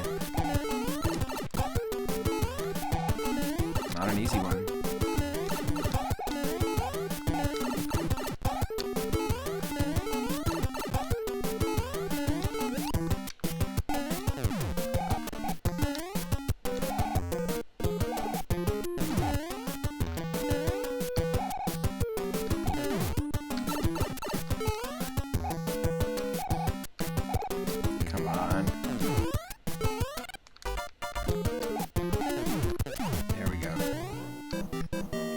That was cool. This game fixes one of my biggest gripes with my favorite game of all time, with Mario 3, which is that the boss fights normally suck, but the boss fights are awesome in this. And they feel like they totally fit in with what's going on. With like Super Mario Bros. 3, with the fact that it's on an NES, the limitations, that sort of thing. Really cool. We're gonna go Tanuki again. Of course. Why go Tanuki when the game is going to give us the power up we need? Might as well not even use the items we have.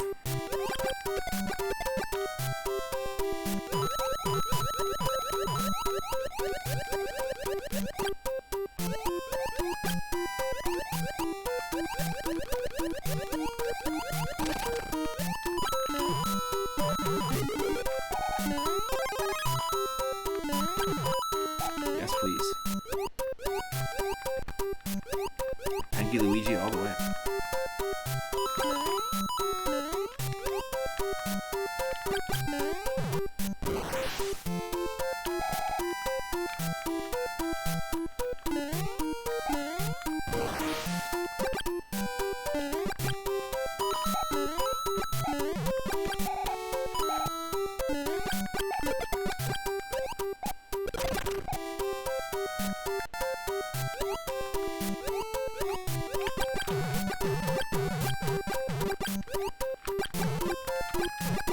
Nope.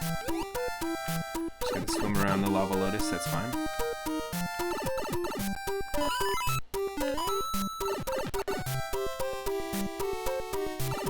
Let me know if you need less or more game audio at any time, or less or more of me. Happy to adjust it anytime. Okay, we got that done.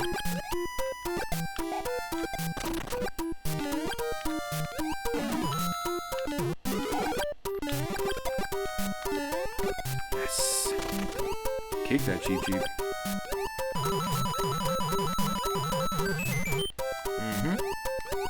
We got 42 lives as well.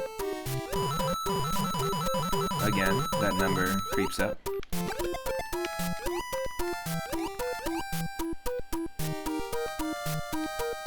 Where's my star coins? Where's my star coins? Honey, where's my star coins? Where's my super suit? What? She's just gonna give me a question. Interesting.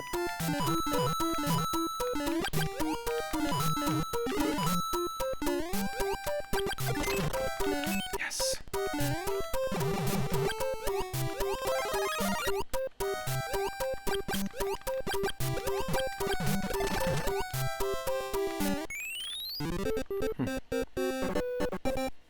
I don't know what that switch did. But we beat the level and we got all the star coins, so we're good.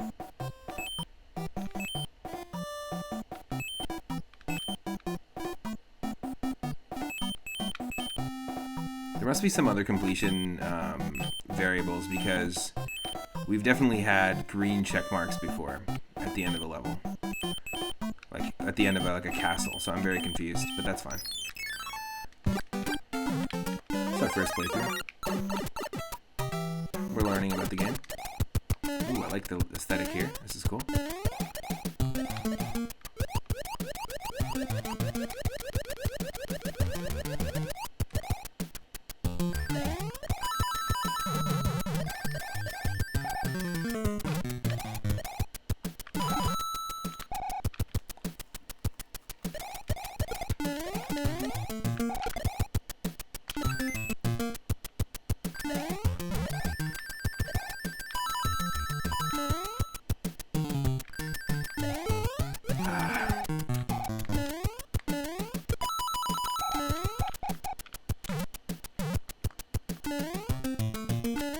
Let's see what's going on here first on this side.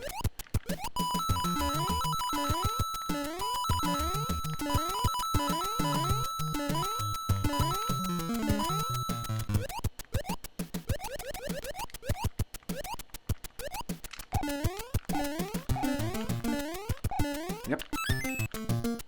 Number 2. Okay, we're going in the right order, right direction.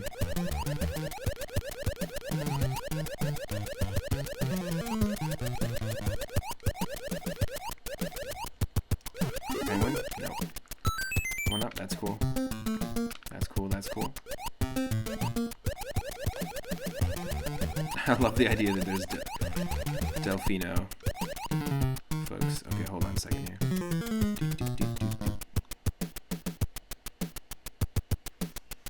I don't know why that was doing that, but that's fine.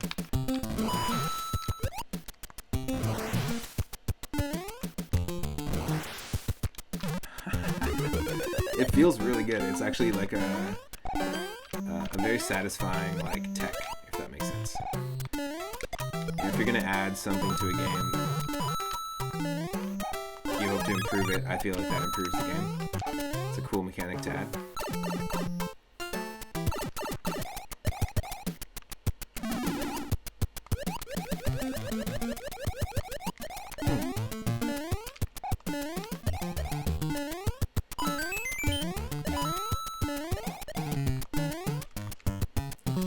It's really weird. I do find myself constantly pressing like B and down as I'm wearing the Tanuki suit, just because I am assuming I can use the statue.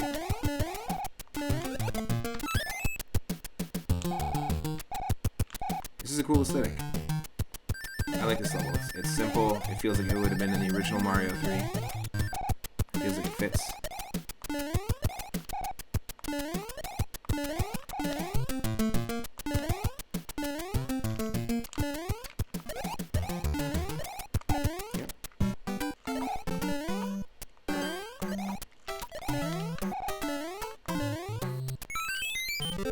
Make sure to get that one up.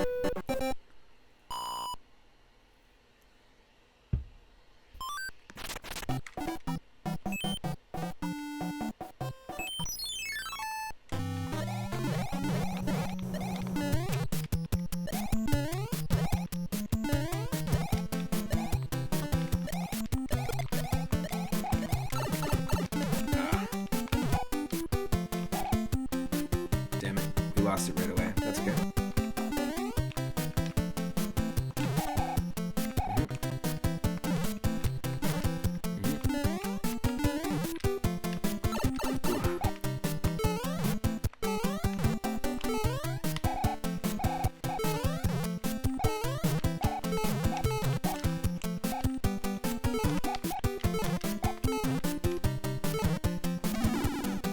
Nice, we did that way faster than last time.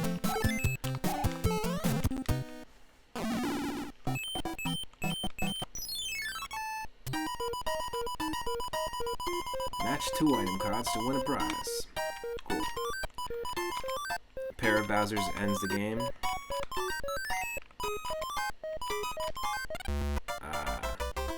It's okay. We got ourselves a leaf, which we're gonna use.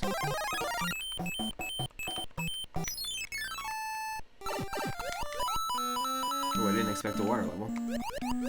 And it's an auto-scroller. It's a water-scroller, everybody. Come on. Thank you. This is an original Super Mario Bros. 3 water level, just remixed. There's a few remixed levels, and then there's a few like original levels, which are really cool. I appreciate the remixed ones. I really enjoy the OG ones. You can see some Gelectros. Penguin versus Jellyfish.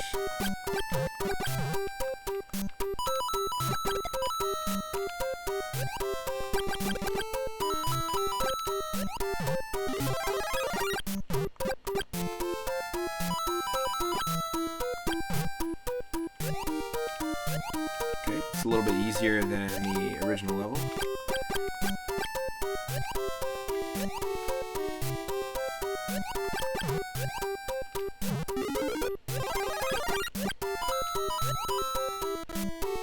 Just gonna keep giving us power-ups, that's fine.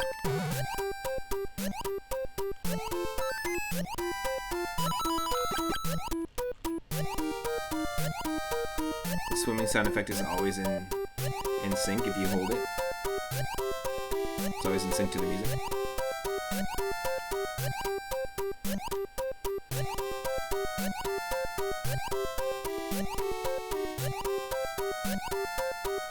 So there's always little moments in this game where you can kind of jam along with the sound effects to the music, which is kind of cool.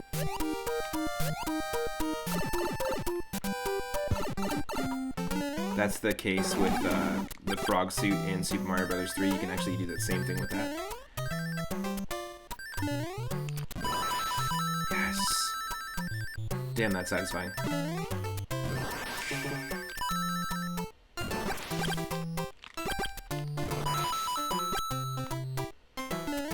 Heyo.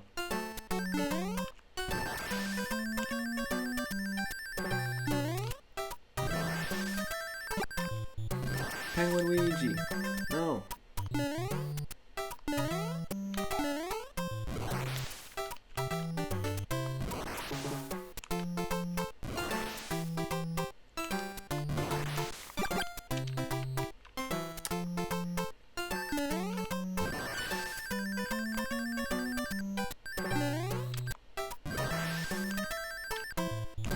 Nope.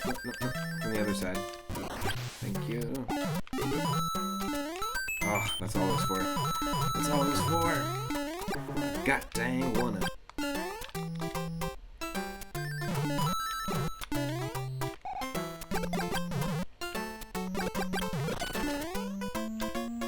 Super satisfying to be able to freeze enemies, use them as weapons, and kill a lot of enemies you can't normally kill, like sea urchins that they've been introducing from Super Mario World, and a few other things that you wouldn't expect could be killed. Can be.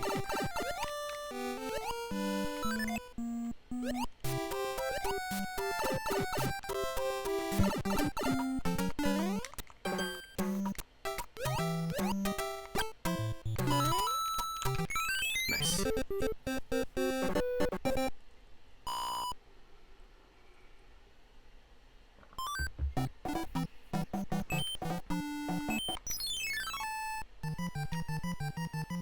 Oh, yes.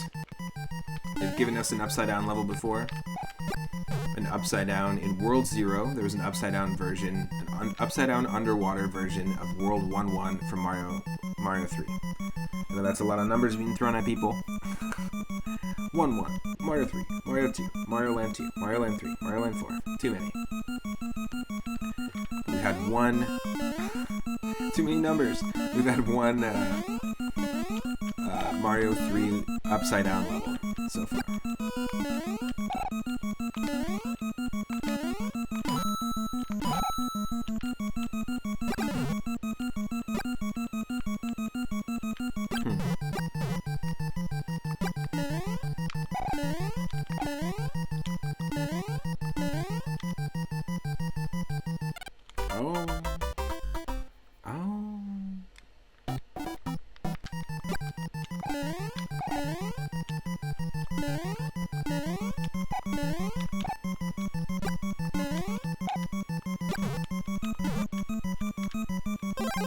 What?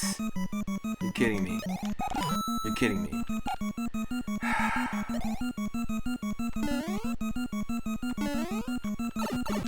Nope. Yep, and they're green. They're green piranhas. Red piranhas you can kind of manipulate by walking closer to the pipe or facing the pipe. Green piranhas you cannot.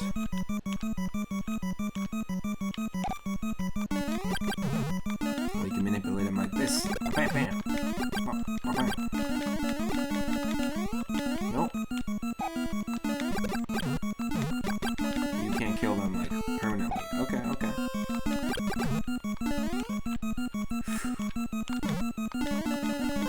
Give me the leaf, give me the leaf.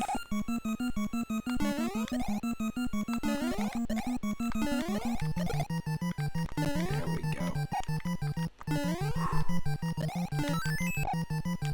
This is hurting my brain. I do think it's really cool, though. Yeah, no. I'm not gonna fall for that.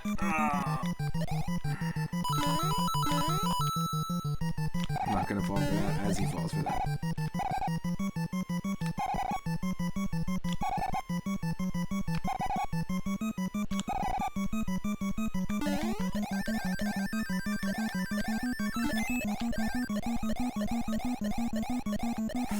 No.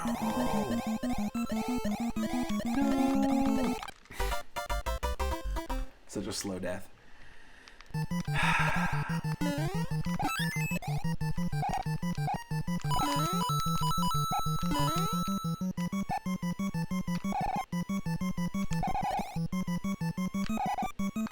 No. So dumb. Okay, we have to build up our P speed here because there's a door, and I know we can enter the door upside down. I know we can.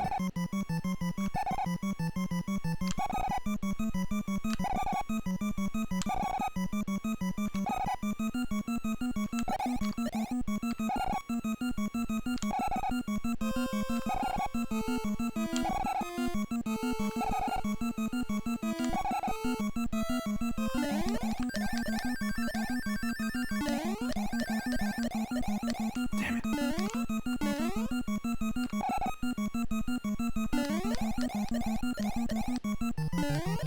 No. No. Ah. We can get to that door, though.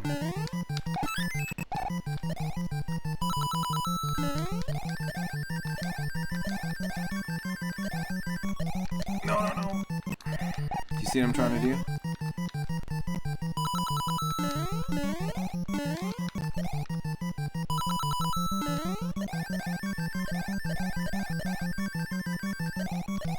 No. We can do it, we can do it.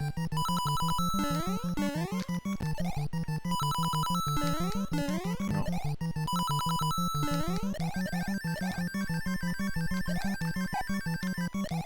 Oh, no.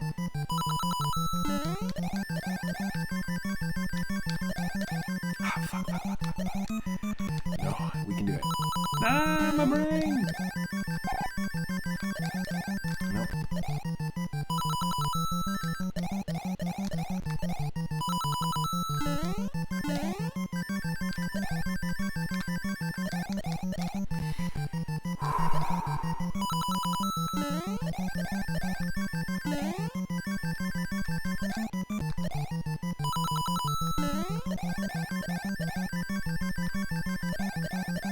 No, so close.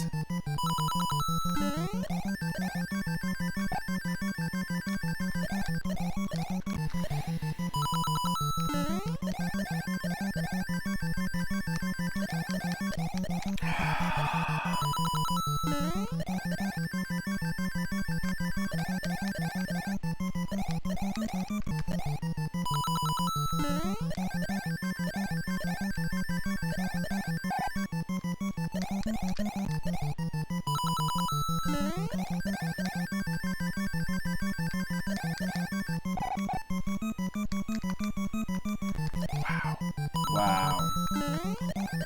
Am I just doing something wrong?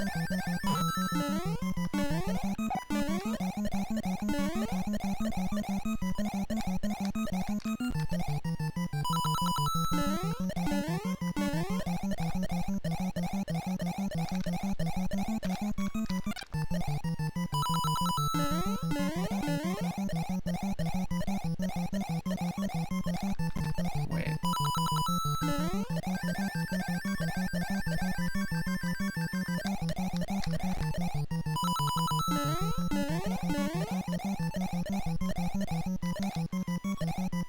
No. Okay. This is just a trip. It's a total trip. No.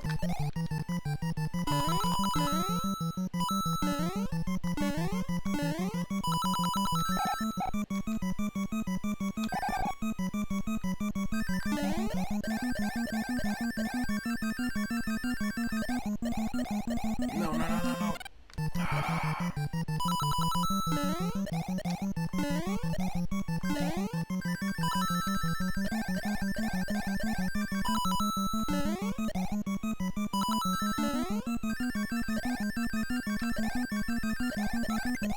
Oh no. This shit is crazy.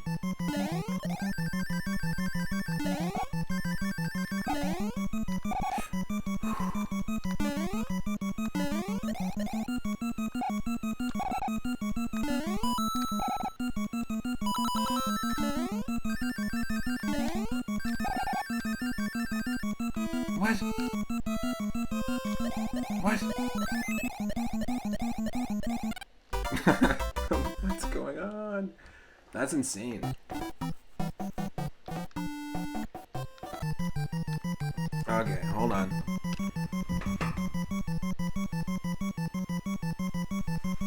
I'm just gonna try this. No!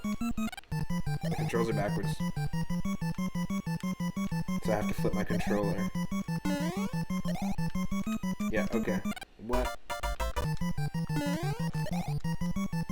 Is that even possible?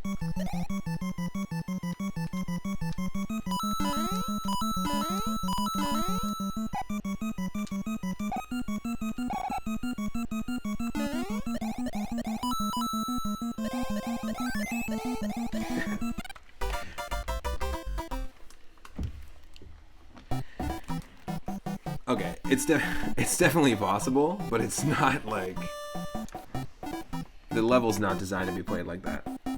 That's crazy. You know, I really dislike ghost house levels, so that's kind of, I'm on the same boat. That's so funny.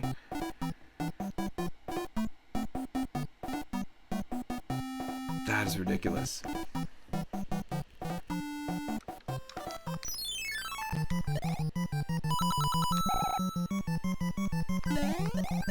You know what? We don't have to get all the star coins. It's not a requirement.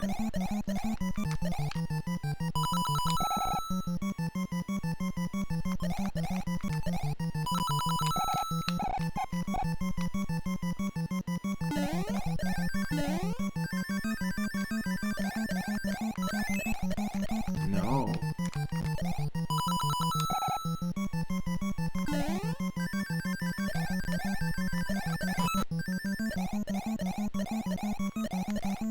So close.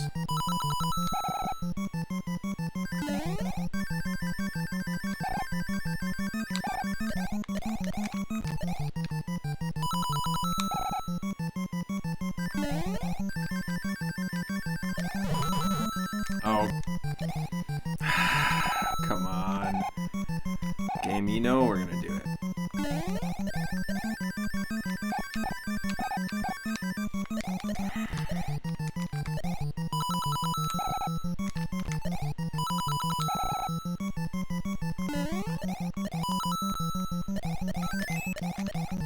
Nope.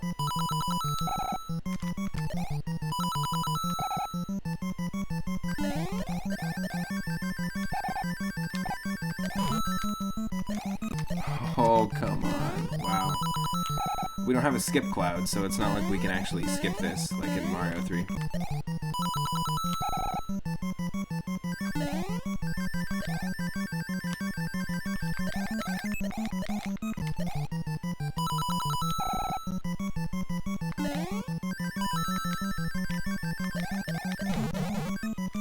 Wow.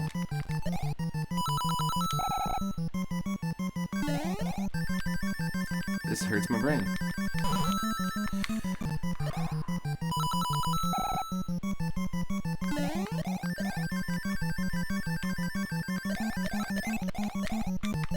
Wow. So it's that, but it's just a little quicker.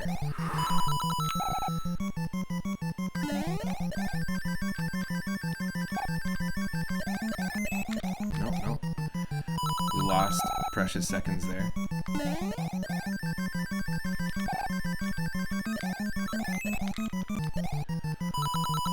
Are you, joking, Lagmaster?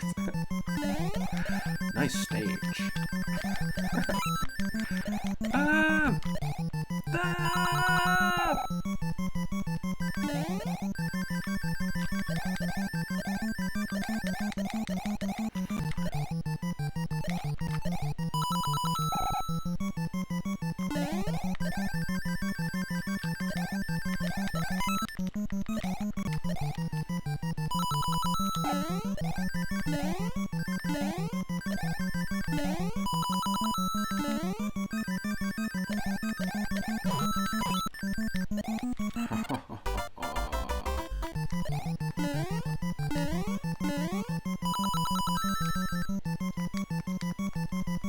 Nope.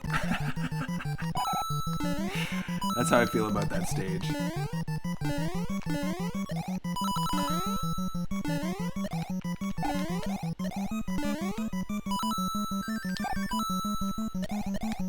Nope.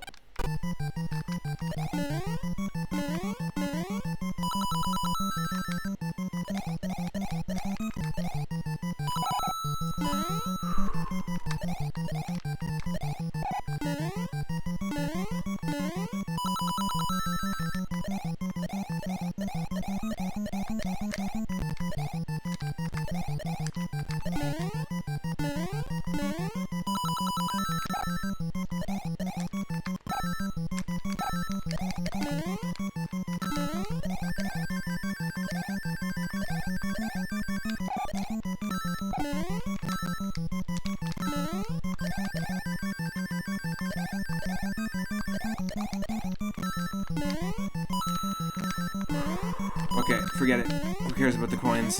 Who cares about the star coins?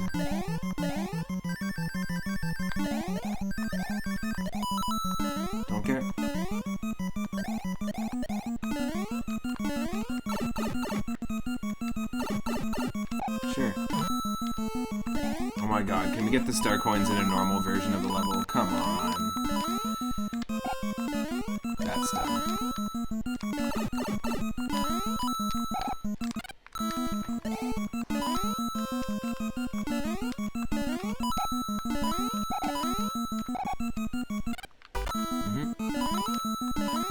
To be honest, the Ghost Mansion theme with the NES sound chip sounds more scary, more stressful and anxiety-inducing. Definitely. You know what it kind of reminds me of is the vibe of the Friday the 13th NES game. The music in that. It's actually got a really good soundtrack. Same with the Nightmare on Elm Street NES game. But the Friday the 13th one is really interesting. You're playing as kids at Camp Crystal Lake, hiding from Jason. Oh my god, yeah, you can totally get these in a different way. That's so dumb.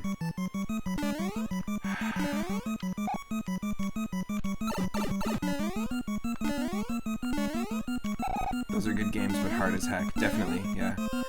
I think it's cool that the newer Friday the 13th game that came out where you can play online is actually basically just a remake of that. Because it's the same concept. You're playing online with other kids in the camp. And you're trying to avoid dying from Jason.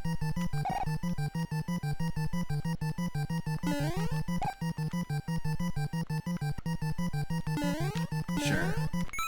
Apparently, so that was the secret exit, I guess. Whew. Oh my god. My toe! My toe!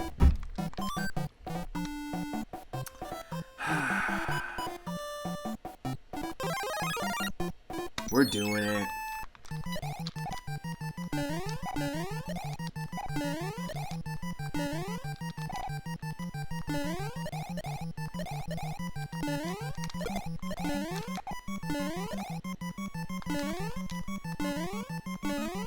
This is what we need.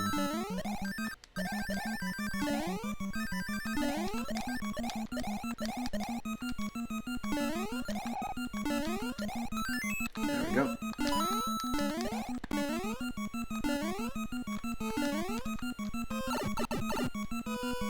Okay, so that's kind of dumb that they like show it to you in the upside down version. 2 of them you have to get in the upside down version of this level, and then 1 of the star coins you have to get in the standard version.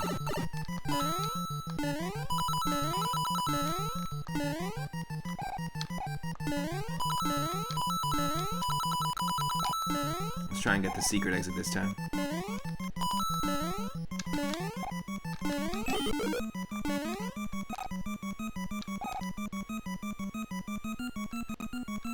We're gonna die if we do that. Yeah, okay, cool. So the way to get the secret exit is we have to go back and then hit it back upside down. That's so crazy.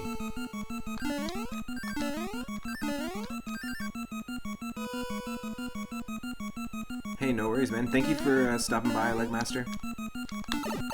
Take care. Have a good rest of your night and your Friday.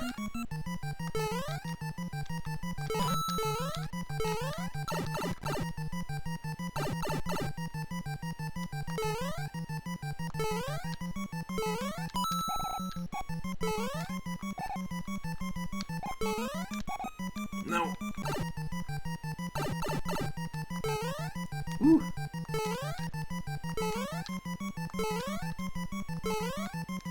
Yeah, definitely. I'm excited to see what you toss into the ring. Yeah, anyone that earns 4,200 moonstones in the channel can actually redeem them to add a game to the queue for our retro viewer request nights every Sunday at 6 p.m. Pacific. I will dive into the queue. This Sunday we've got Jungle Strike on the Sega Genesis, redeemed by Segasaurus McCartney, and we have Kid Chameleon, a really fun, I've heard from people it's fun, I've never played it, but platformer on the Sega Genesis as well. And then we've got Hyperbeats, a custom-made, like a custom game programmed by one of our followers on the NES. It's actually a modern NES game. It's a rhythm game. We're going to be playing that. That one's really cool. And anyone can redeem any game for the Game Boy, Game Boy Color, Game Boy Advance, NES, SNES, or Sega Genesis, and I'll add it to the queue and play it. After that, I think we have Fire Emblem on the Game Boy Advance, a Japanese-only version of it. We're going to get a translation patch, and then we've got Final Fantasy Tactics Advance. And recently we were playing The Little Mermaid, the Capcom Little Mermaid on NES. We beat that.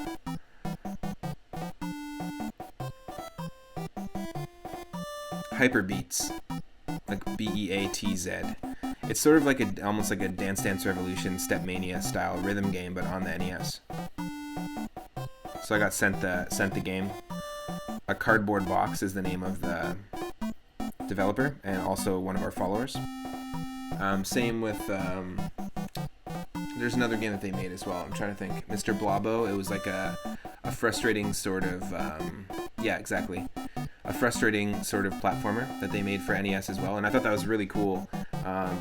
Definitely, if you've made a game for any of the consoles that made your own game for any of the consoles that I listed there, please, by all means, redeem it.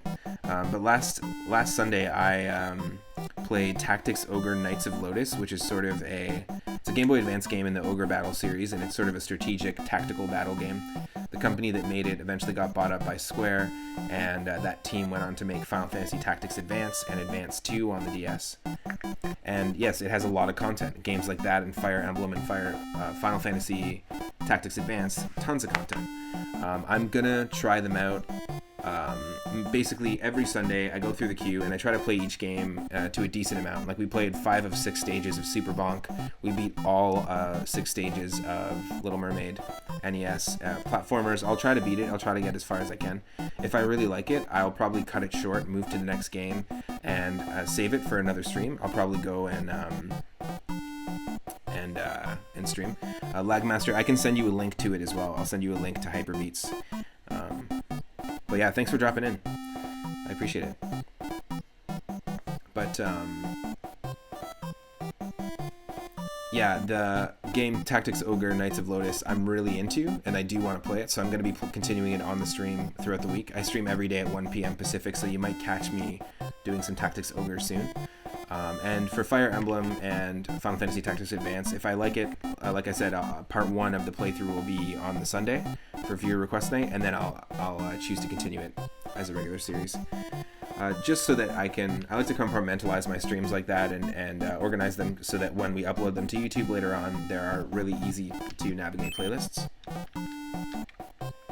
So we obviously opened up a secret pipe here, so let's go. Something's a little off about the music. Sounds like we're heading to World 0. Yes, we are. Here we go.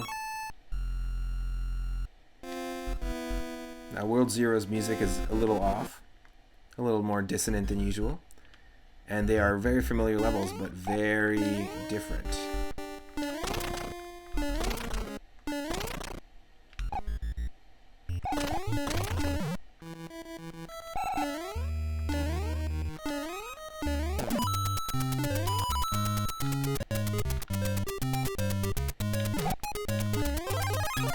Thank you.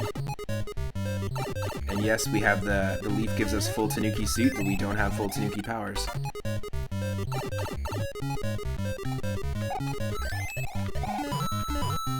Whew, that was nice. Nope. Don't want that. Because I know this Super Mario Bros. 3 vanilla level that this is referencing here.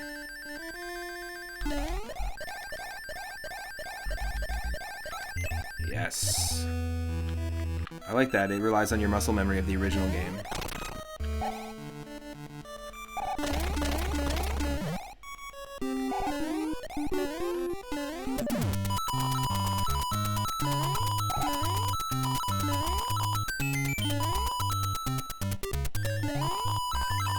Haha. I had a feeling it was going to be hidden here somewhere. Nice. Very cool. That's a really cool way to subvert expectations, actually. I like this this sky graphic as well. Kind of looks like something out of Castlevania 2. It's the plus. We're looking for the plus, folks. nice.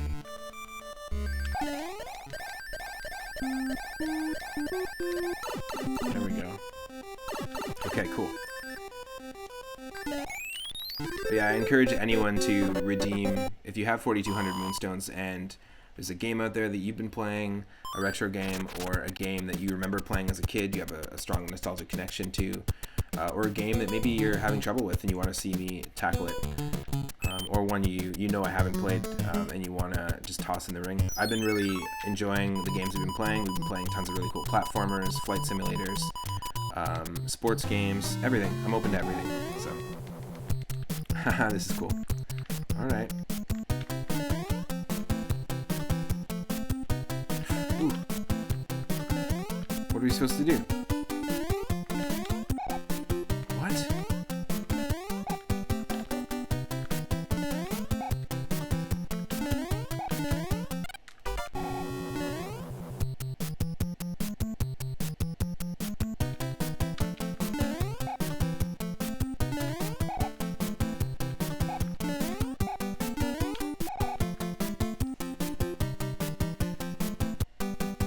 How do you hit these things? Can't hit them from underneath.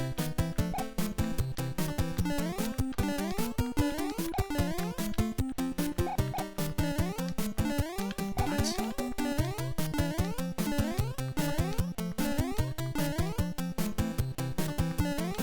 What am I missing? That's the thing.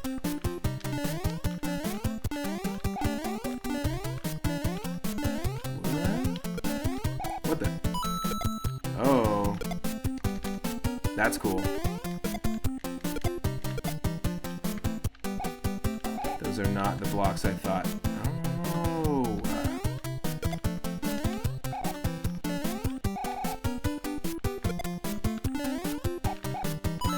Aha.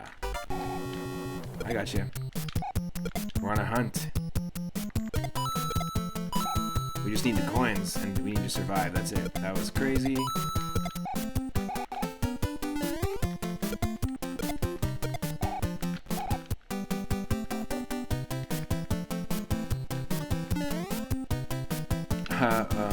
What?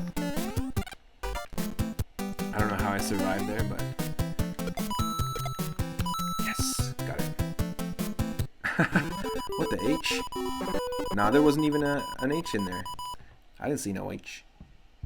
That was very weird. I guess I just forgot the goal, the ultimate goal of Mario Brothers Arcade, which is just to get coins.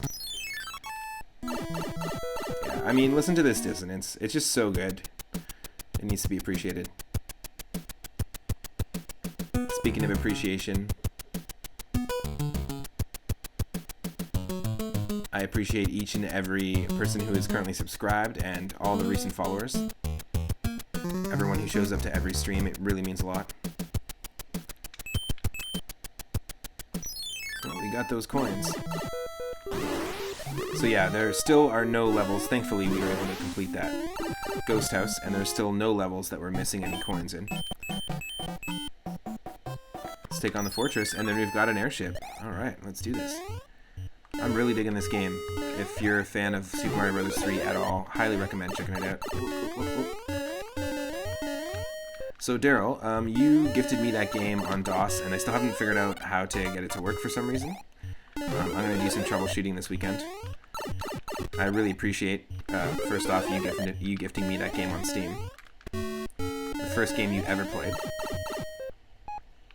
Ooh. Nope. Ooh. And Michelle was talking to me about a game that she played a lot on DOS that was called Treasure Mountain, that was on DOS. So I want to see if I can get that game and get both of them working, and maybe do like a dual stream where I play the game you sent me and I play Treasure Mountain. They were both DOS games that were math related as well, which could be pretty interesting. So they're connected in that way. I think that could be kind of fun. What do you think? It could be like a double DOS, like a grindhouse feature, you know? A potent pairing. I'll take potent potables for 9,000. Alex. Das Haus. Exactly. Das Boot. Oh, you're German? No, I'm just trying to get my old computer to start up. Heyo.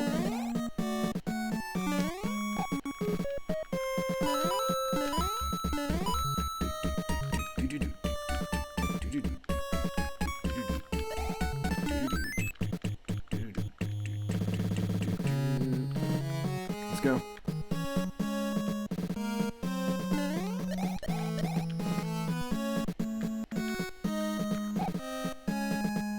We just hit the 4 hour and 20 minute mark for the stream. Celebrate if you will.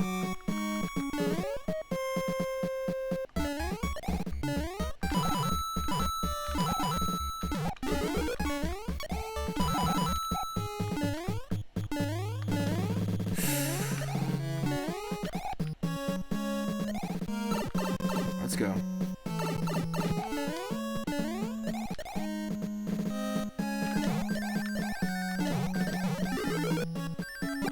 I flubbed out.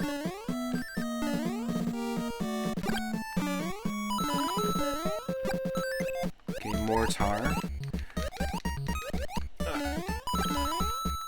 Totally sucks if you don't have the penguin suit. And you can't swim in it. Yes.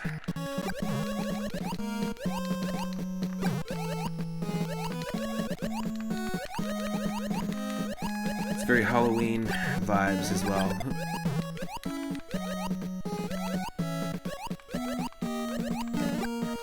We've definitely seen stranger color schemes in Super Mario Bros. 3 on this channel, though. With the randomizer. Oop.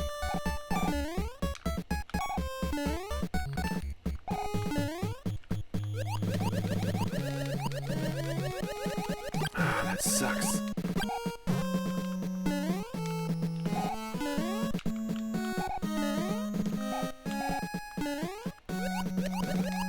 I just want to get up there because I feel like there's a secret up there.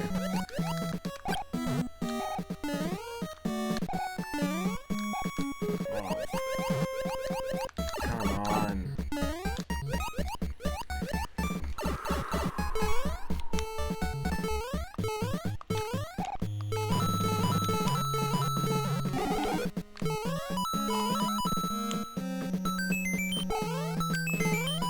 Just racking up those lives.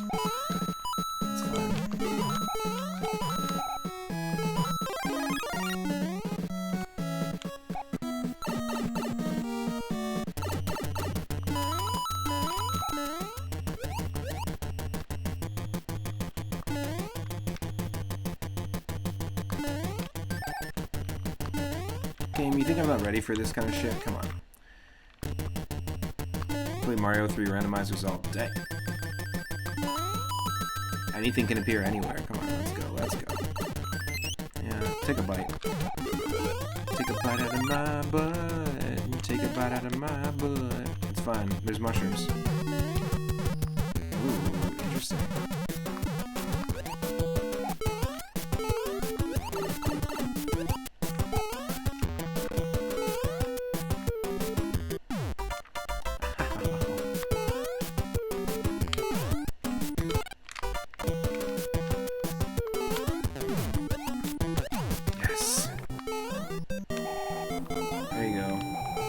Piranha taken out twice. Let's go.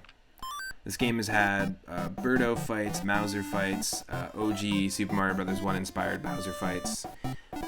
No pun intended there. Boozuka fights, which is really cool. I like mechanical giant King Boo that Bowser Jr. was operating. PD Piranha fights. What else have we seen? Just Bowser Jr. fights. We had to take on with Yoshi in World 4, and Wart. Wart's fight was amazing. Also somehow controlled by Bowser Jr. But we are, of course, because Michelle Butterfield redeemed the name a character redeem to rename Luigi to Pengy Luigi. We gotta go full Pengy on this one. Dive into the airship. Yeah, I'm gonna stick with this. I'm gonna stick with the ice flower, thank you very much. Basically. It's basically what the penguin is.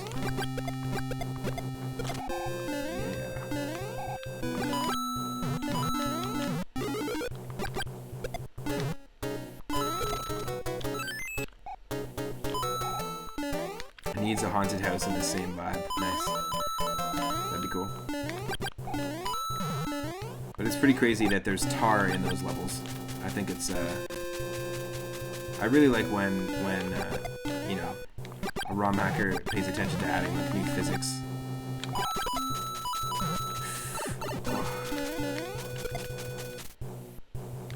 Hold on.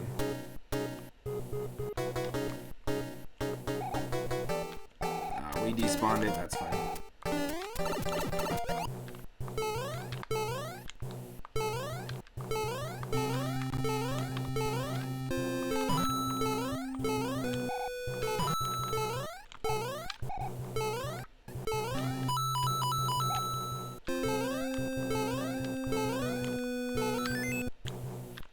Second one.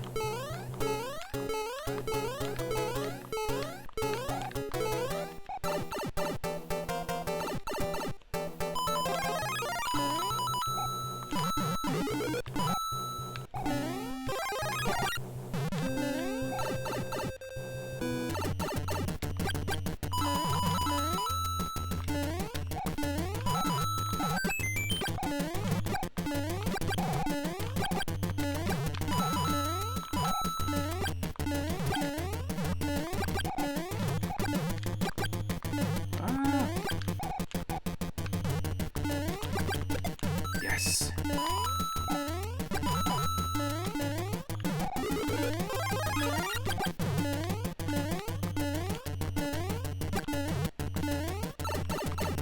Boss fight.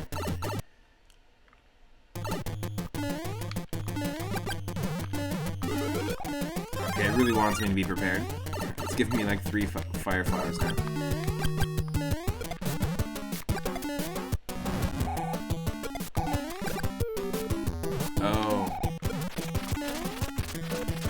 Oh, he hit himself. Interesting. What?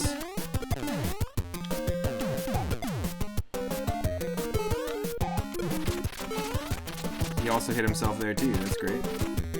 I'll take it. Just glitching out? What's going on?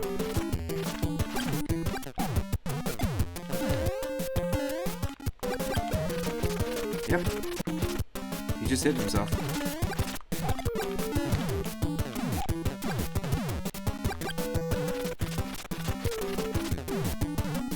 Okay. Bye. That was very weird. Super janky boss fight, but only because it didn't really work. I do really like the World 5 bosses, though. The Sphinx boss was really interesting. It was like a combo of Bowser and the Koopalings with like a ground pound and a fireball. Ooh. Our heroes discover themselves on a massive rocket about to launch. I was hoping there would be like a Super Mario Bros. 2 kind of rocket, which would be fun. Was this some kind of trap? After it rumbles to life, it crash lands on a nearby planet. Our heroes are now in the greater galaxy. So now it's going to give us a... Wow, that was our Super Mario Sunshine world, and now we're going to get a World 7 inspired by Super Mario Galaxy. Wow. Yep. I've been playing Super Mario Galaxy on Super Mario 3D All-Stars on my Switch. I've been really enjoying it. I feel like it controls better on the Switch than it did on the Wii. I don't really feel the same about Super Mario 64 at all. This is really cool. And the war pipes instead of war pipes are the stars. Star portals. I'm super into this. I don't know about you. But this is such a cool way to like freshen up Super Mario Bros. 3.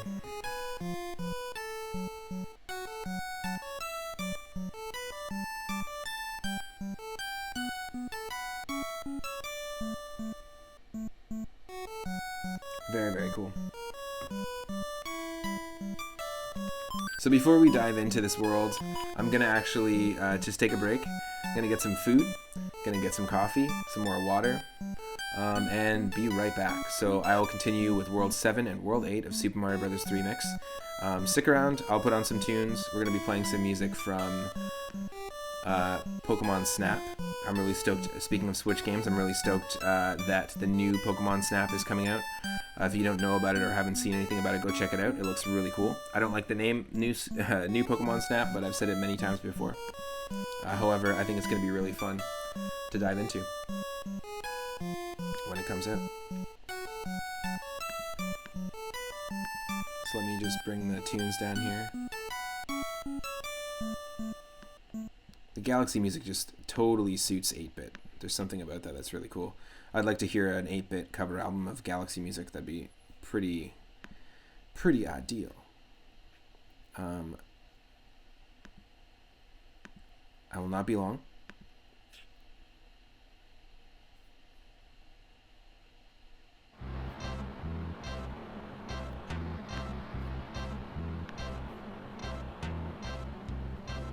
Stick around, folks.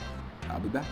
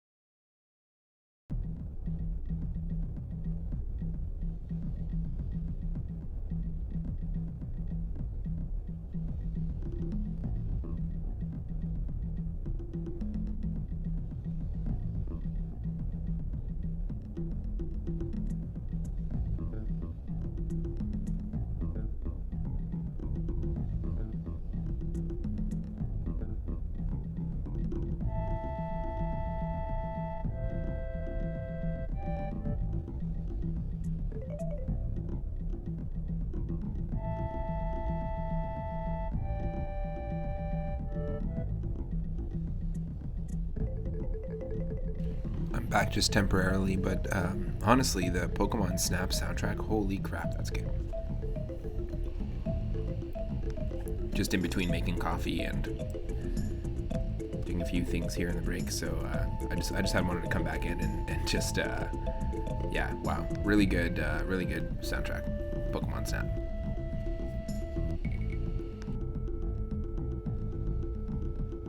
And thanks everyone for sticking around.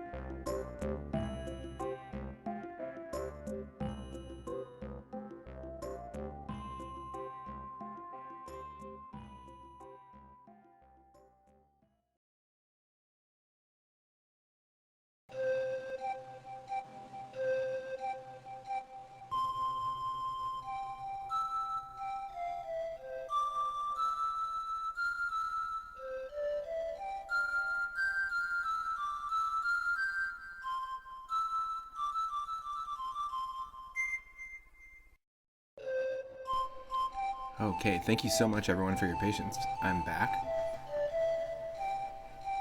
I may leave in just a moment here because I did order food and food may arrive shortly, so I might just have to BRB for like 1 or 2 minutes. But hopefully you enjoyed the Pokemon Snap music. Got myself a coffee, got some food on the way. Hope you're having an awesome Friday. As you know, it's Final Fantasy Friday here on the channel, so later this evening we're going to be playing Final Fantasy IX, continuing our playthrough in it. Welcome to the stream, Rethe. Welcome, new viewers. We're playing Super Mario Bros. 3 Mix. I love this game. I gotta say, I can't praise it enough. Can't recommend it enough. It came out in 2014. If you're just joining, we just entered World 7. World 7 is Super Mario Galaxy themed. World 1 was Mario 1 themed, 2 was 2, 3 had all original levels, but also was paying homage to Super Mario World with ghost houses, and to Super Mario Land 2 with Pumpkin Zone graphics.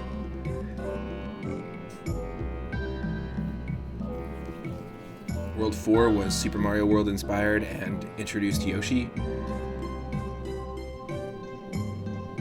All the individual challenges in each world are completely different. Here you can see that the warp pipes are actually teleport stars, but what's really cool is that instead of just taking on Hammer Brothers for like little enemy gauntlets, there's Cheep Cheeps in World 1, there's Sphinx enemies from Super Mario Land in the Desert World in World 5.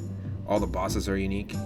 We have bosses from Mario 2 and World 2. It was really cool. It truly is like a remix of all the Mario games. We have to get all 3 star coins, just like in New Super Mario Bros. DS.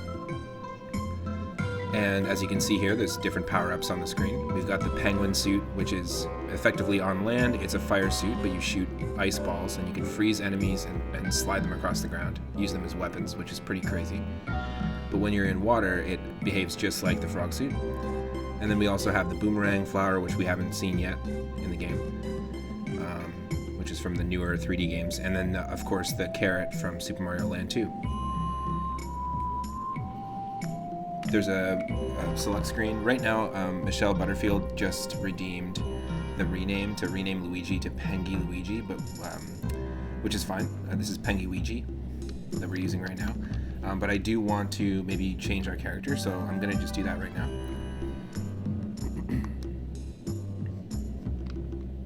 Just to show off that it does have a little bit of Mario 2 in there. If we encounter a Shy Guy, we can actually pick up the Shy Guy and throw it. Same with a Ninja, I think, which is kind of cool. I'm gonna save and quit. And that's perfect timing for the music, so let's just bring the game music back in here. And if you haven't seen me play other Super Mario Bros. 3 ROM hacks, go check out my YouTube channel. My YouTube channel has full playthroughs of Mario Adventure, Super Mario Bros. 3, The Rainbow Realms 1 and 2, and you'll be able to see part 1 of this as well. So here we go. The audio should be okay. Perfect.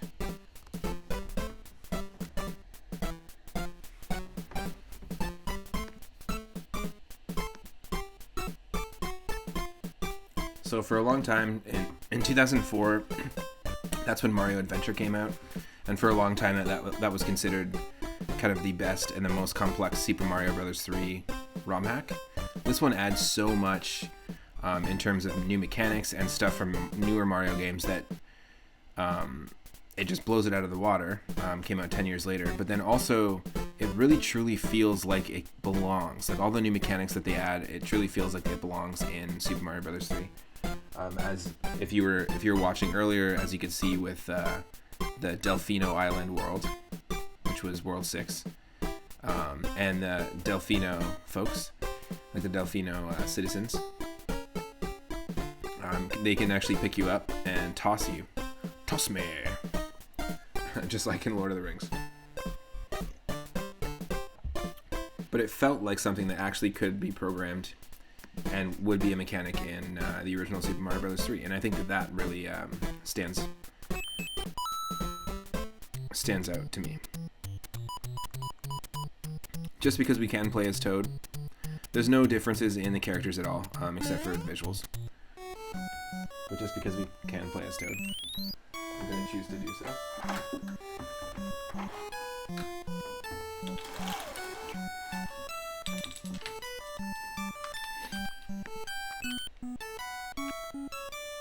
And as you can see, we have ourselves galaxy music.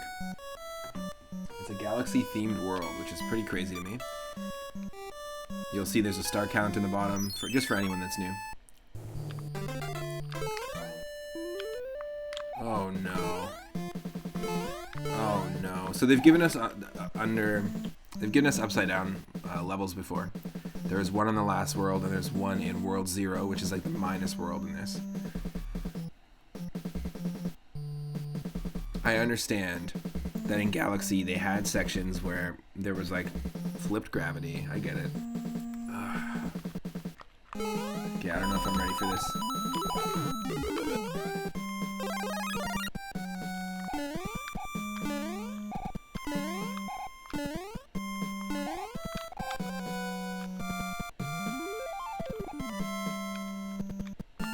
Okay. If you're not going to tell me at least like visual indicator as to like when that's going to happen, come on. Oh, okay. Wow. Okay, that's cool.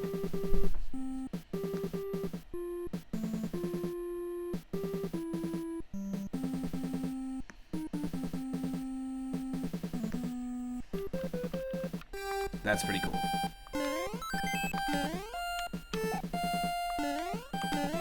Oh no.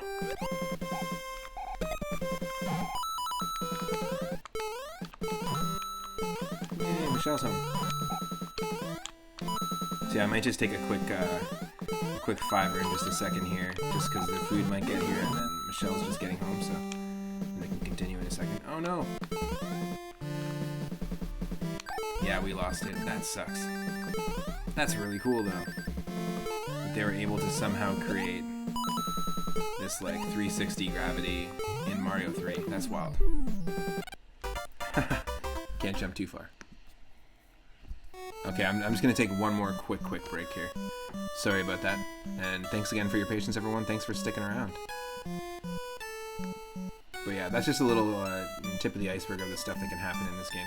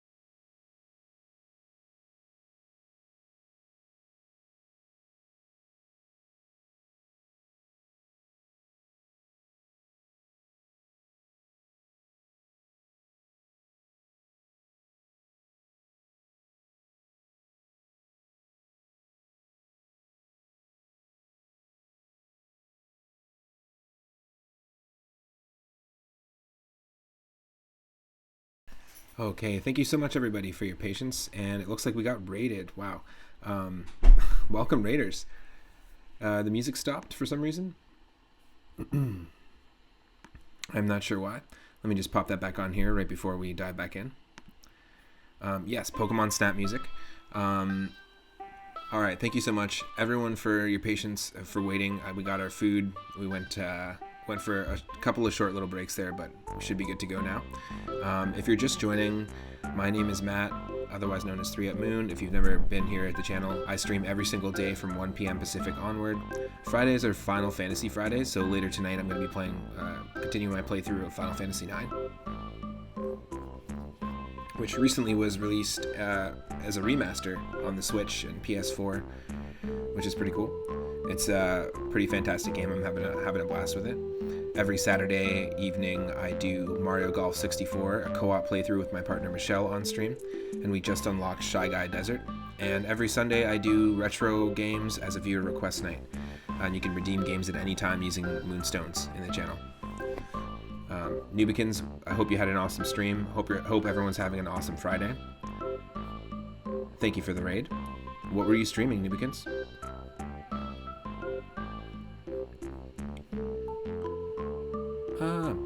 Sorry, just gotta reload my Pokemon Snap music. Yeah. Welcome to the stream, Lil B. Hope you're having an awesome Friday. You did have an awesome stream. You beat Mega Man X and swapped to Super Mario World, and saw that we were on 3, so figured to keep it in theme. Nice. So we're playing Super Mario Bros. 3 Mix. It has elements from all the different Mario games. You have to collect star coins like in New Super Mario Bros.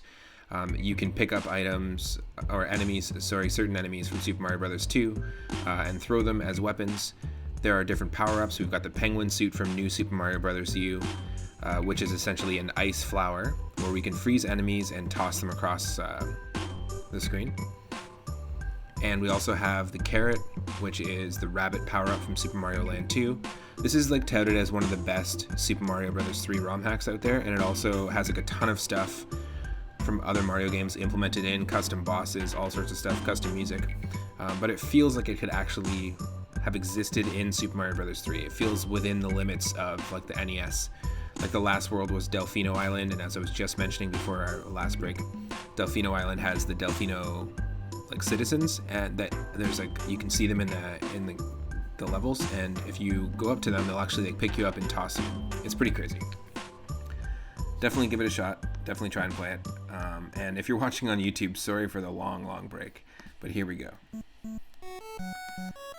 If you're not following the channel already, click that follow button.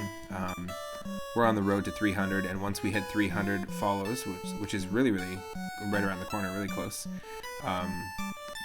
we're going to play Wario Land 1, 2, and 3 on one stream, which is crazy. Yep, Pokemon Snap music again. Oh no, Adorama's complaining. Okay, we'll change the music. For now, it's food time, though, because your boy's starving. Yeah, nice. That's what I was just waiting for. We just had some food delivered. Michelle just got home. Now, as you can see, we've got Galaxy music, but we've also got Galaxy Physics. What? Kind of. I know it's not a complaint. I'm just joking. Just bugging you. But if you could pick any N64 game to hear the music of, what would it be? Drop it in the chat. Just like, what's your favorite N64 soundtrack if you had to pick one? Now check this out. This is cool use of the upside down physics that we've seen so far in a few levels. I think that's rad. Yes. What do you think of this, Adorama, in comparison to the earlier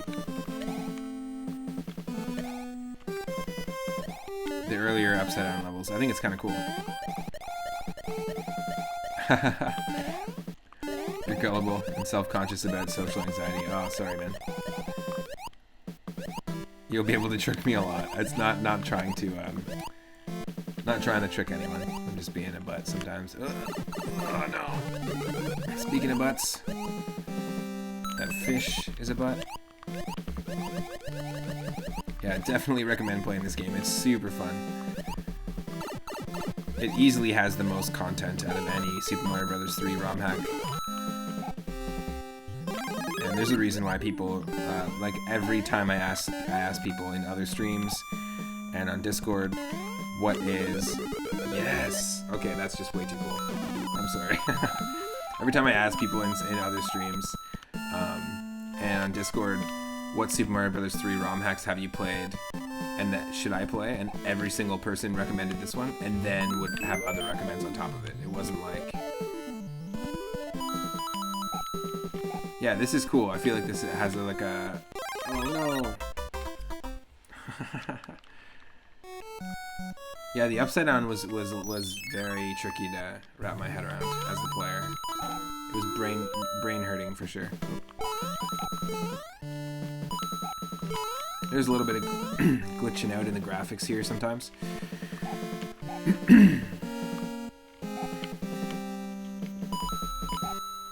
See a few more people are joining the stream. Welcome to the stream. Hope you're having an awesome Friday. Woo.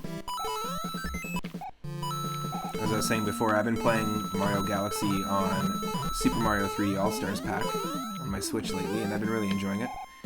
I'm not a huge fan of how Mario 64 controls.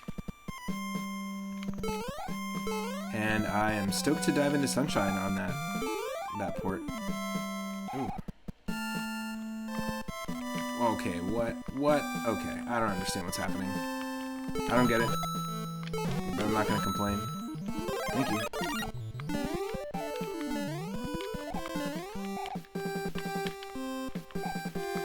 Oh, still trying to think of N64 tracks, yeah. It's an interesting one because it's not necessarily known for its soundtracks. It's not like super well known for its soundtracks, like as much as I feel like Sega Genesis or Super Nintendo is. Oh, or even PlayStation 1. Oh my god, look at this. And the enemies also have to go through the same jank. That's so funny. There's definitely some jankiness for sure. No!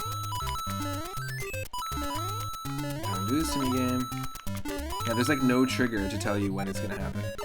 That's crazy.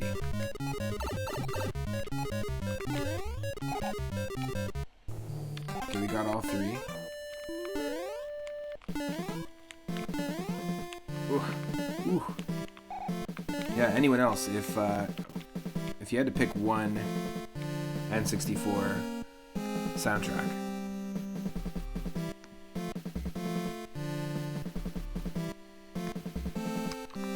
if you had one favorite soundtrack of any N64 game, what would it be? I mean, Banjo-Kazooie and Banjo-Tooie are big contenders. Look at this guy. Look, it's a Galaxy enemy. That's amazing. They actually put in Galaxy enemies. That's cool. I truly appreciate this. This is awesome. I truly appreciate you, Super Mario Brothers Remix.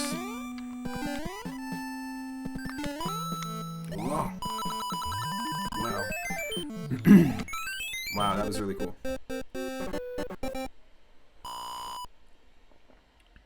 Yeah, I feel like Banjo-Kazooie and Banjo-Tooie are both really good games. So yeah, I like that the course card slot is now just letting you know if you got the star coins or not.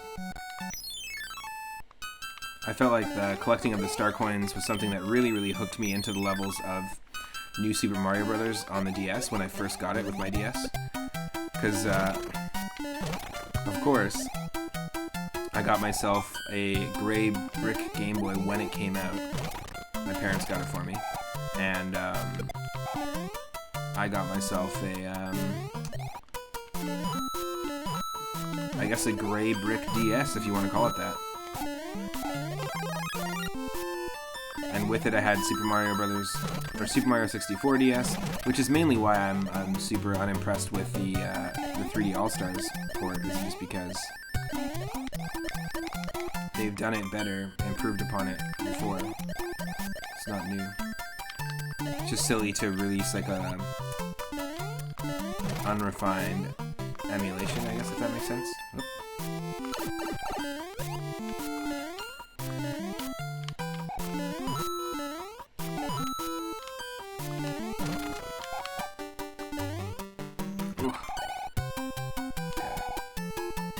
this is like a remix of the actual Giant World level that we're all used to. Okay, be careful, be careful. Oh, come on.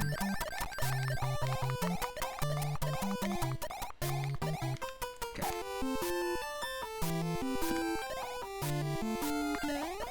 I really like the soundtracks to Pokemon Stadium 2, but I wouldn't put that way up there in the lexicon.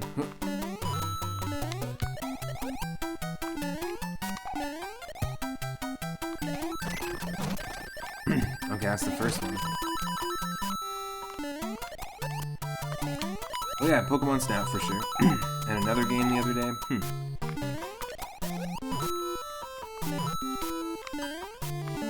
The soundtrack to Mario 64 is actually pretty decent. The soundtrack to GoldenEye is pretty great. The soundtrack to, obviously, Majora's Mask and Ocarina of Time, those are fantastic.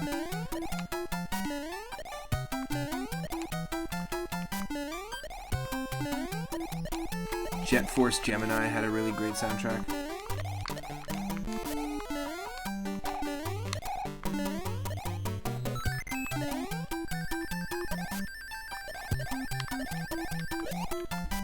There we go. Perfect Dark. I don't remember the soundtrack too well, but that was made by Rare as well, right?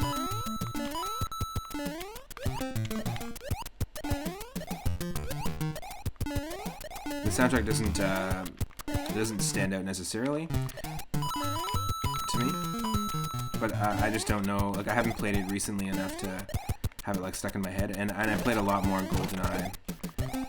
But my cousin did have Perfect Dark, and when I went over, I used to watch him play it.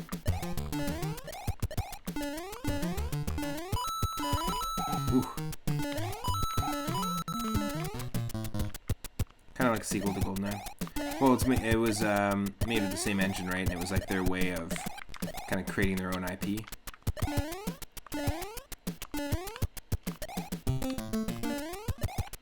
Just stuff going on outside, and I just want to make sure that everything's good. Ooh. Ooh, mama.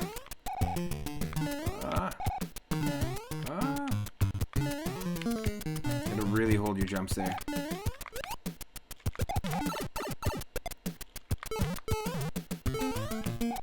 It's up there, isn't it?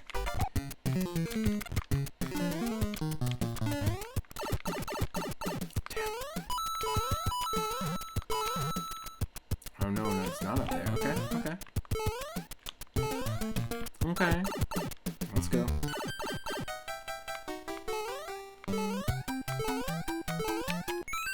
They basically took GoldenEye, made a new story with a different protagonist, and added stuff to GoldenEye's multiplayer. Nice. Well, and there's also Perfect Dark Zero, right? I believe. That's a thing. Oh no, Toad's gonna have an existential crisis.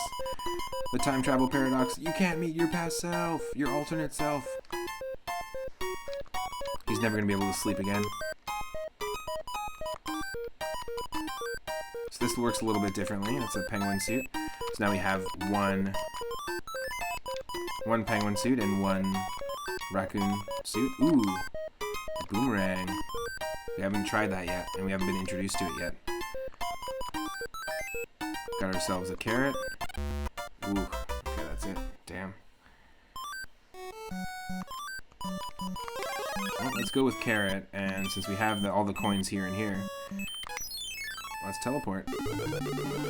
Yes. That's cool. They even went into the extra effort to like put in the music, but also do the little cutscenes. Okay.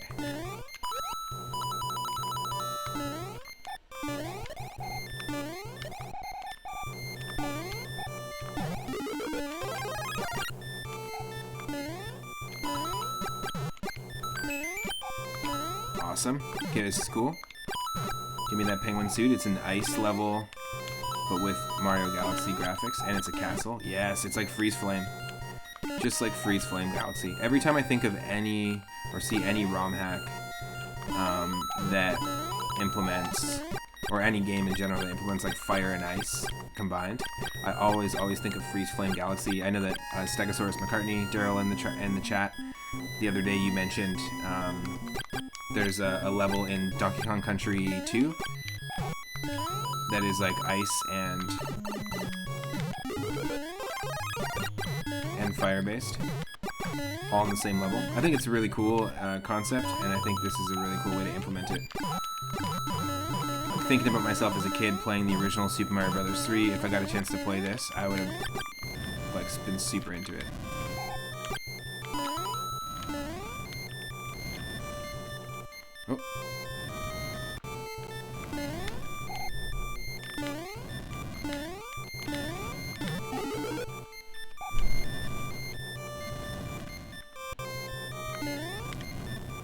Oh. Oh.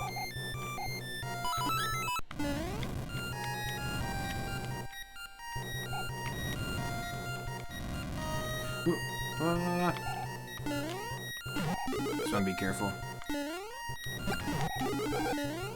Okay. This game gives us a lot of power-ups like the ones that it wants us to use. Oh, interesting. Oh no!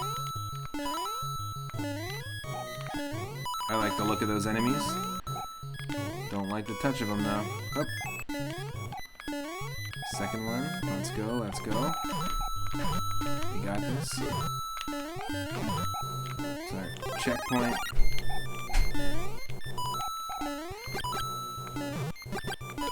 Ooh, yes. There's an ice flame monster, so a monster enemy. I don't know if there's monsters in the Super Mario universe. They've got the touch. They've got the power.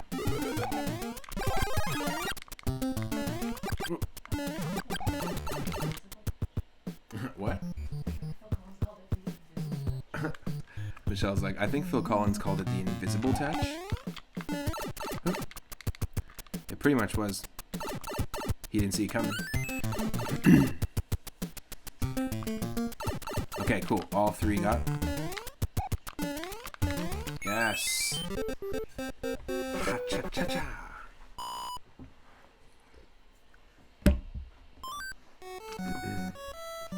Very cool. Okay, here we go. Oh, a classic level. Or so we think. It does this to us all the time, and I really like it. This is nothing like the NES remix.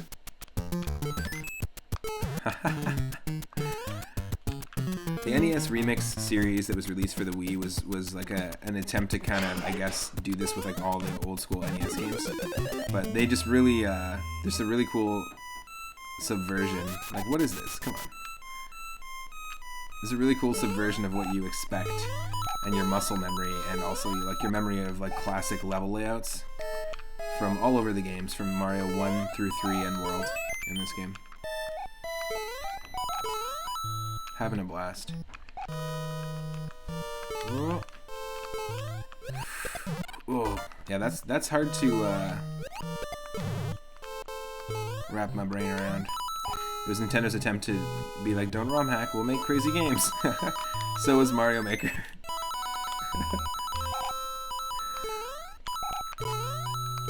You want crazy games? We'll make crazy games. Luigi's Mansion 6. Luigi's Mansion Kart Golf 6. That's what you guys want, right?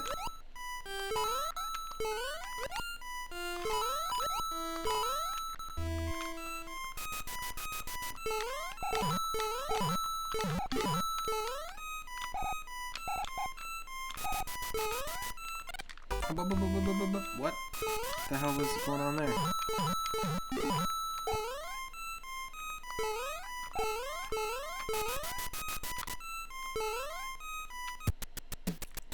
What? How am I supposed to know or think that anything was going to happen there, or we just went into the wall? What the hell?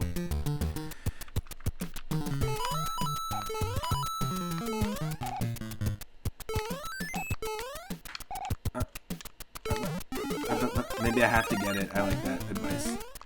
I just have to get it. Maybe I have to get it. Luigi's non-haunted vacuuming simulator. That's how everyone's gonna feel when Nintendo starts releasing games like that. Like Luigi's Non-Haunted Vacuuming Simulator. They're gonna be like, why did Nintendo release that? But then they're gonna be like, maybe I have to get it. Maybe I gotta get that. That's what Nintendo's success is all based on. New Cowboy Wario in Wario Golf Thanksgiving Edition on the Switch. That looks ridiculous, but maybe I gotta get that. Nintendo, what are you on? And then you look down and your Switch is in your hands and it says pre-order complete. You're like, what the hell? I feel like that's relatable. Oh, that's a Kirby enemy. That's a little bit weird. Oh, and those are electrical. Interesting. This game is really cool. They're adding a ton of new stuff to Mario 3, and I truly appreciate it as a real fan of this game. I'm the only real fan. Everyone else get out. I'm the only real fan. If you think you like this game, huh.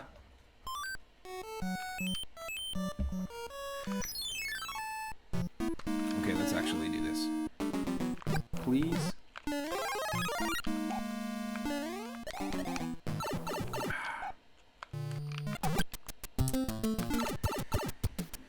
That sucks.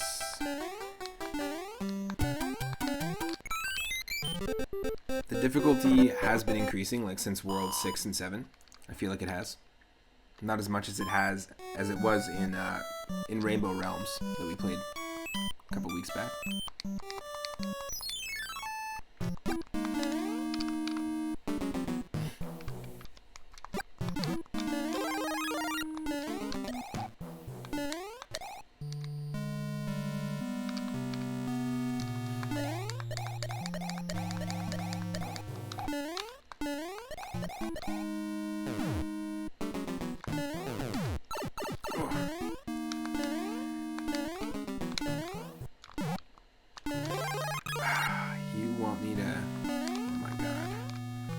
Some of the stuff this game wants you to do to get the star coins is pretty ridiculous. Okay, cool. Oh, okay, it's a dry bones. I got it. It behaves like a dry bones.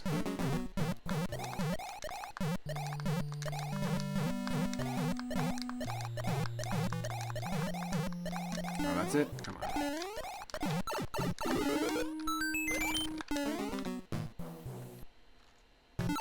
Ah, crap. For some reason I just instinctively feel like that's part of the background. And it's not.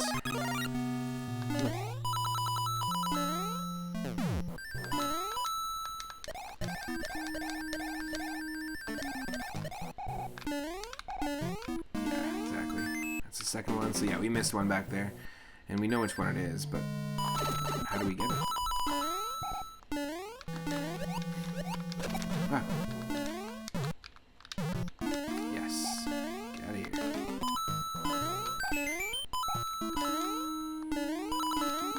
Oh, come on. That sucks.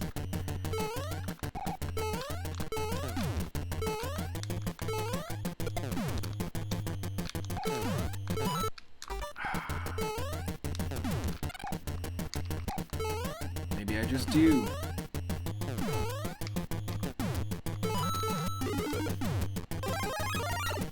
Oh, come on. That's ridiculous.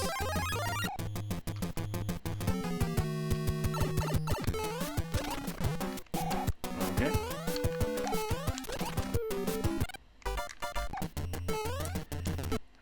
Wow. Wow.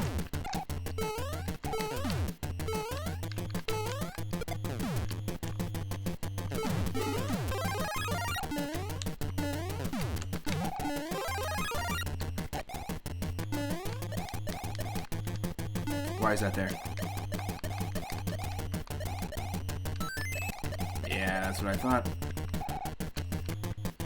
Bastards. Bastards. Can't get the first one, though. At least not in this run. We'll come back and do it again. Oh, no.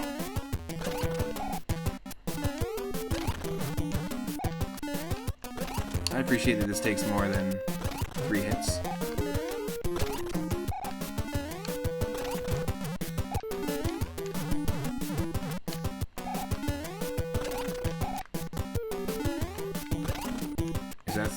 to work, or is it like this?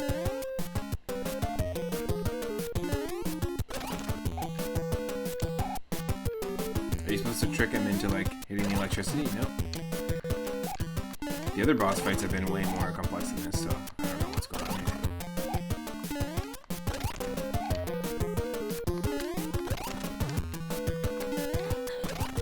Okay.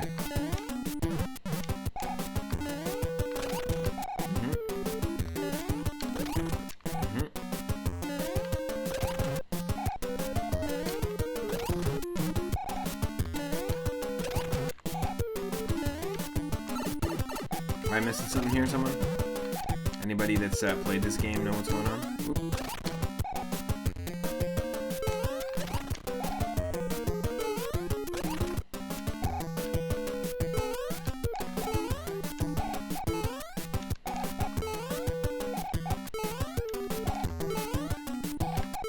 Is it gonna do something to it to attack me, or is it just this? What the hell?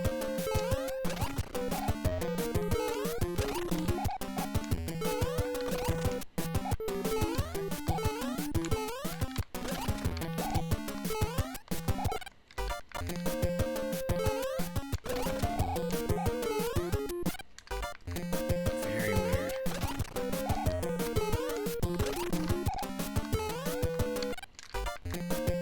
It gives us the leaf, and I don't think the tail is gonna do anything here. Unless did they program like a tail specific boss fight, because that would be really cool. Come on, how many hits is this, people? Is anyone counting?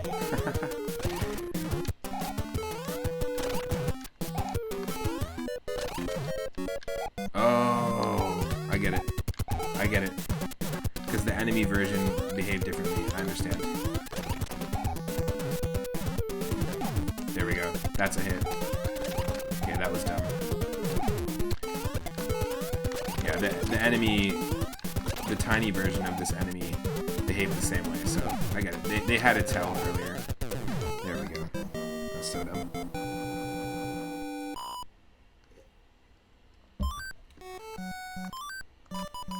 Okay, let's become Toad. Pengy Toto. Good old Pengy Toto. Damn. I just lost it. I said I wanted to be Pengy. I don't have time for this.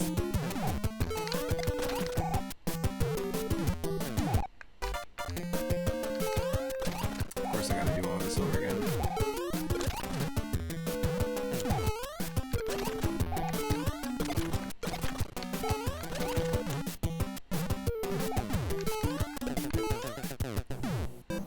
See, when you know what to do, you can do it fast.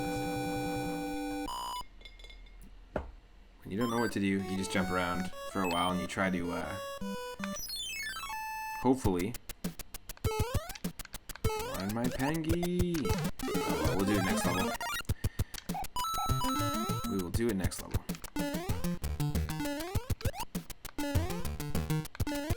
Yep, this is based on the design of a Super Mario World level, where you can normally find a 3-up moon, actually. And there are Monty moles in that level. It's pretty cool. Yeah, definitely. This is cool. I like that they kind of play on your muscle memory. Yeah, normally you use a Monty mole here. And up in this corner would be a 3-up moon. But they don't have 3-up moons in this game, so... And they give you a 1-up just before. Which I assume is supposed to act as the 3-up moon. Haha, nice. Instead of the charging chucks, there's no charging chucks, so they let you break through this with a P-switch. That's pretty cool.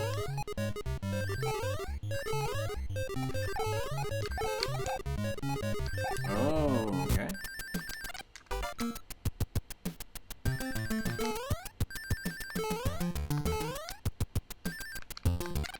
Sorry.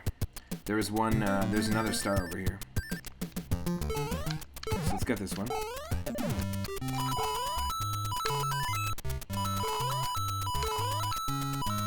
I think it's the first one. Yeah, over there.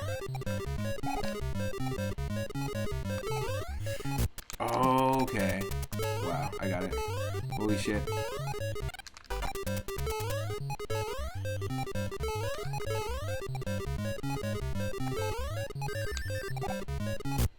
Oh.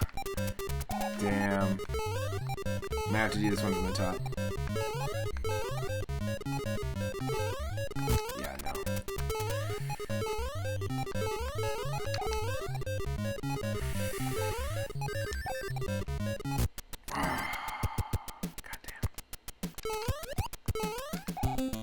I think the way P-switches work in this, they're stationary, like you can't pick them up. Like in Mario World. But I'm pretty sure that once they've been pressed, you can press them again. I hope.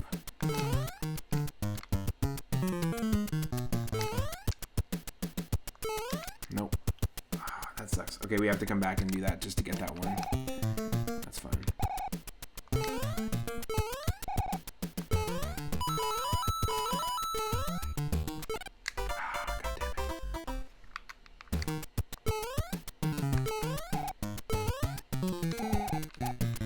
This is a cool interpretation of the original Mario World level that it is.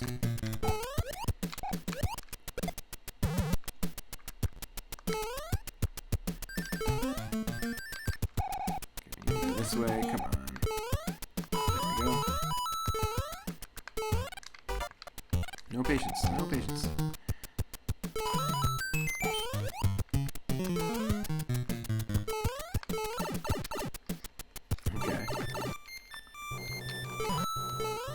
Don't forget that you're not in Super Mario World, you're in Mario Galaxy Land. Let's do this. That's so crazy. That's just way too weird to wrap my head around. Oh my god. Ah! Ah! That's insane. Holy shit.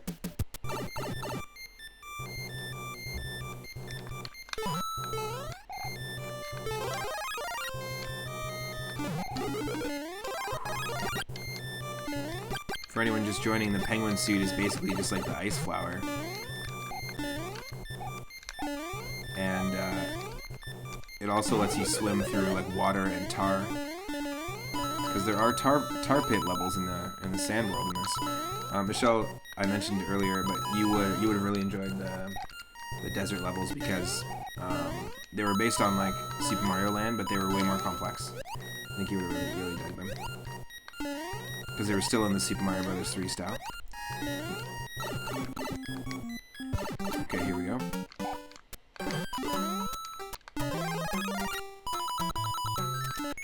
Sure. Wow. Total failure on the star coins, holy.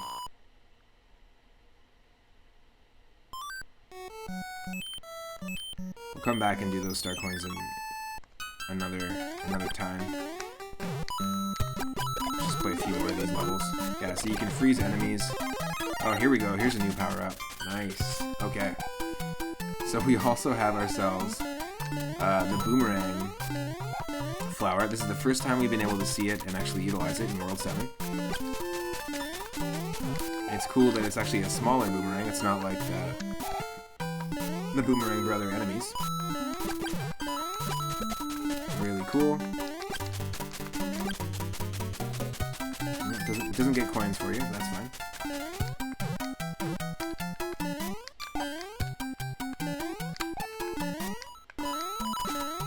Very cool.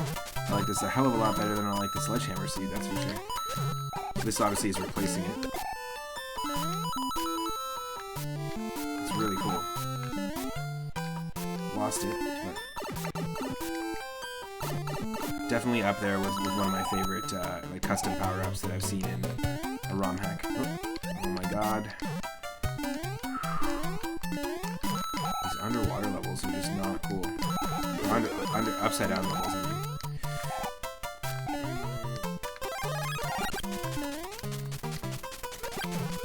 Oh my god, so lucky.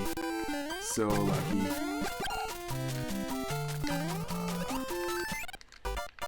Come on, you're gonna make me do that?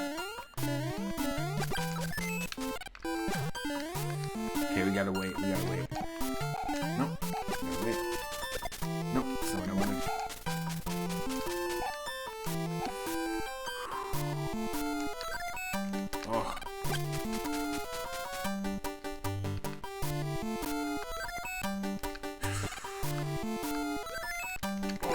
That's so ridiculous. I've never seen a game like ask that much of me. Like, what the hell? My brain. My brain. Whew.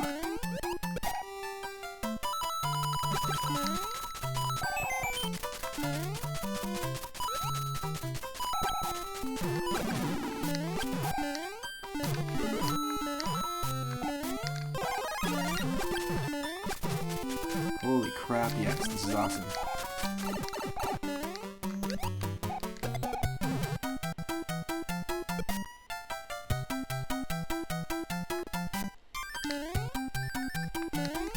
Okay.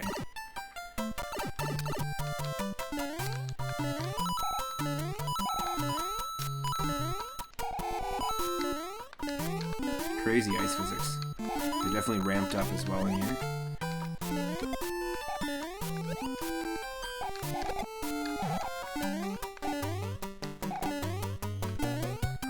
There's a way. Okay, hold on. Hold on. Check this out.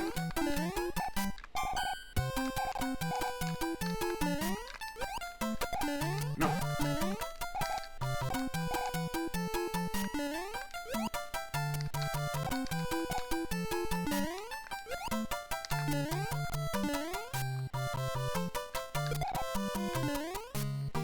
Oh, really?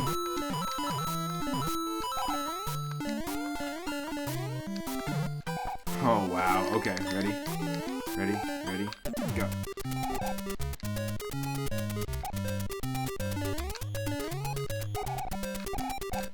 Come on, come on, come on, come on, come on. Yes. Whew. That was cool.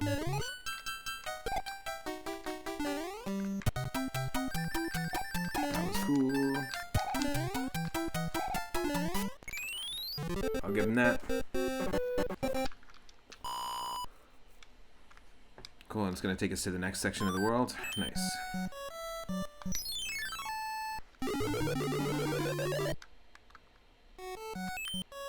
Nice. Okay, we'll do the fortress. Alright, I think what I'm going to do is actually just take a look and see who's online right now, because our food's here, we're going to eat some food together. I'm going to take a break, and the next part, we'll continue the rest of World 7. We'll try to make sure we get all the stars, and make sure we're not missing anything. We'll be able to explore World 8 and World 0 very soon. World 0 we've had some glimpses into. Honestly, I don't think that there's a Super Mario Bros. 3 ROM hack that comes close to this one in terms of content, in terms of implementation, and making it believable within the limitations of an NES game and of the actual like physics in Super Mario Bros. 3. But what a way to advance the game. Like it's pretty crazy. I highly recommend it. Highly recommend checking out Mario Adventure or Rainbow Islands 2 or 3. Or Rainbow Realms, sorry, 2 and 3. Fantastic games. I want to say thank you so much to Nubikins for the raid, and thank you to the recent followers, thank you to the recent subscribers. We are on the road to 300 followers, and we're going to get there soon. So once we get there, I'll be playing Wario Land 1, 2, and 3. And we're only 6 subscribers away from earning another emote slot. We just got that brand new Newt in a Jar emote from Super Mario Land 2, 6 golden coins.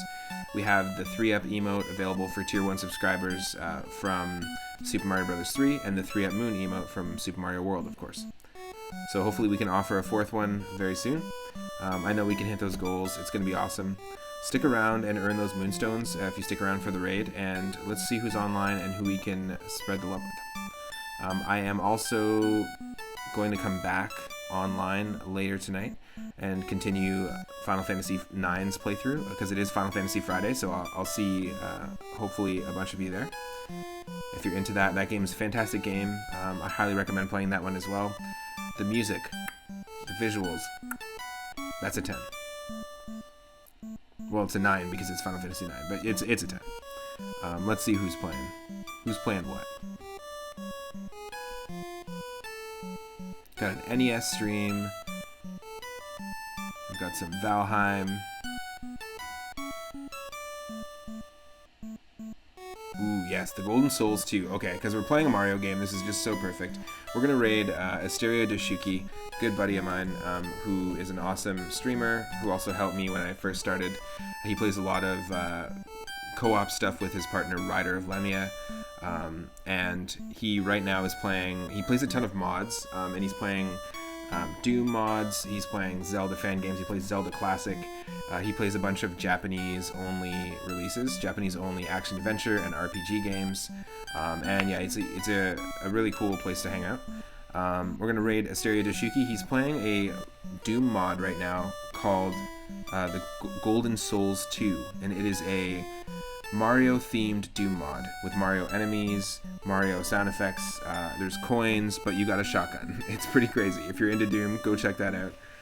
I will see everyone a little later for, like right now it's 6:30 p.m. Pacific, probably around 8:30 or 9 p.m. Pacific. I'm going to be going on live for Final Fantasy IX for FF Fridays. If you're watching on YouTube, click that subscribe button. You can watch the previous part of Super Mario Bros. 3 Mix, and you can watch me go through a whole bunch of other Super Mario 3 ROM hacks. Hope everyone's having an amazing Friday, and I'll see you all later.